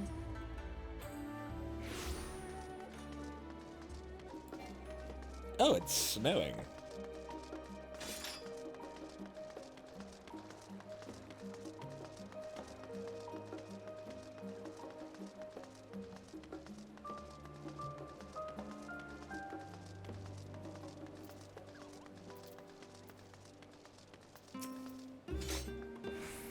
I was wondering when you'd be back. How was your adventure in the Far East? Everything go well with Hancock? I doubt I'd fare well against demons, but I do like the sound of that mountain. Green as far as the eye can see, ripe for the gleaning. Would that I had an assignment like that. Nah, no need to bemoan my lot in your presence. I suspect Osmond's been awaiting your return more eagerly than I. Go on and tell him your tale of the mountain. I guarantee that he'll love every word of it.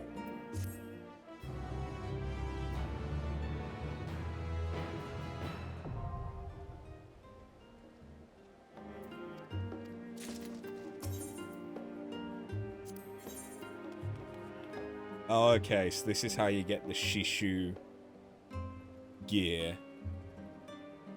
I have all of this stuff, or don't particularly care for it.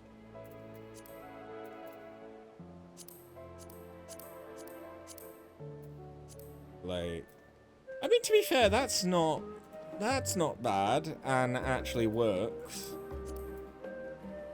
But yeah.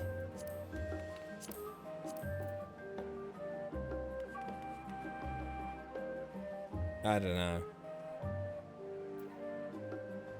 But I do literally have everything else. So I just need the music, really.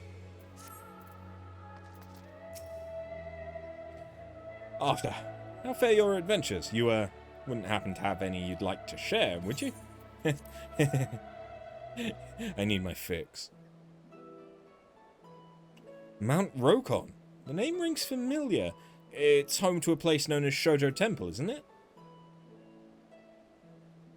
So the rumors were true. A few of my fellow gleaners have mentioned it before. Unfortunately, such mentions tend to be paired with a copious helping of complaints. In the past, the guildship would often assign gleaners to Kugane, that we might locate and collect valuable Far Eastern antiques.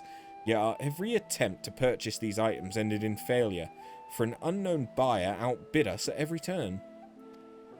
Baffled by this buyer's seemingly bottomless coin purse, the gleaners conducted an investigation of their own, and eventually discovered their rival's identity, Shoujo Temple's head monk.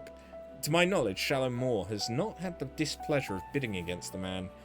Perhaps that is best. Your missive was from the East Aldenard Trading Company, yes? Were you privy to some manner of dealings with the head monk?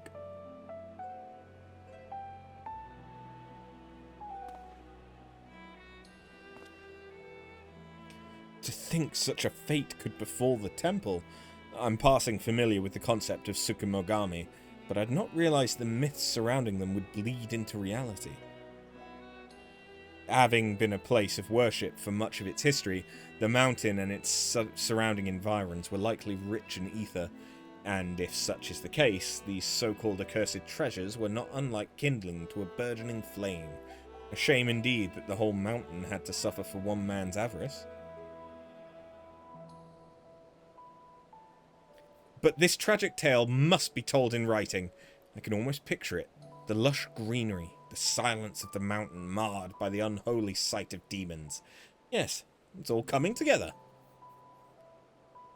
Now, if memory serves, Tsukumogami manifest themselves with a singular purpose in mind.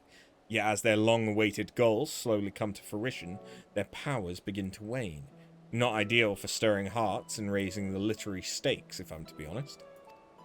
But what if, like the Great Auspices, their power grew over the centuries? Why, they would be more fearsome than one could imagine, more terrifying than the horrors you faced. A conflict that grand would be a most splendid threat for the tale I plan to weave.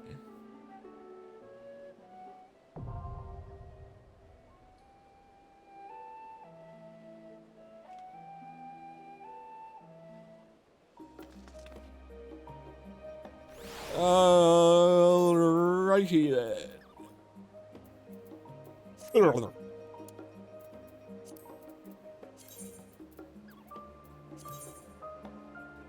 The great Kisaru is rumored to bring similarly great fortune or great calamity to its owner. Oh, that's young Hancock chasing after Lolorito. Ah.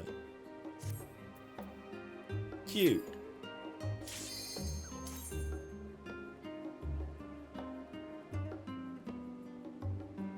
So that's the minion that you get. I've seen the mount. And the mount is kind of cool. You can do the jump puzzle again, but just kill them at the top. Okay.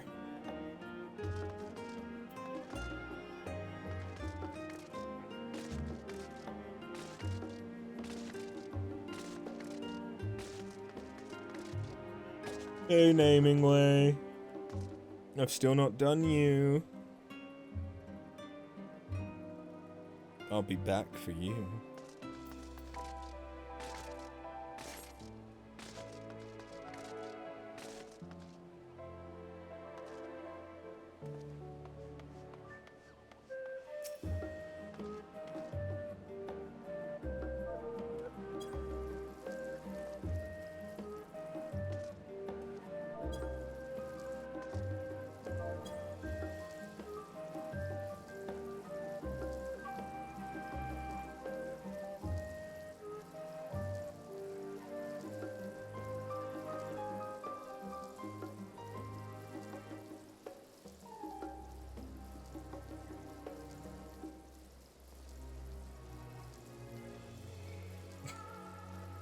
This is how you wake a Lala.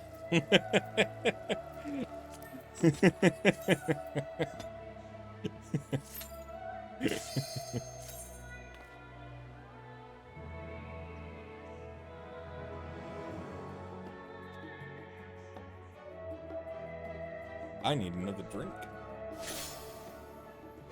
Which path is he going to take? Because if it's not the middle again, he's wrong.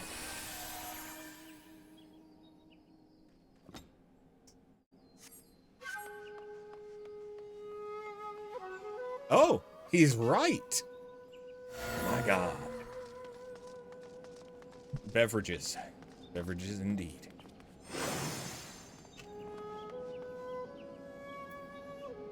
To be fair, I could go and get a beer.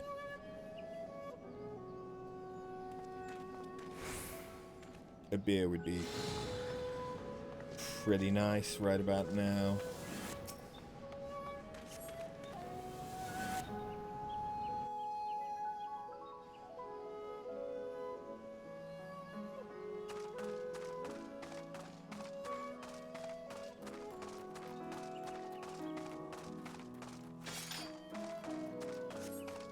Do it.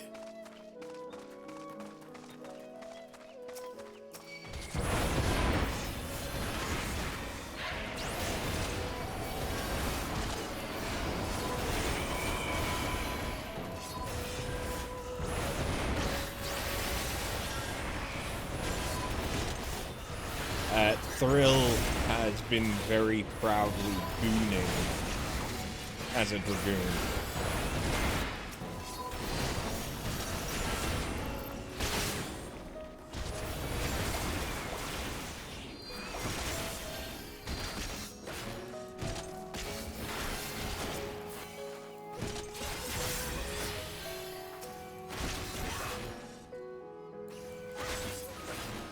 That is an approved activity, Dragoon or otherwise. Alright, bear with me a moment.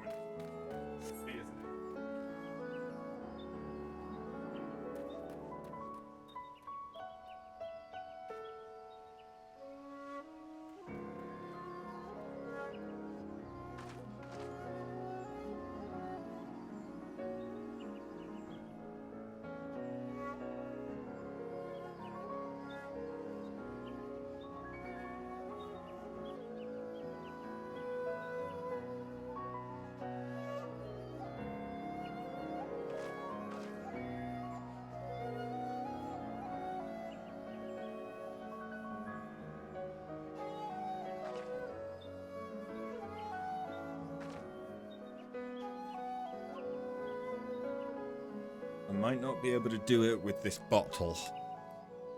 Why did I say bottle weird? I may not be able to do it with this bottle because it's got a lip right before the cap, but I'm going to try and do something unnecessary but fun.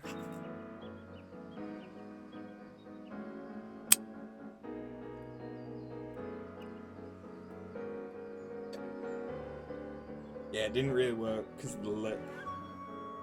Oh well. So British. What a bottle. Yeah. Because I'm not going to have enough beer over the next 3 days. This is pre-drinking.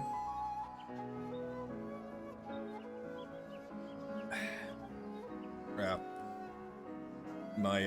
My bar blade from when I was bartending in America. It's a Game of Thrones one that says that's what I do. I drink and I know things. Because Tyrion is awesome.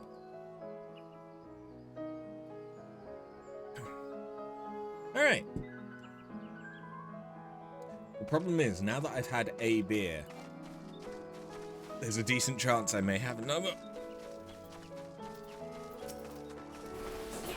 And I've got a day full of train rides tomorrow.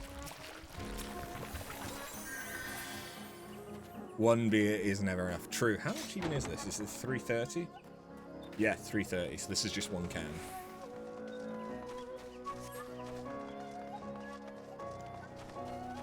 Hey, baby. You just woke up from your another nap? Huh? Or did you hear that I had beer?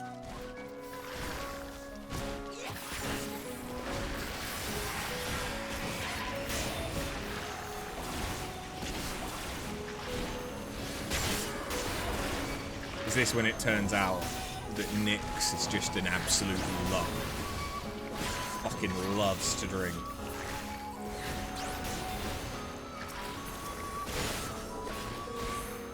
To be fair, what is it?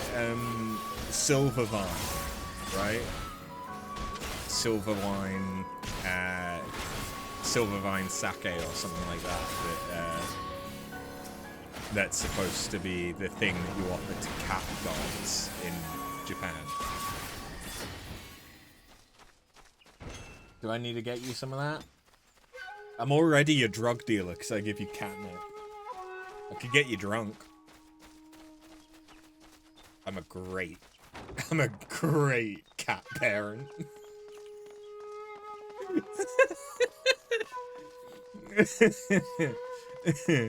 Okay, so this time let's pull the cord. Pull the thing. Pull the lever!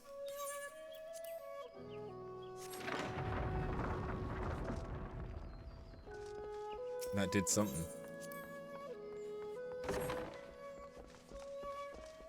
I admit I was equally tempted to pull that rope, but part of me wishes I hadn't.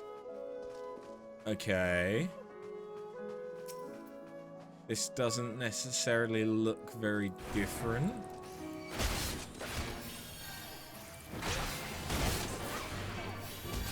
It's just maybe... Is it something to do with these, like, doors on the outside? Oh. Yeah.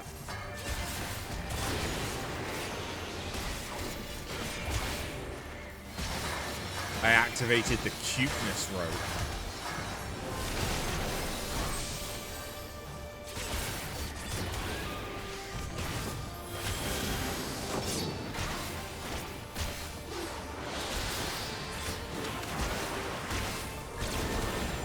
Pray tell, what does the cuteness rope do?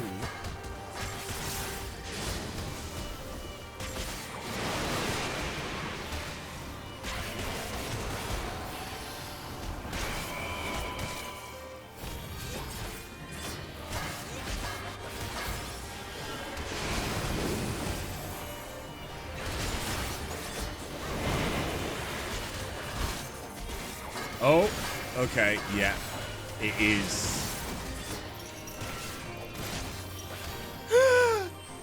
Oh yeah, there's puppies.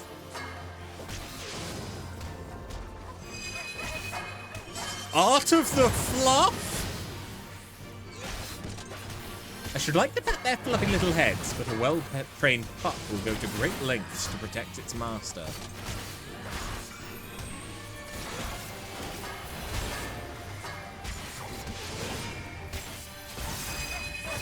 Okay, well... The Sildine Subterrane had the Silky. This has the Puppers. I love the Puppers.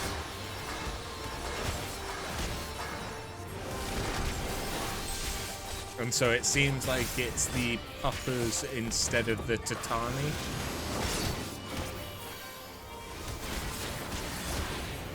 Gonna yank that rope every time now. Yeah, pretty much.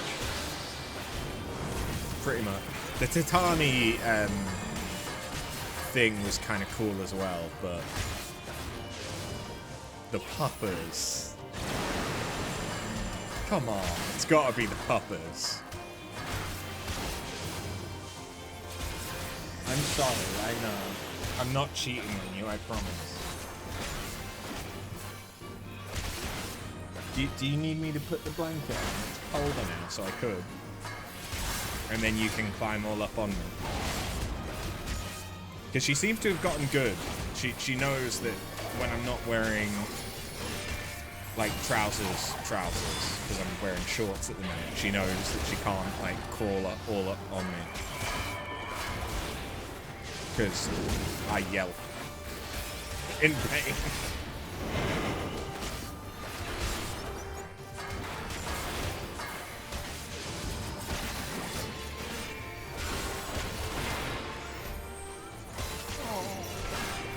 I know. I'll put the blanket on as soon as I'm done here. A healer who won't heal. Oh. Uh-oh. Have you reached the point where the toxicity starts?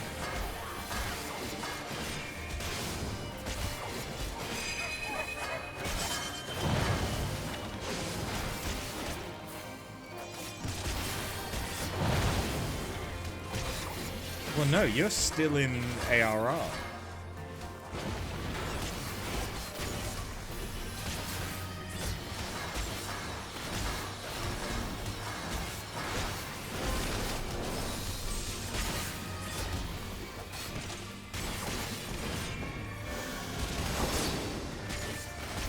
Thrill is a gooner.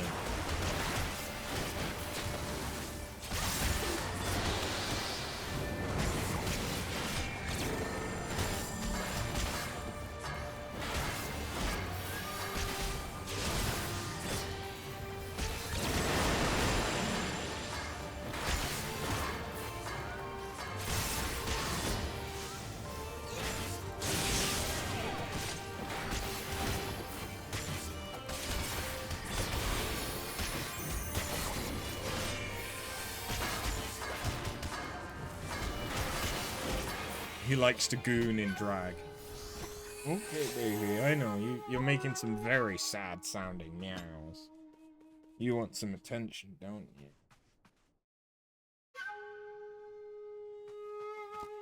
Okay.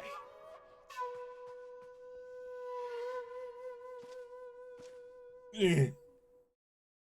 The statues keep silent vigil in their master's absence.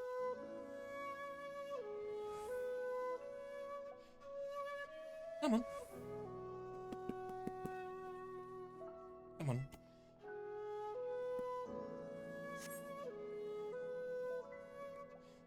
Come on up. Come on. Good girl. Good girl. Yeah, like a DPS.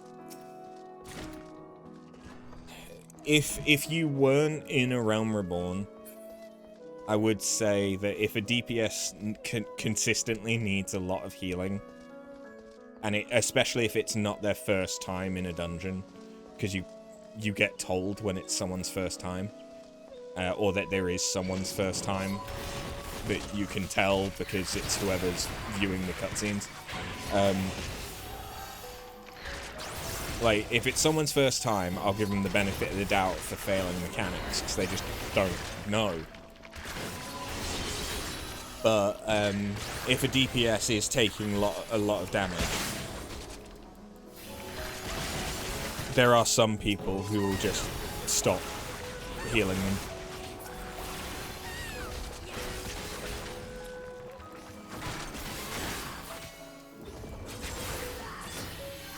What you doing? You playing with cables? You gonna unplug my computer? Please don't. That would suck. I mean, the recording would be fine, because I make a point of that with how I've set up my recordings, but it would still suck.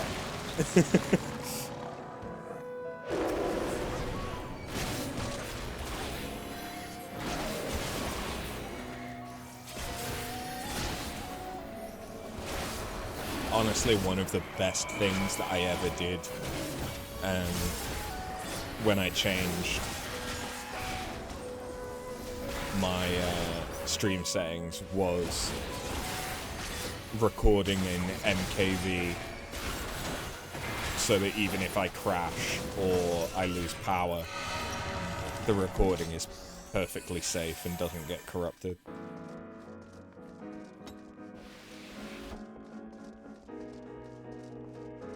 After I lost, several streams to power outages and crashes, I did not want to deal with that shit anymore.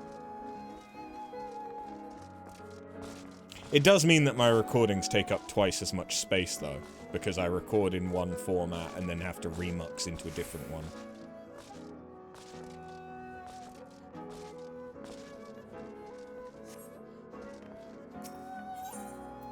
Yank. You stop healing if someone tells you how to play, you have a Burger King crown, you know? Yeah. DPS should always be healed in any MMO. Yeah. I agree that you should be healing whoever. A DPS should need less healing than a tank, but you should still always heal the DPS.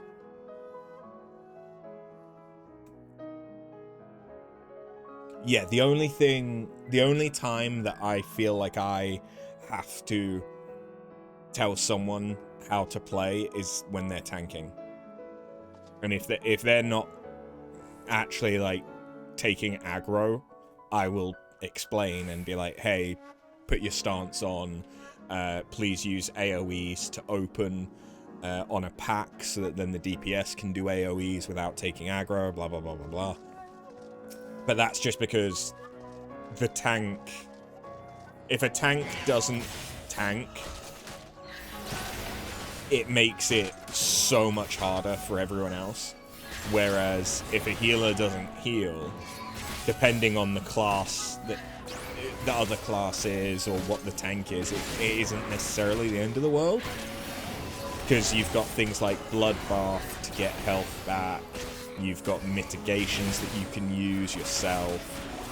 If you're a warrior, you can basically never fucking die.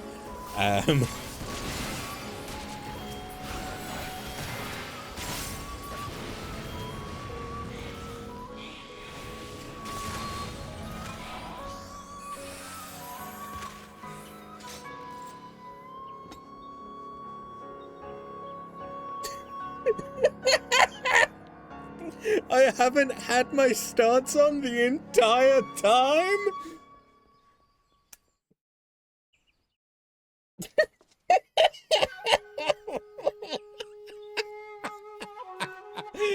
Oh, the fucking timing. Jesus Christ.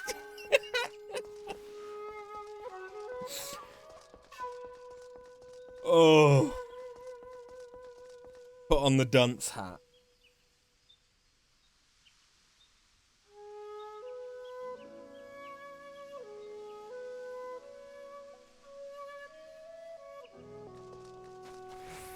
This is the best you're getting. Oh, hey, that's whatever the fuck it's called. It wasn't Kitsune. Kitsune is just Fox, it's the other one. You did wonder when I would notice, but perfect timing. QB. QB. Yeah.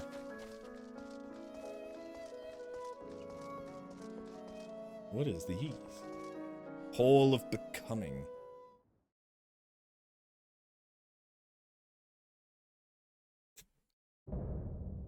It's a rat! Oh wait, that's Garai. Okay.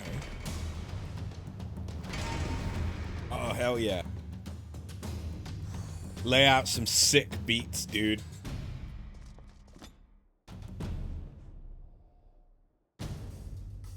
Okay, despite them having a...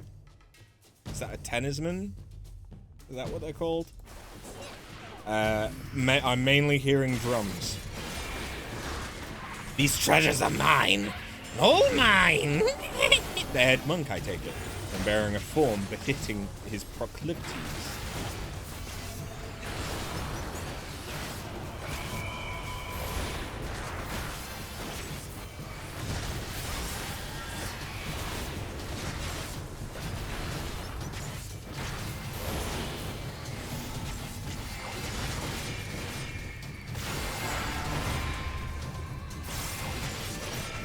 Okay. Oh! Okay, so we can make them bigger. Does that work on other things? Asking for a friend.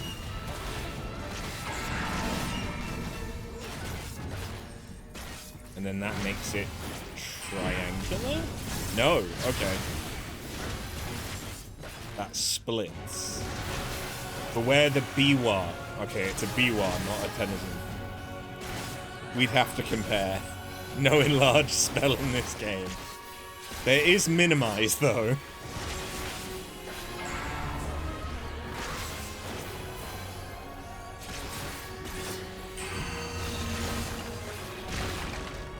Okay, so red, make bigger. Blue, splits. I think that's the way this works.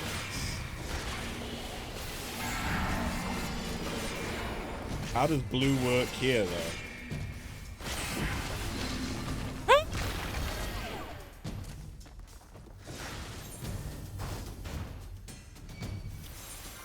I see. That's the dunce hat is worth it. Yeah. Okay.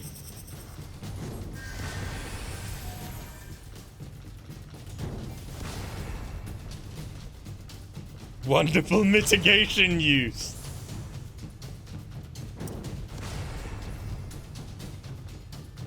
You're not wrong. Look, I said it earlier. I know what a mitigation is. That doesn't mean I use it.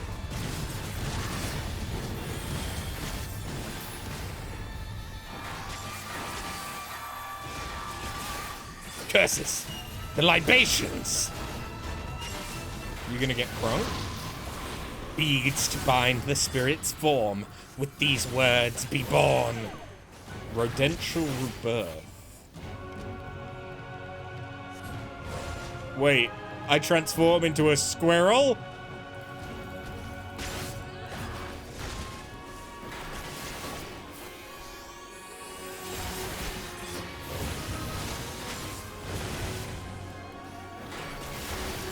I kinda wanna be a squirrel.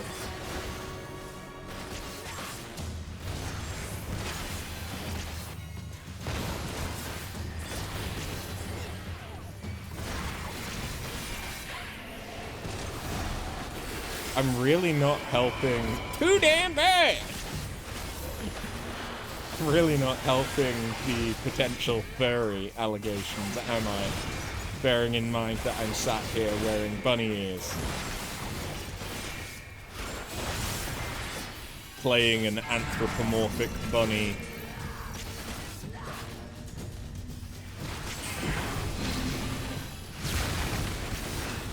Potential.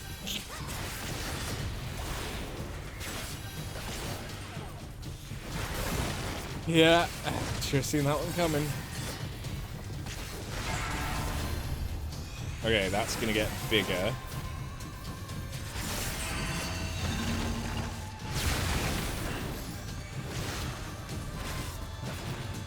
Trial is taking a nap. Sleepy, sleepy Lala.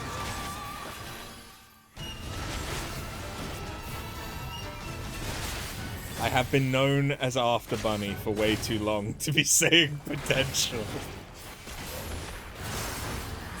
Especially given that the person who called me After Bunny is no longer in the community. Like, that probably makes it worse.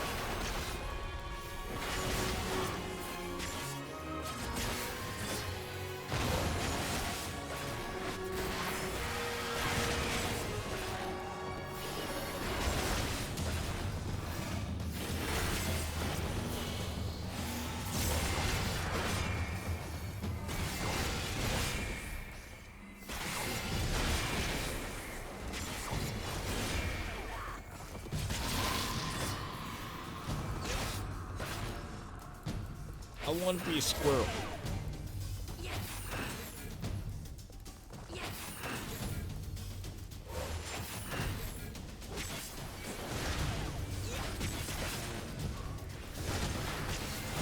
Fuck you, I'm gonna be a squirrel.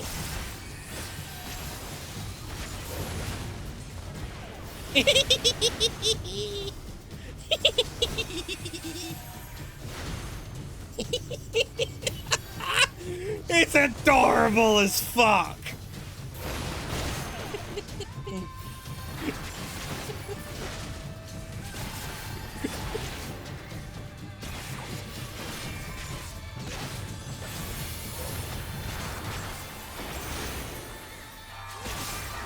It can become more of a thing again.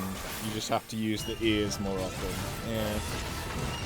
Well, don't forget that I got these ears about a year ago for the 10-year streamiversary.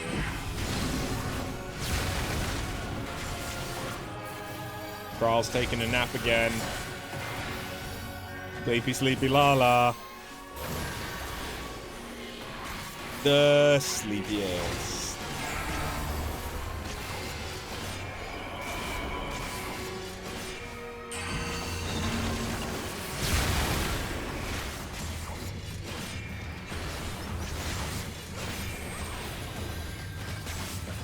Hey, come have a hug.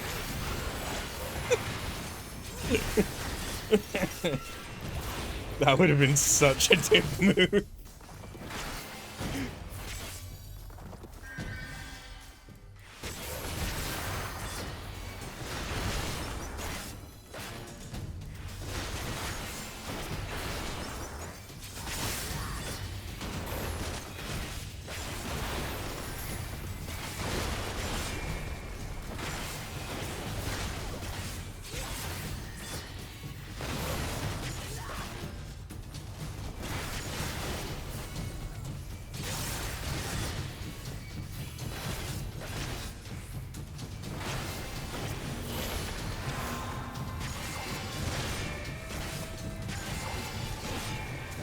Oh, I just realised, because we don't have a fourth to make this a light party, we don't get a limit break.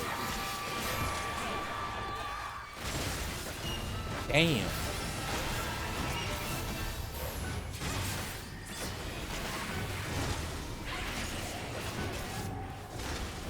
Fuck you, I'm gonna be a squirrel.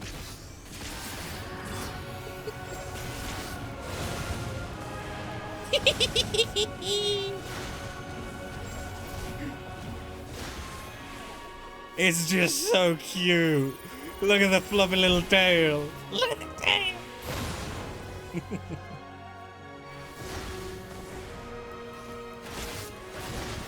I think that is what this game is missing. And might be one of the things to look forward to with Beastmaster, is that there isn't really any, like, wild shaping or anything.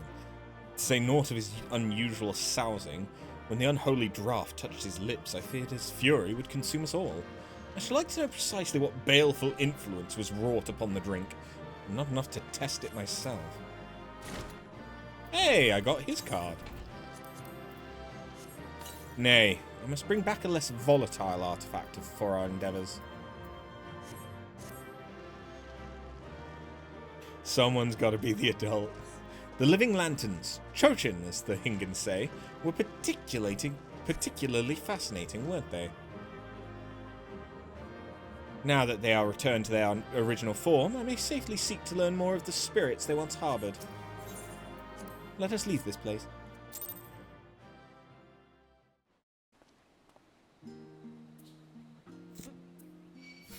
Okay.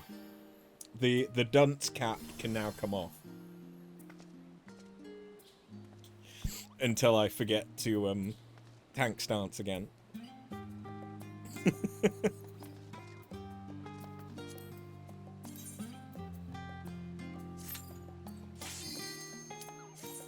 Until its return again.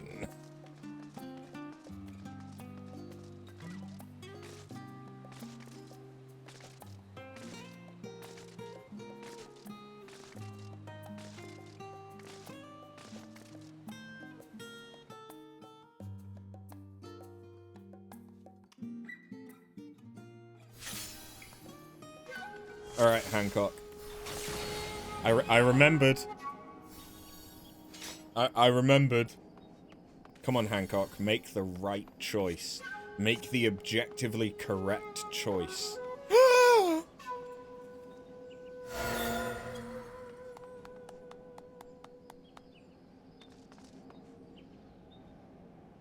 This is actually annoying, because I don't like Hancock as much as I like Nanamo. As just characters. But so far, Hancock has done much, much better than Nanamo. Hancock's 3 for 3. Like, you gotta respect that.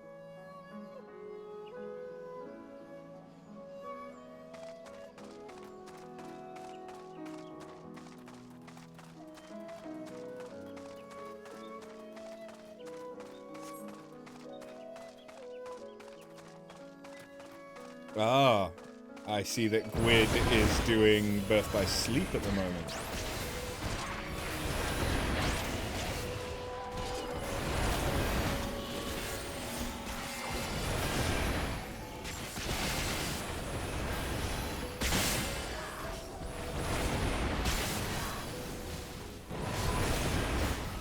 Only 2 more on this route. Yeah!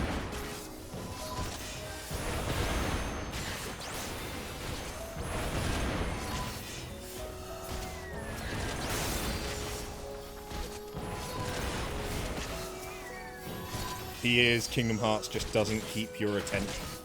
Fair. Especially understandable with Birth by Sleep. Like, there's a lot. There's a lot in Birth by Sleep.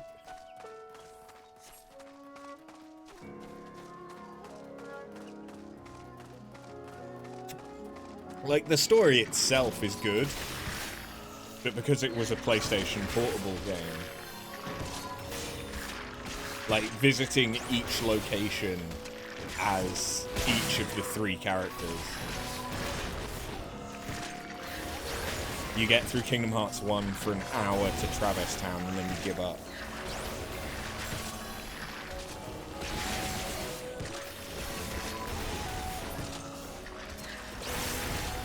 I think it really is one of those games, like, especially if you're going for Kingdom Hearts 1. It is one of those games that if you don't have, like, the nostalgia to try and get through it at this point, with, like, all of the game design choices that there are now, like, Kingdom Hearts 1 is painful to play because of the just clunkiness of its controls. Kingdom Hearts 2, great. No notes. No notes. Kingdom Hearts 1, lot of notes. But it was early PlayStation 2.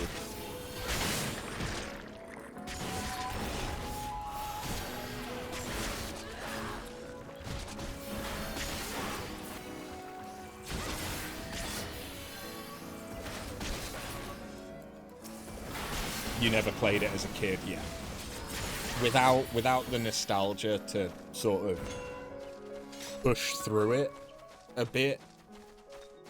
Because especially early Kingdom Hearts, like Traverse Town, before you get Donald and Goofy, can be especially painful. You don't think we can talk much about how much Kingdom Hearts we go through in this chat. Kingdom Hearts 1 is still one of your favorites for replayability, mostly because you know it like the back of your hand. Yeah, but like,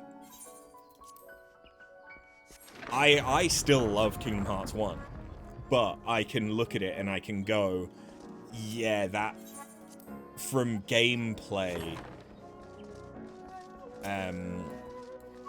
just on gameplay reasons, Kingdom Hearts 1 is less approachable than, like, 2 or 3 to new players, and it just is. Maybe less so if you know Final Fantasy XII really well, because it's quite similar to 12 in, like, the navigating the menus. But otherwise, trying to get that menu in Kingdom Hearts 1, it's not intuitive compared to a lot of more recent games. Until you get Cure Kingdom Hearts 1 as a fucking slog. That is also true. It makes Squid sad that you don't get it, though. That you don't get through it, yeah.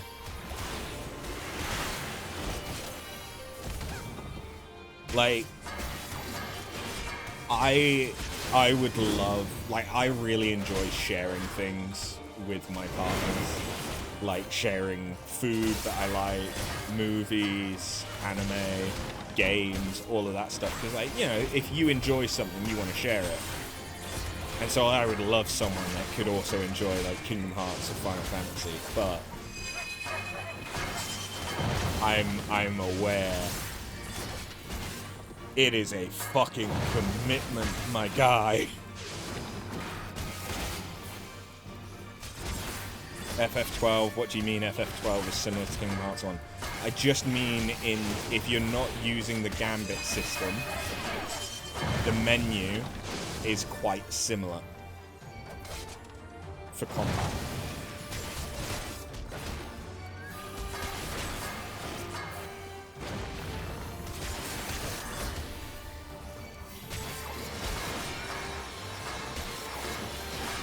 In how you control it and stuff. So, like, if you've played FF12, you are probably going to have an easier time getting into Kingdom Hearts than you would someone that had never played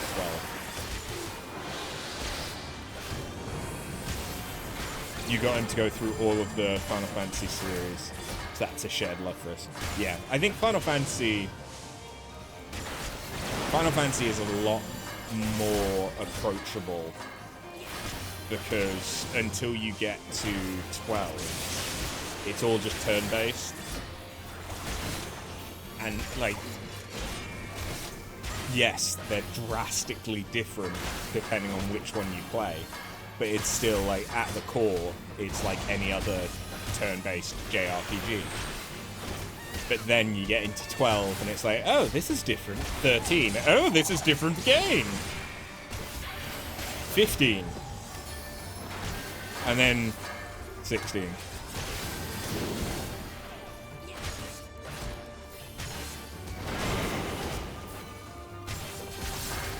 Final Fantasy is something you can introduce to anyone who likes movies or books but isn't into games, because Final Fantasy is a movie if someone else is playing it.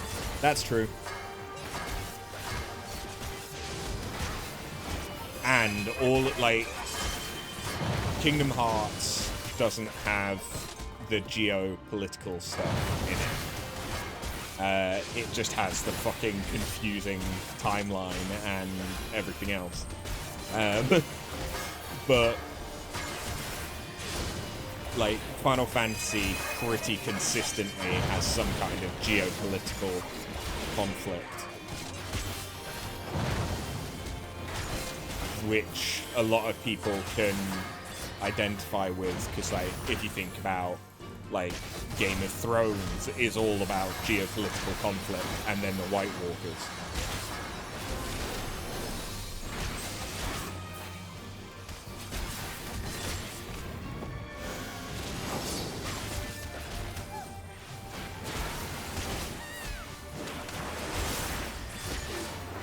Whereas, I feel like Persona,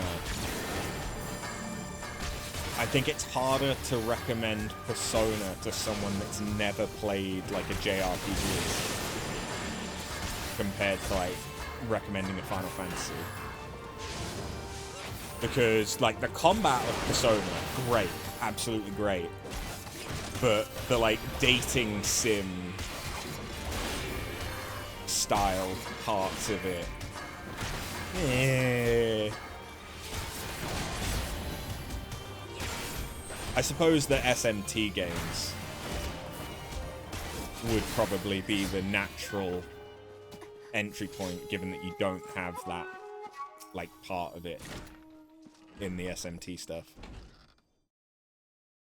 Kingdom Hearts story has been explained like a dozen times and you still don't get it. I do not blame you.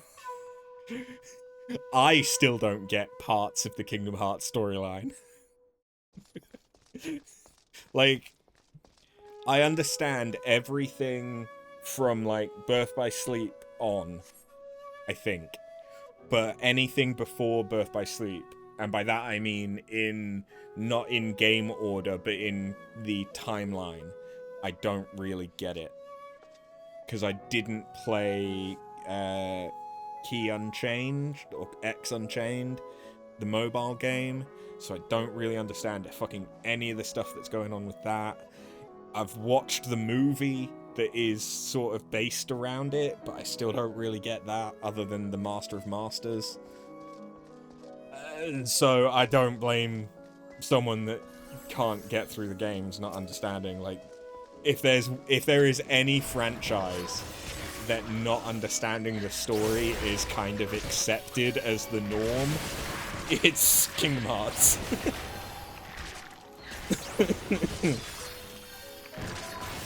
Persona is too Japanese for outsiders. Yeah. I would probably recommend Metaphor or SMT5.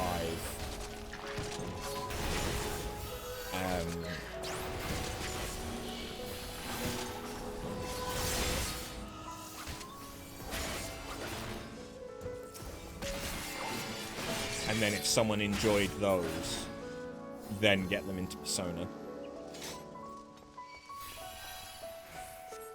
But I'd probably get them to do Persona 3 Reload first, to at least try it, before telling them to do 5 Royal. Because as good as 5 is, if you played 5 and then expected 3 and 4 to be like that, you would be very disappointed playing 3 and 4. But I still love 4. I think 4's great. But they're both very different in tone compared to 5.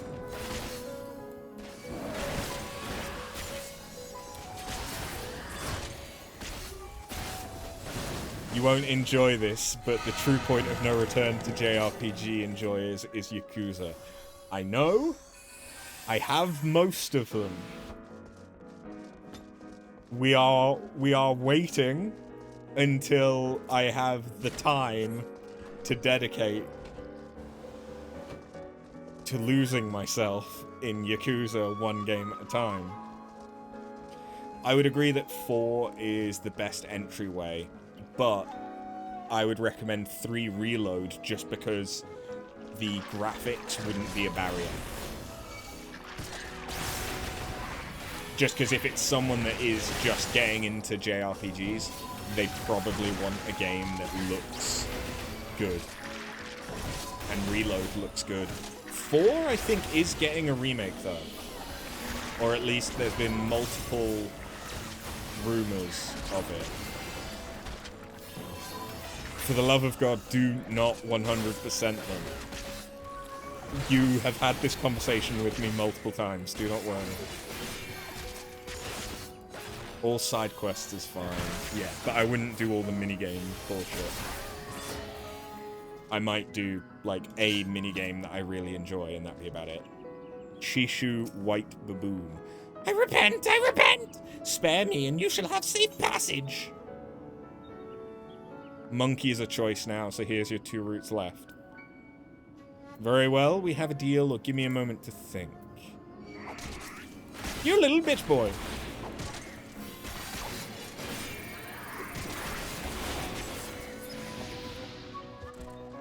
You know what minigame I'll really like.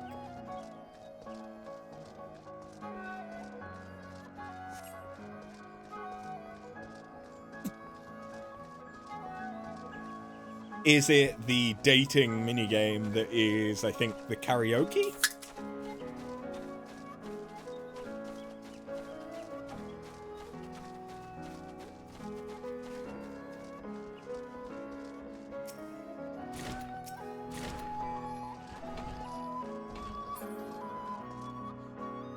Or will I finally have to learn Mahjong? You'll definitely enjoy Cabaret for Majima and the VCR telephone booths for Kiryu in 0. Okay.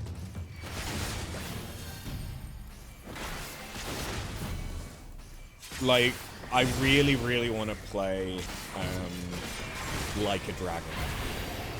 But I want to understand, like, the references in Like a Dragon. So I will play Yakuza at some point. But the problem with Yakuza is that it is a commitment to the series, not just to, like, one game. And there are so many games in the backlog, even though I feel like I burn through games so quick. I mean, other than FF14, although I'm still burning through it for how much content there is.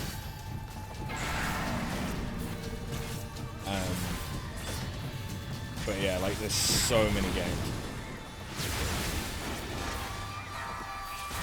Along with the disco battles and karaoke. For both, because I know you well enough, if you want to just give it a try and see if you enjoy the style. Consider playing the Judgment line first. What, Lost Judgment? I know that's a... I didn't realize that was connected.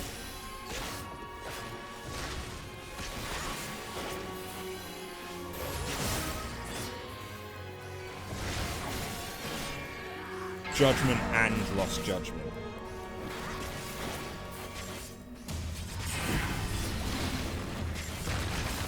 Yeah, I didn't realize those were connected, or are they just in the same style?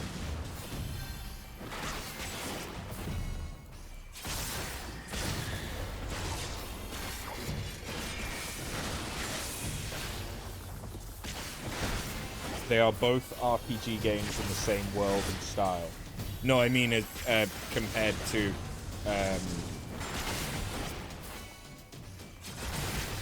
Yakuza.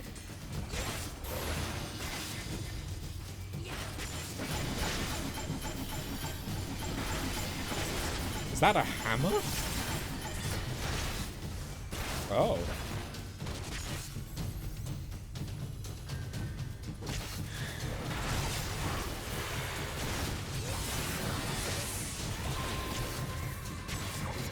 Oh, Prowl got even tinier.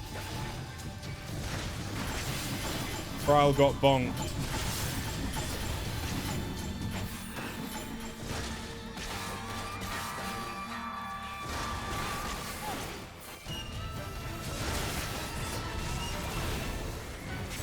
When you said RGG, you meant RGG is the company that makes them. Oh, okay.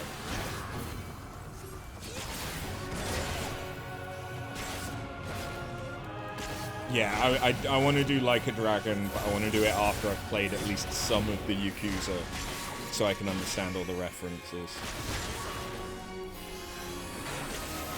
Fuck you, I'm gonna be a squirrel again.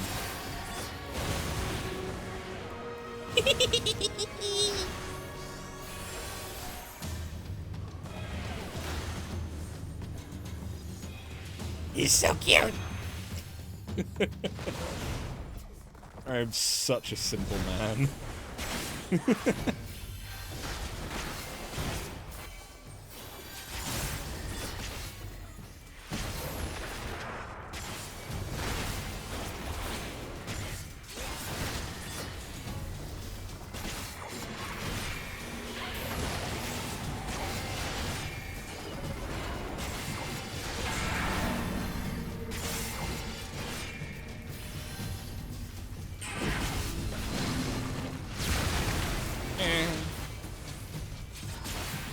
Zero is the best. Okay. And we'll have you sobbing like a bitch.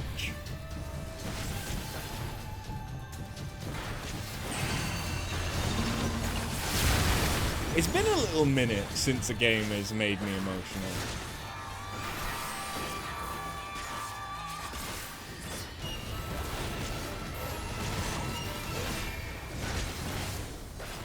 Wait, a bit of this background music sounds like Ramu.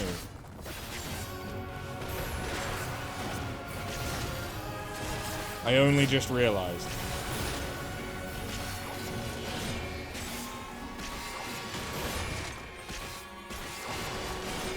Because I'm paying such great attention. I'm playing the best Dark Knight of my life. It's one of the few games that made you cry at the end. Oh.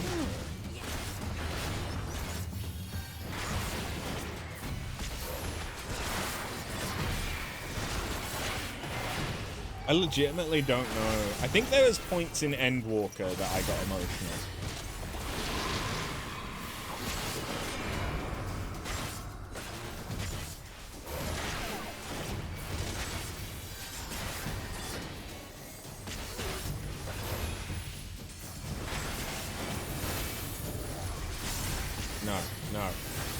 No. Fuck you, I'm a squirrel.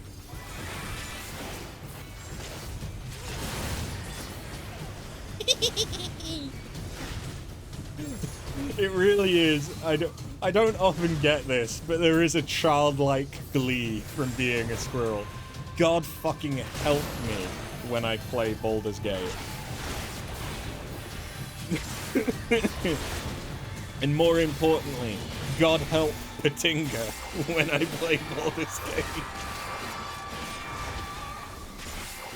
FF10 is a sucker punch for you every time.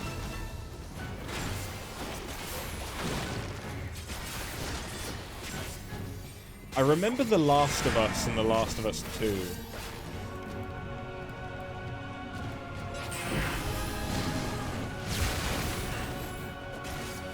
hitting me in the feels. I think there was especially moments of Last of Us Part 2 that hit me.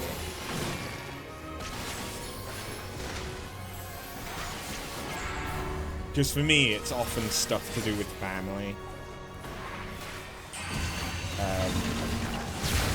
Because of just my own self and my ambitions. Because one of my main ambitions in life is to be a loving father and husband. Which probably actually just comes from a position of not wanting to be alone. Which is a bit more self-serving.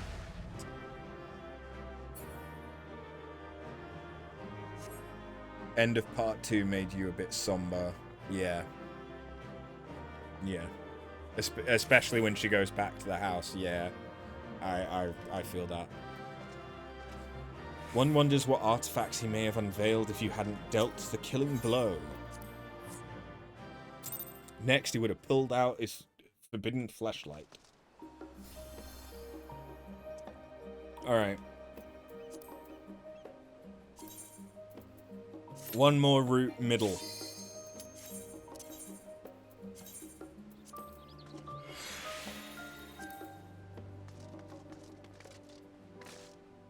Where do you get the like kimono style top that has like the cherry blossom tattoo? Is that Heaven on High?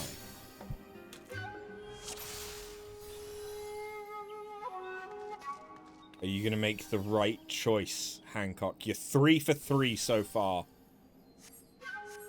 I believe in you. You fucked it. I always knew you were shit, Hancock.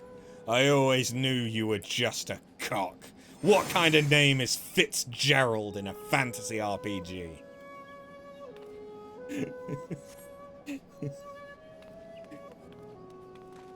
You have a very large family you do not want to add to it. Whereas I have a very small family. I have one sibling who's older than me by 8 years. I have my 2 parents, an aunt, and then all of my grandparents are dead. And I have 4 cousins, 2 of whom my direct family isn't in contact with. And none of us are close. None of us are close. We're all very independent.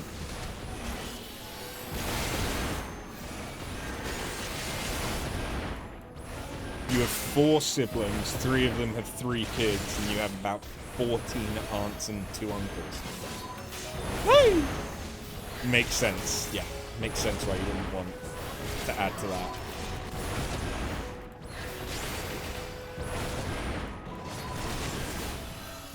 If you want to be properly succinct about it, your grandpa had 8 brothers and a sister.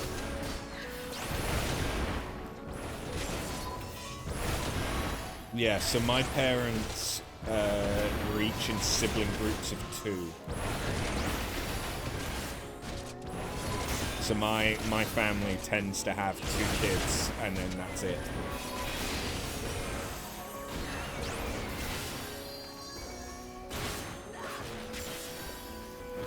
Although my aunt doesn't have any children, and given that I think she's past the menopause, so she won't have any children.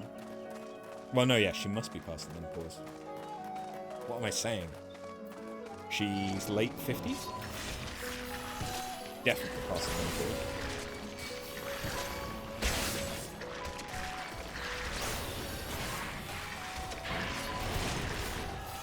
Your mum is 1 of 10. Catholic family. Oy.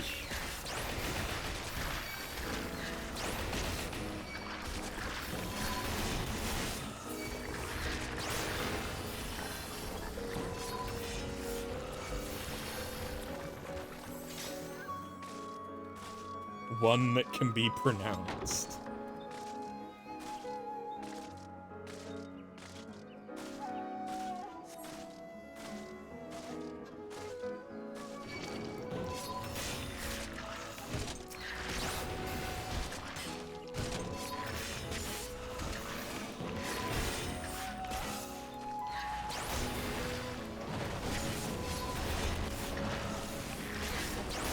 Yeah, because the thing with the Catholics is that you weren't allowed to use any prophylactics. So basically, if you had sex, there was a strong chance of baby.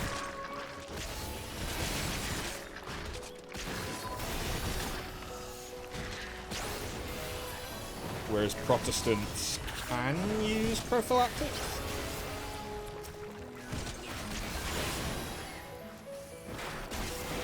Last count, you had about 27 cousins and about 14 second cousins. Yeah, so two of the cousins that I described earlier are second cousins. So I have 2 cousins, those are the ones that are excommunicated, and then I have 2 second cousins who are the ones that, in fact, one of them just got, no, one of them got married last year-ish, and then it's just family friends got married, one of them got married a few weeks ago.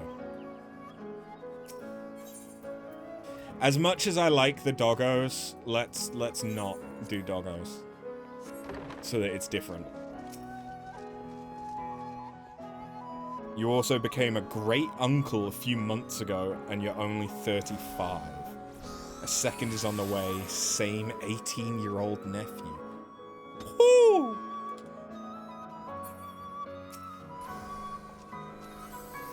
Do you mind if I ask, is your family, would they be considered more working class?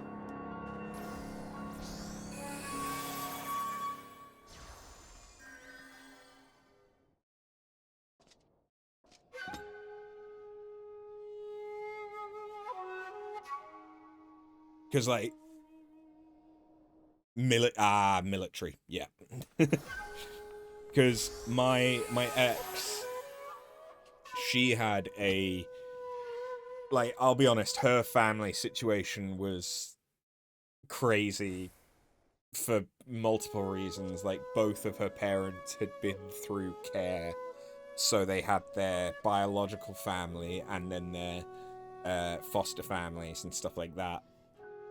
And then they had so many, like, half siblings. So she had, like, 2... Instead of having 2 branches of a family tree, she had 4.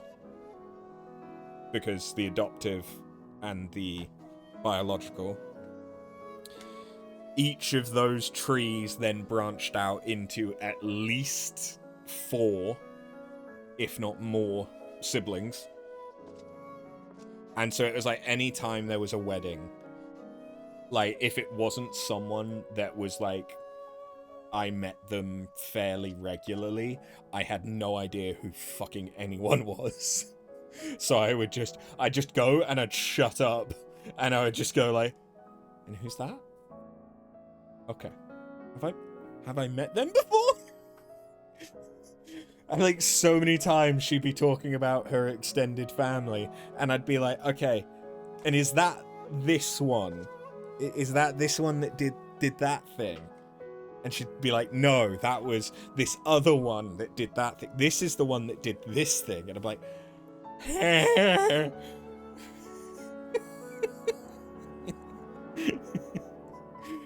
you think you've declined half a dozen weddings and funerals. You don't know or care enough for these distant relatives. Yeah, I think that is the thing, is when you've got those large families, like, the immediate familial ties can be quite strong.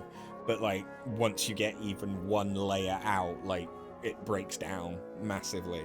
Whereas when you've got a small family, like, those ties to the, like, your cousins, for example, are likely going to be a bit stronger, just because, you know, as much as you can love all of your family, there's only so much love to go around.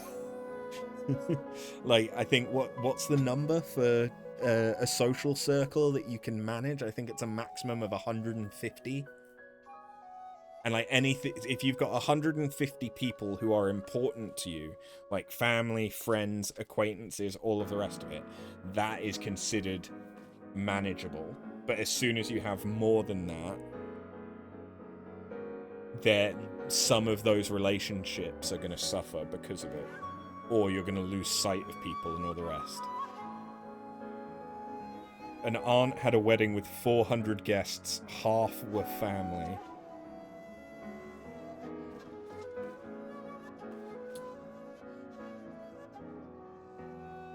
If I was to get married this year, fuck knows who too, but if I was going to get married this year, I think I would struggle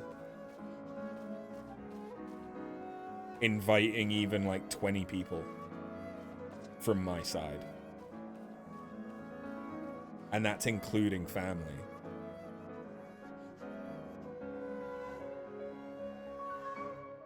Actually, no, that's not entirely true. I could probably do 30.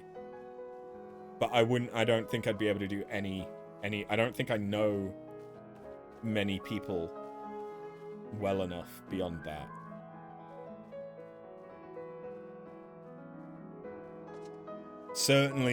I certainly don't know more than 30 people that I would care to have at a wedding. And the 30 is pushing it there, to be honest. Like, that includes inviting a bunch of people from, like, the board game group that I go to and stuff like that. You'd be happy with 0. Personally, let's do the fight. I'll talk whilst killing. Because, yeah, this is going into a tangent. Personally, I would rather spend not very much on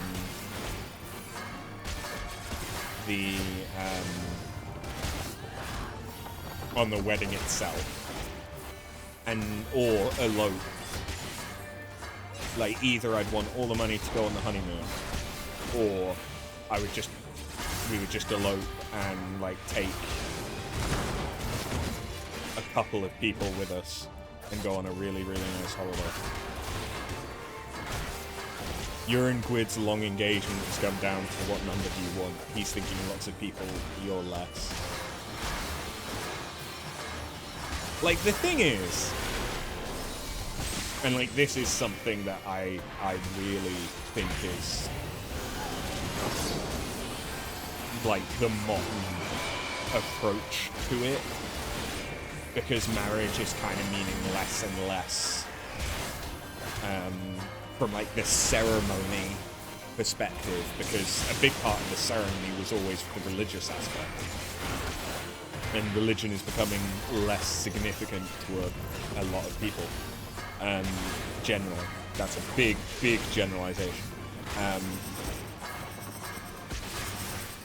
But like, you'll have maybe 10 or 20 people that you'll have there for the actual ceremony, but then you'll have more people who are invited to the reception afterwards. So you'll still have like a big party with loads of people, but they're just there to have a good time and celebrate with you, as opposed to you having to worry about like them being there the whole time and feeding them and all of that other shit. Like, it's like, no, don't have to dress up super fancy, don't have to come and get food, like, eat whatever the fuck you want, then come here to get drunk and do some karaoke.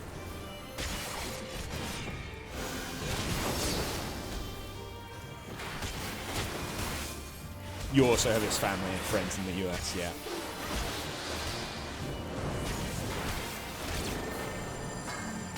That is the issue with like an international wedding, is that either way you have to fly people somewhere, or you have to have like 2 celebrations, and then in which case which group gets the ceremony.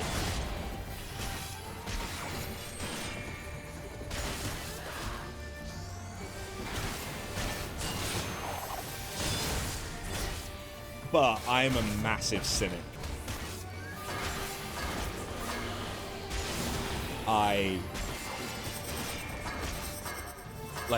For me, the reason to get married is more for the, like, financial, like, for going through the actual official marriage stuff, is, for the financial and legal stuff to do with it.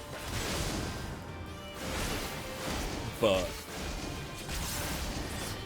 the religious stuff means absolutely fucking nothing to me.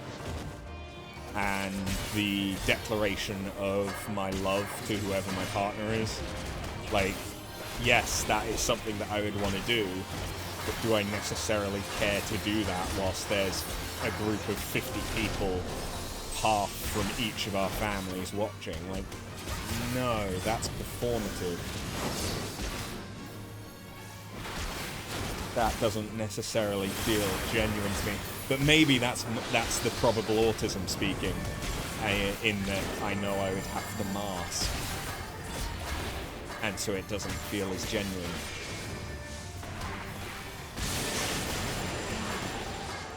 Whereas, like, going away on a holiday, making it an absolutely, like, amazing life experience that we'll both remember and have fond memories of forever.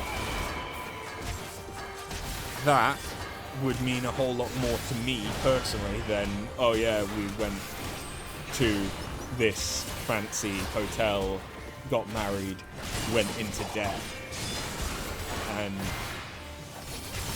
I didn't even get to enjoy most of the day because I was so stressed out making sure everyone else was alright. Because that's the kind of person I am. I would be worrying about other people or my bride. So, meh.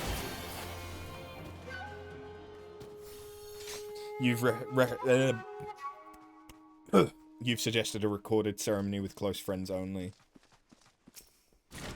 Yeah. I'd probably consider that. 2 parties, one for each side, but you've tried to bring both families together and it's not easy. Yeah.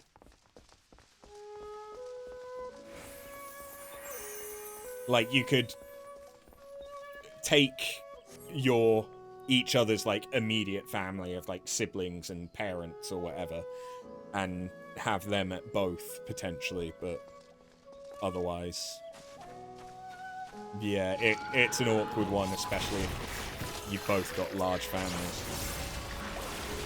Because as well, the other thing with large families is there's always a group that feels left out or hard done by if they don't get invited, and like, they could be fucking second cousins, third cousins, and they'll kick up a stink if they aren't invited, even if it's just like you and your parents.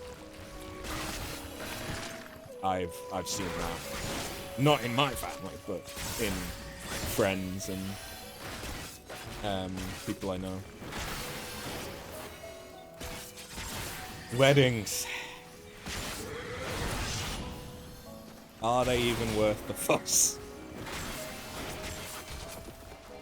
Yes. Personally, maybe not, but I will fight for anyone's right to get married.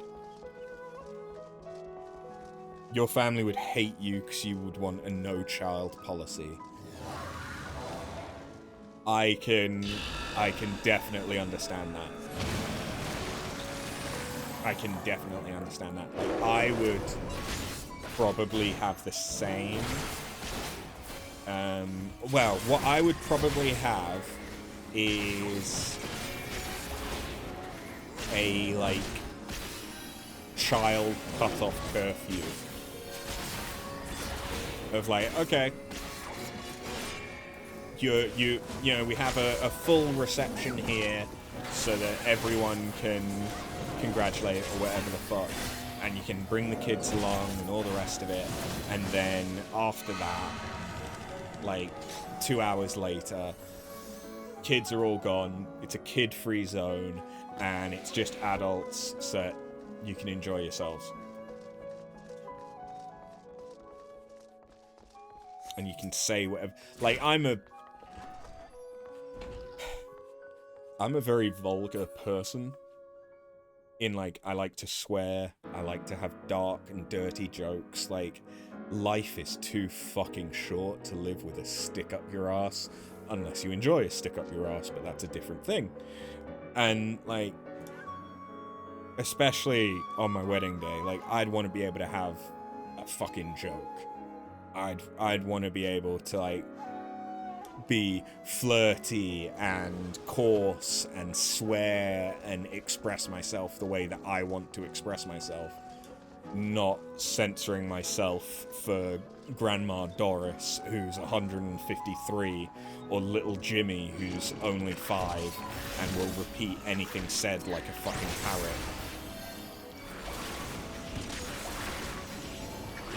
But, as I've said, who the fuck knows who I'll get married to, or if and when that'll happen.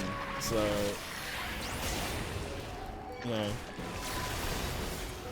it was close, and that fell through. So.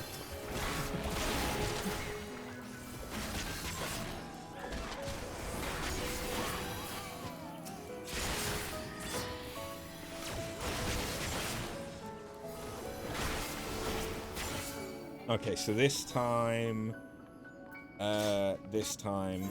very well, we have a deal. Many, many thanks. You've been engaged since 2018. Fair. Like, the thing is, the engagement,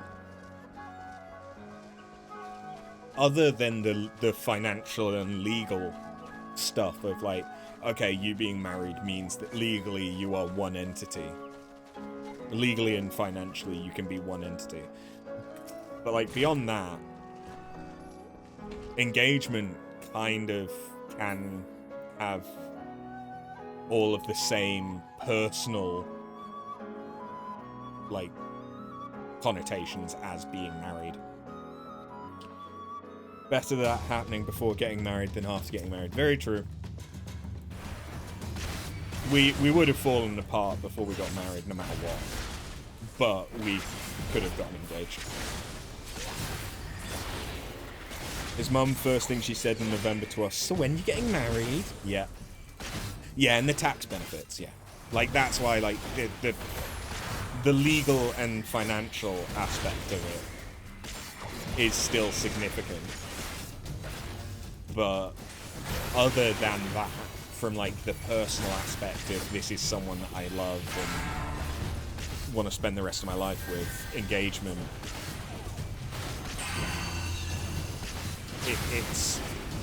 it's still that indication of, no, this is a person I want to spend the rest of my life with. We just haven't had the money and scheduling to organize the ceremony, basically.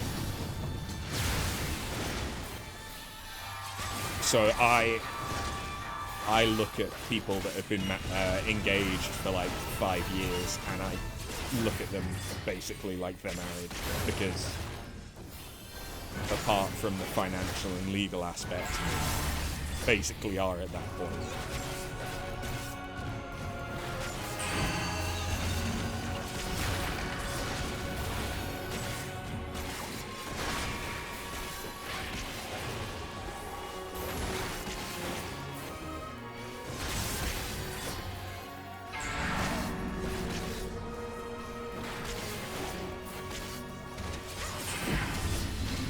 You're gonna head to bed? No worries, Tingles. Hope you get some good rest. It was good chatting, yeah. Ooh. Whee!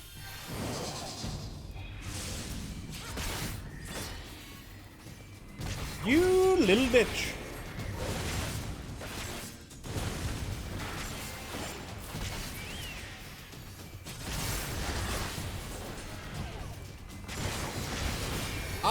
I saved your life, and now you're being a little cunt, trying to trap me and kill me? Well, fuck you, I'm gonna be a squirrel.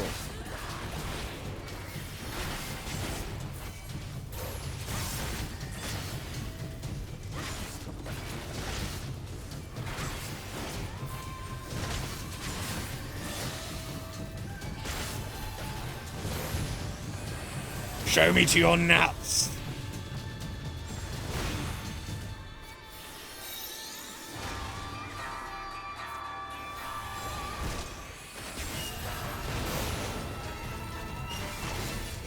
Ooh, I can smell petrichor.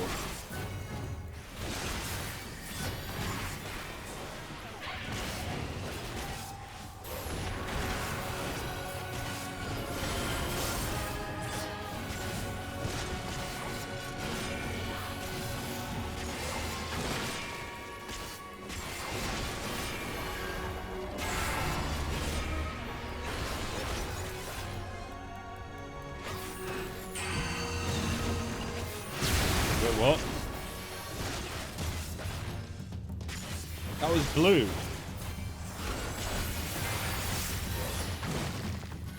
Wasn't it?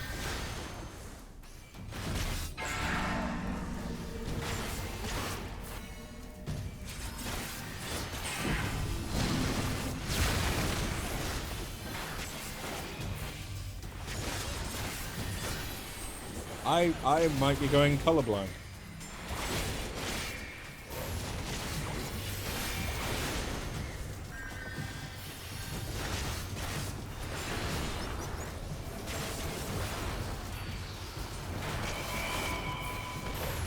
Do I need to put on the dunce hat?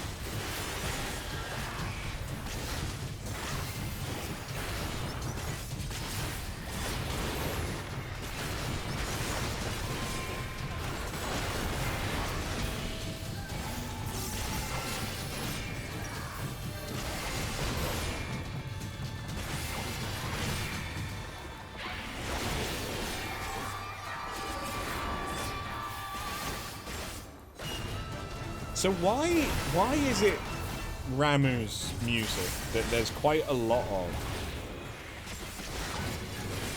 in this guy's background music?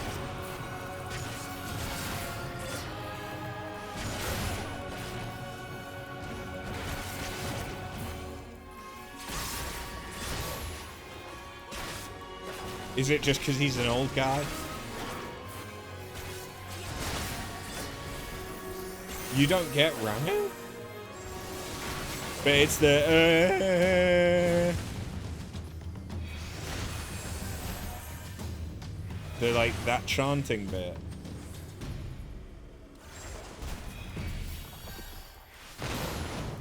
That's from Ramu, isn't it?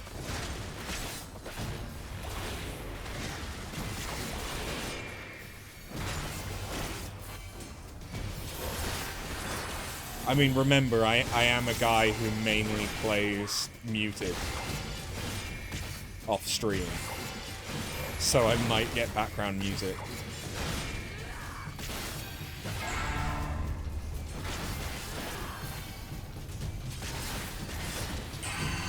Yeah, the wailing is straight out of Ramu.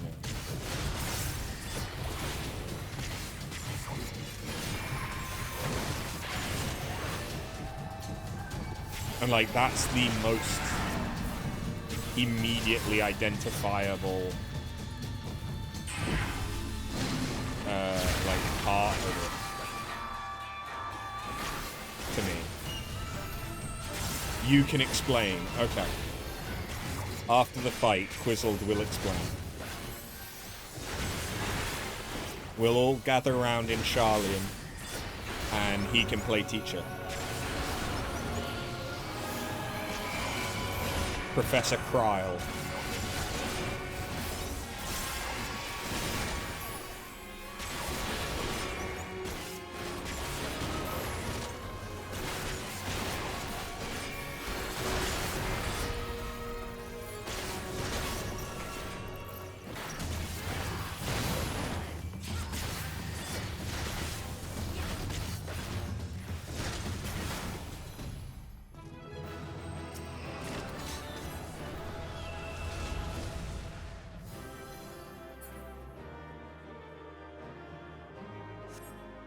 Okay, well that is the middle path done.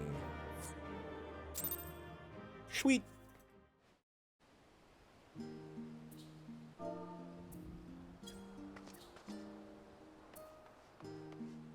I'm ready for the lesson.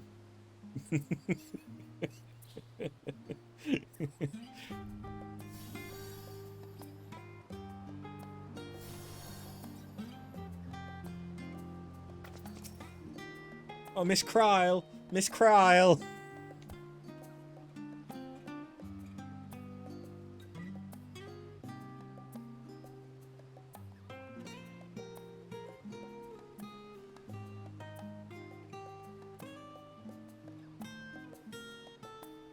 This is when they turn around and it's just like, budget. Recycled assets. That is all. If you remember from the Gods Alliance raids. Oh, yeah. Ramu is based on the Destroyer, right?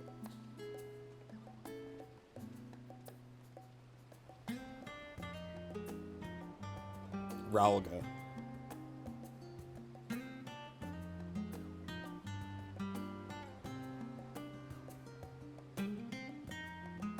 I've only done that fight against him once, so I don't remember if his music was similar to Ramu's.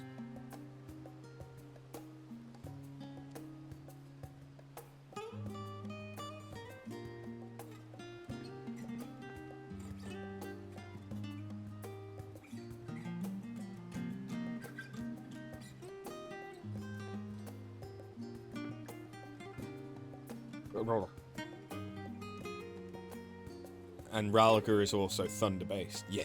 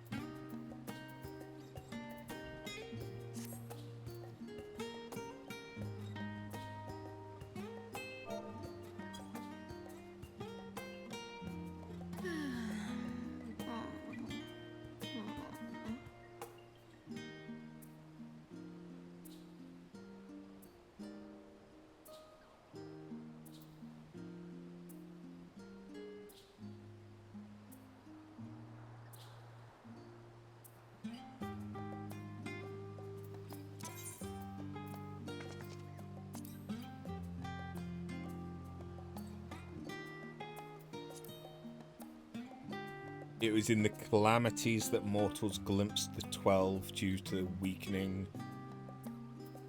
Yeah.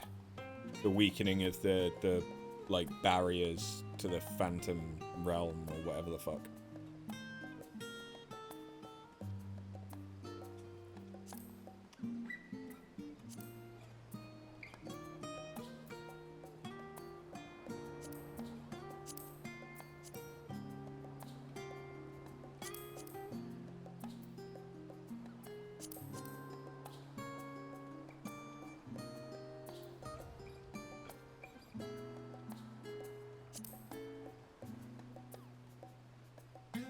So are we saying that Garai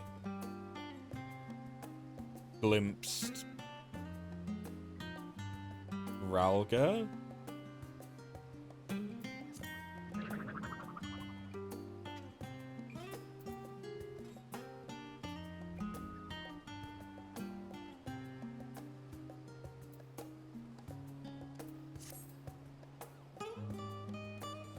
Or that the Tsukimogami was somehow related to, that possessed him was somehow related to a belief based on Ralga.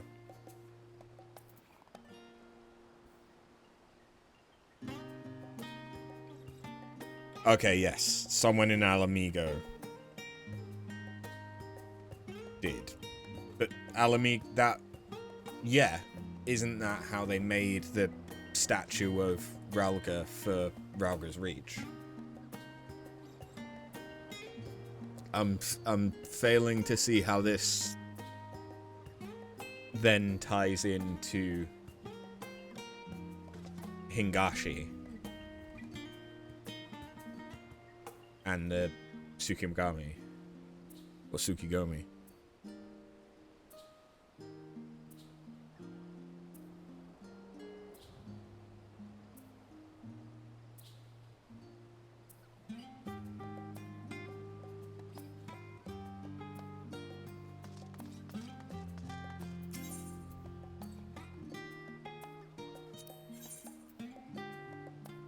Oh, I didn't have the cap yet.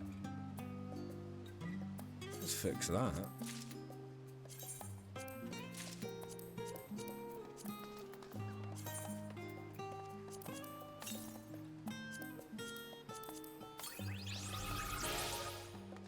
Well, I got some pussy.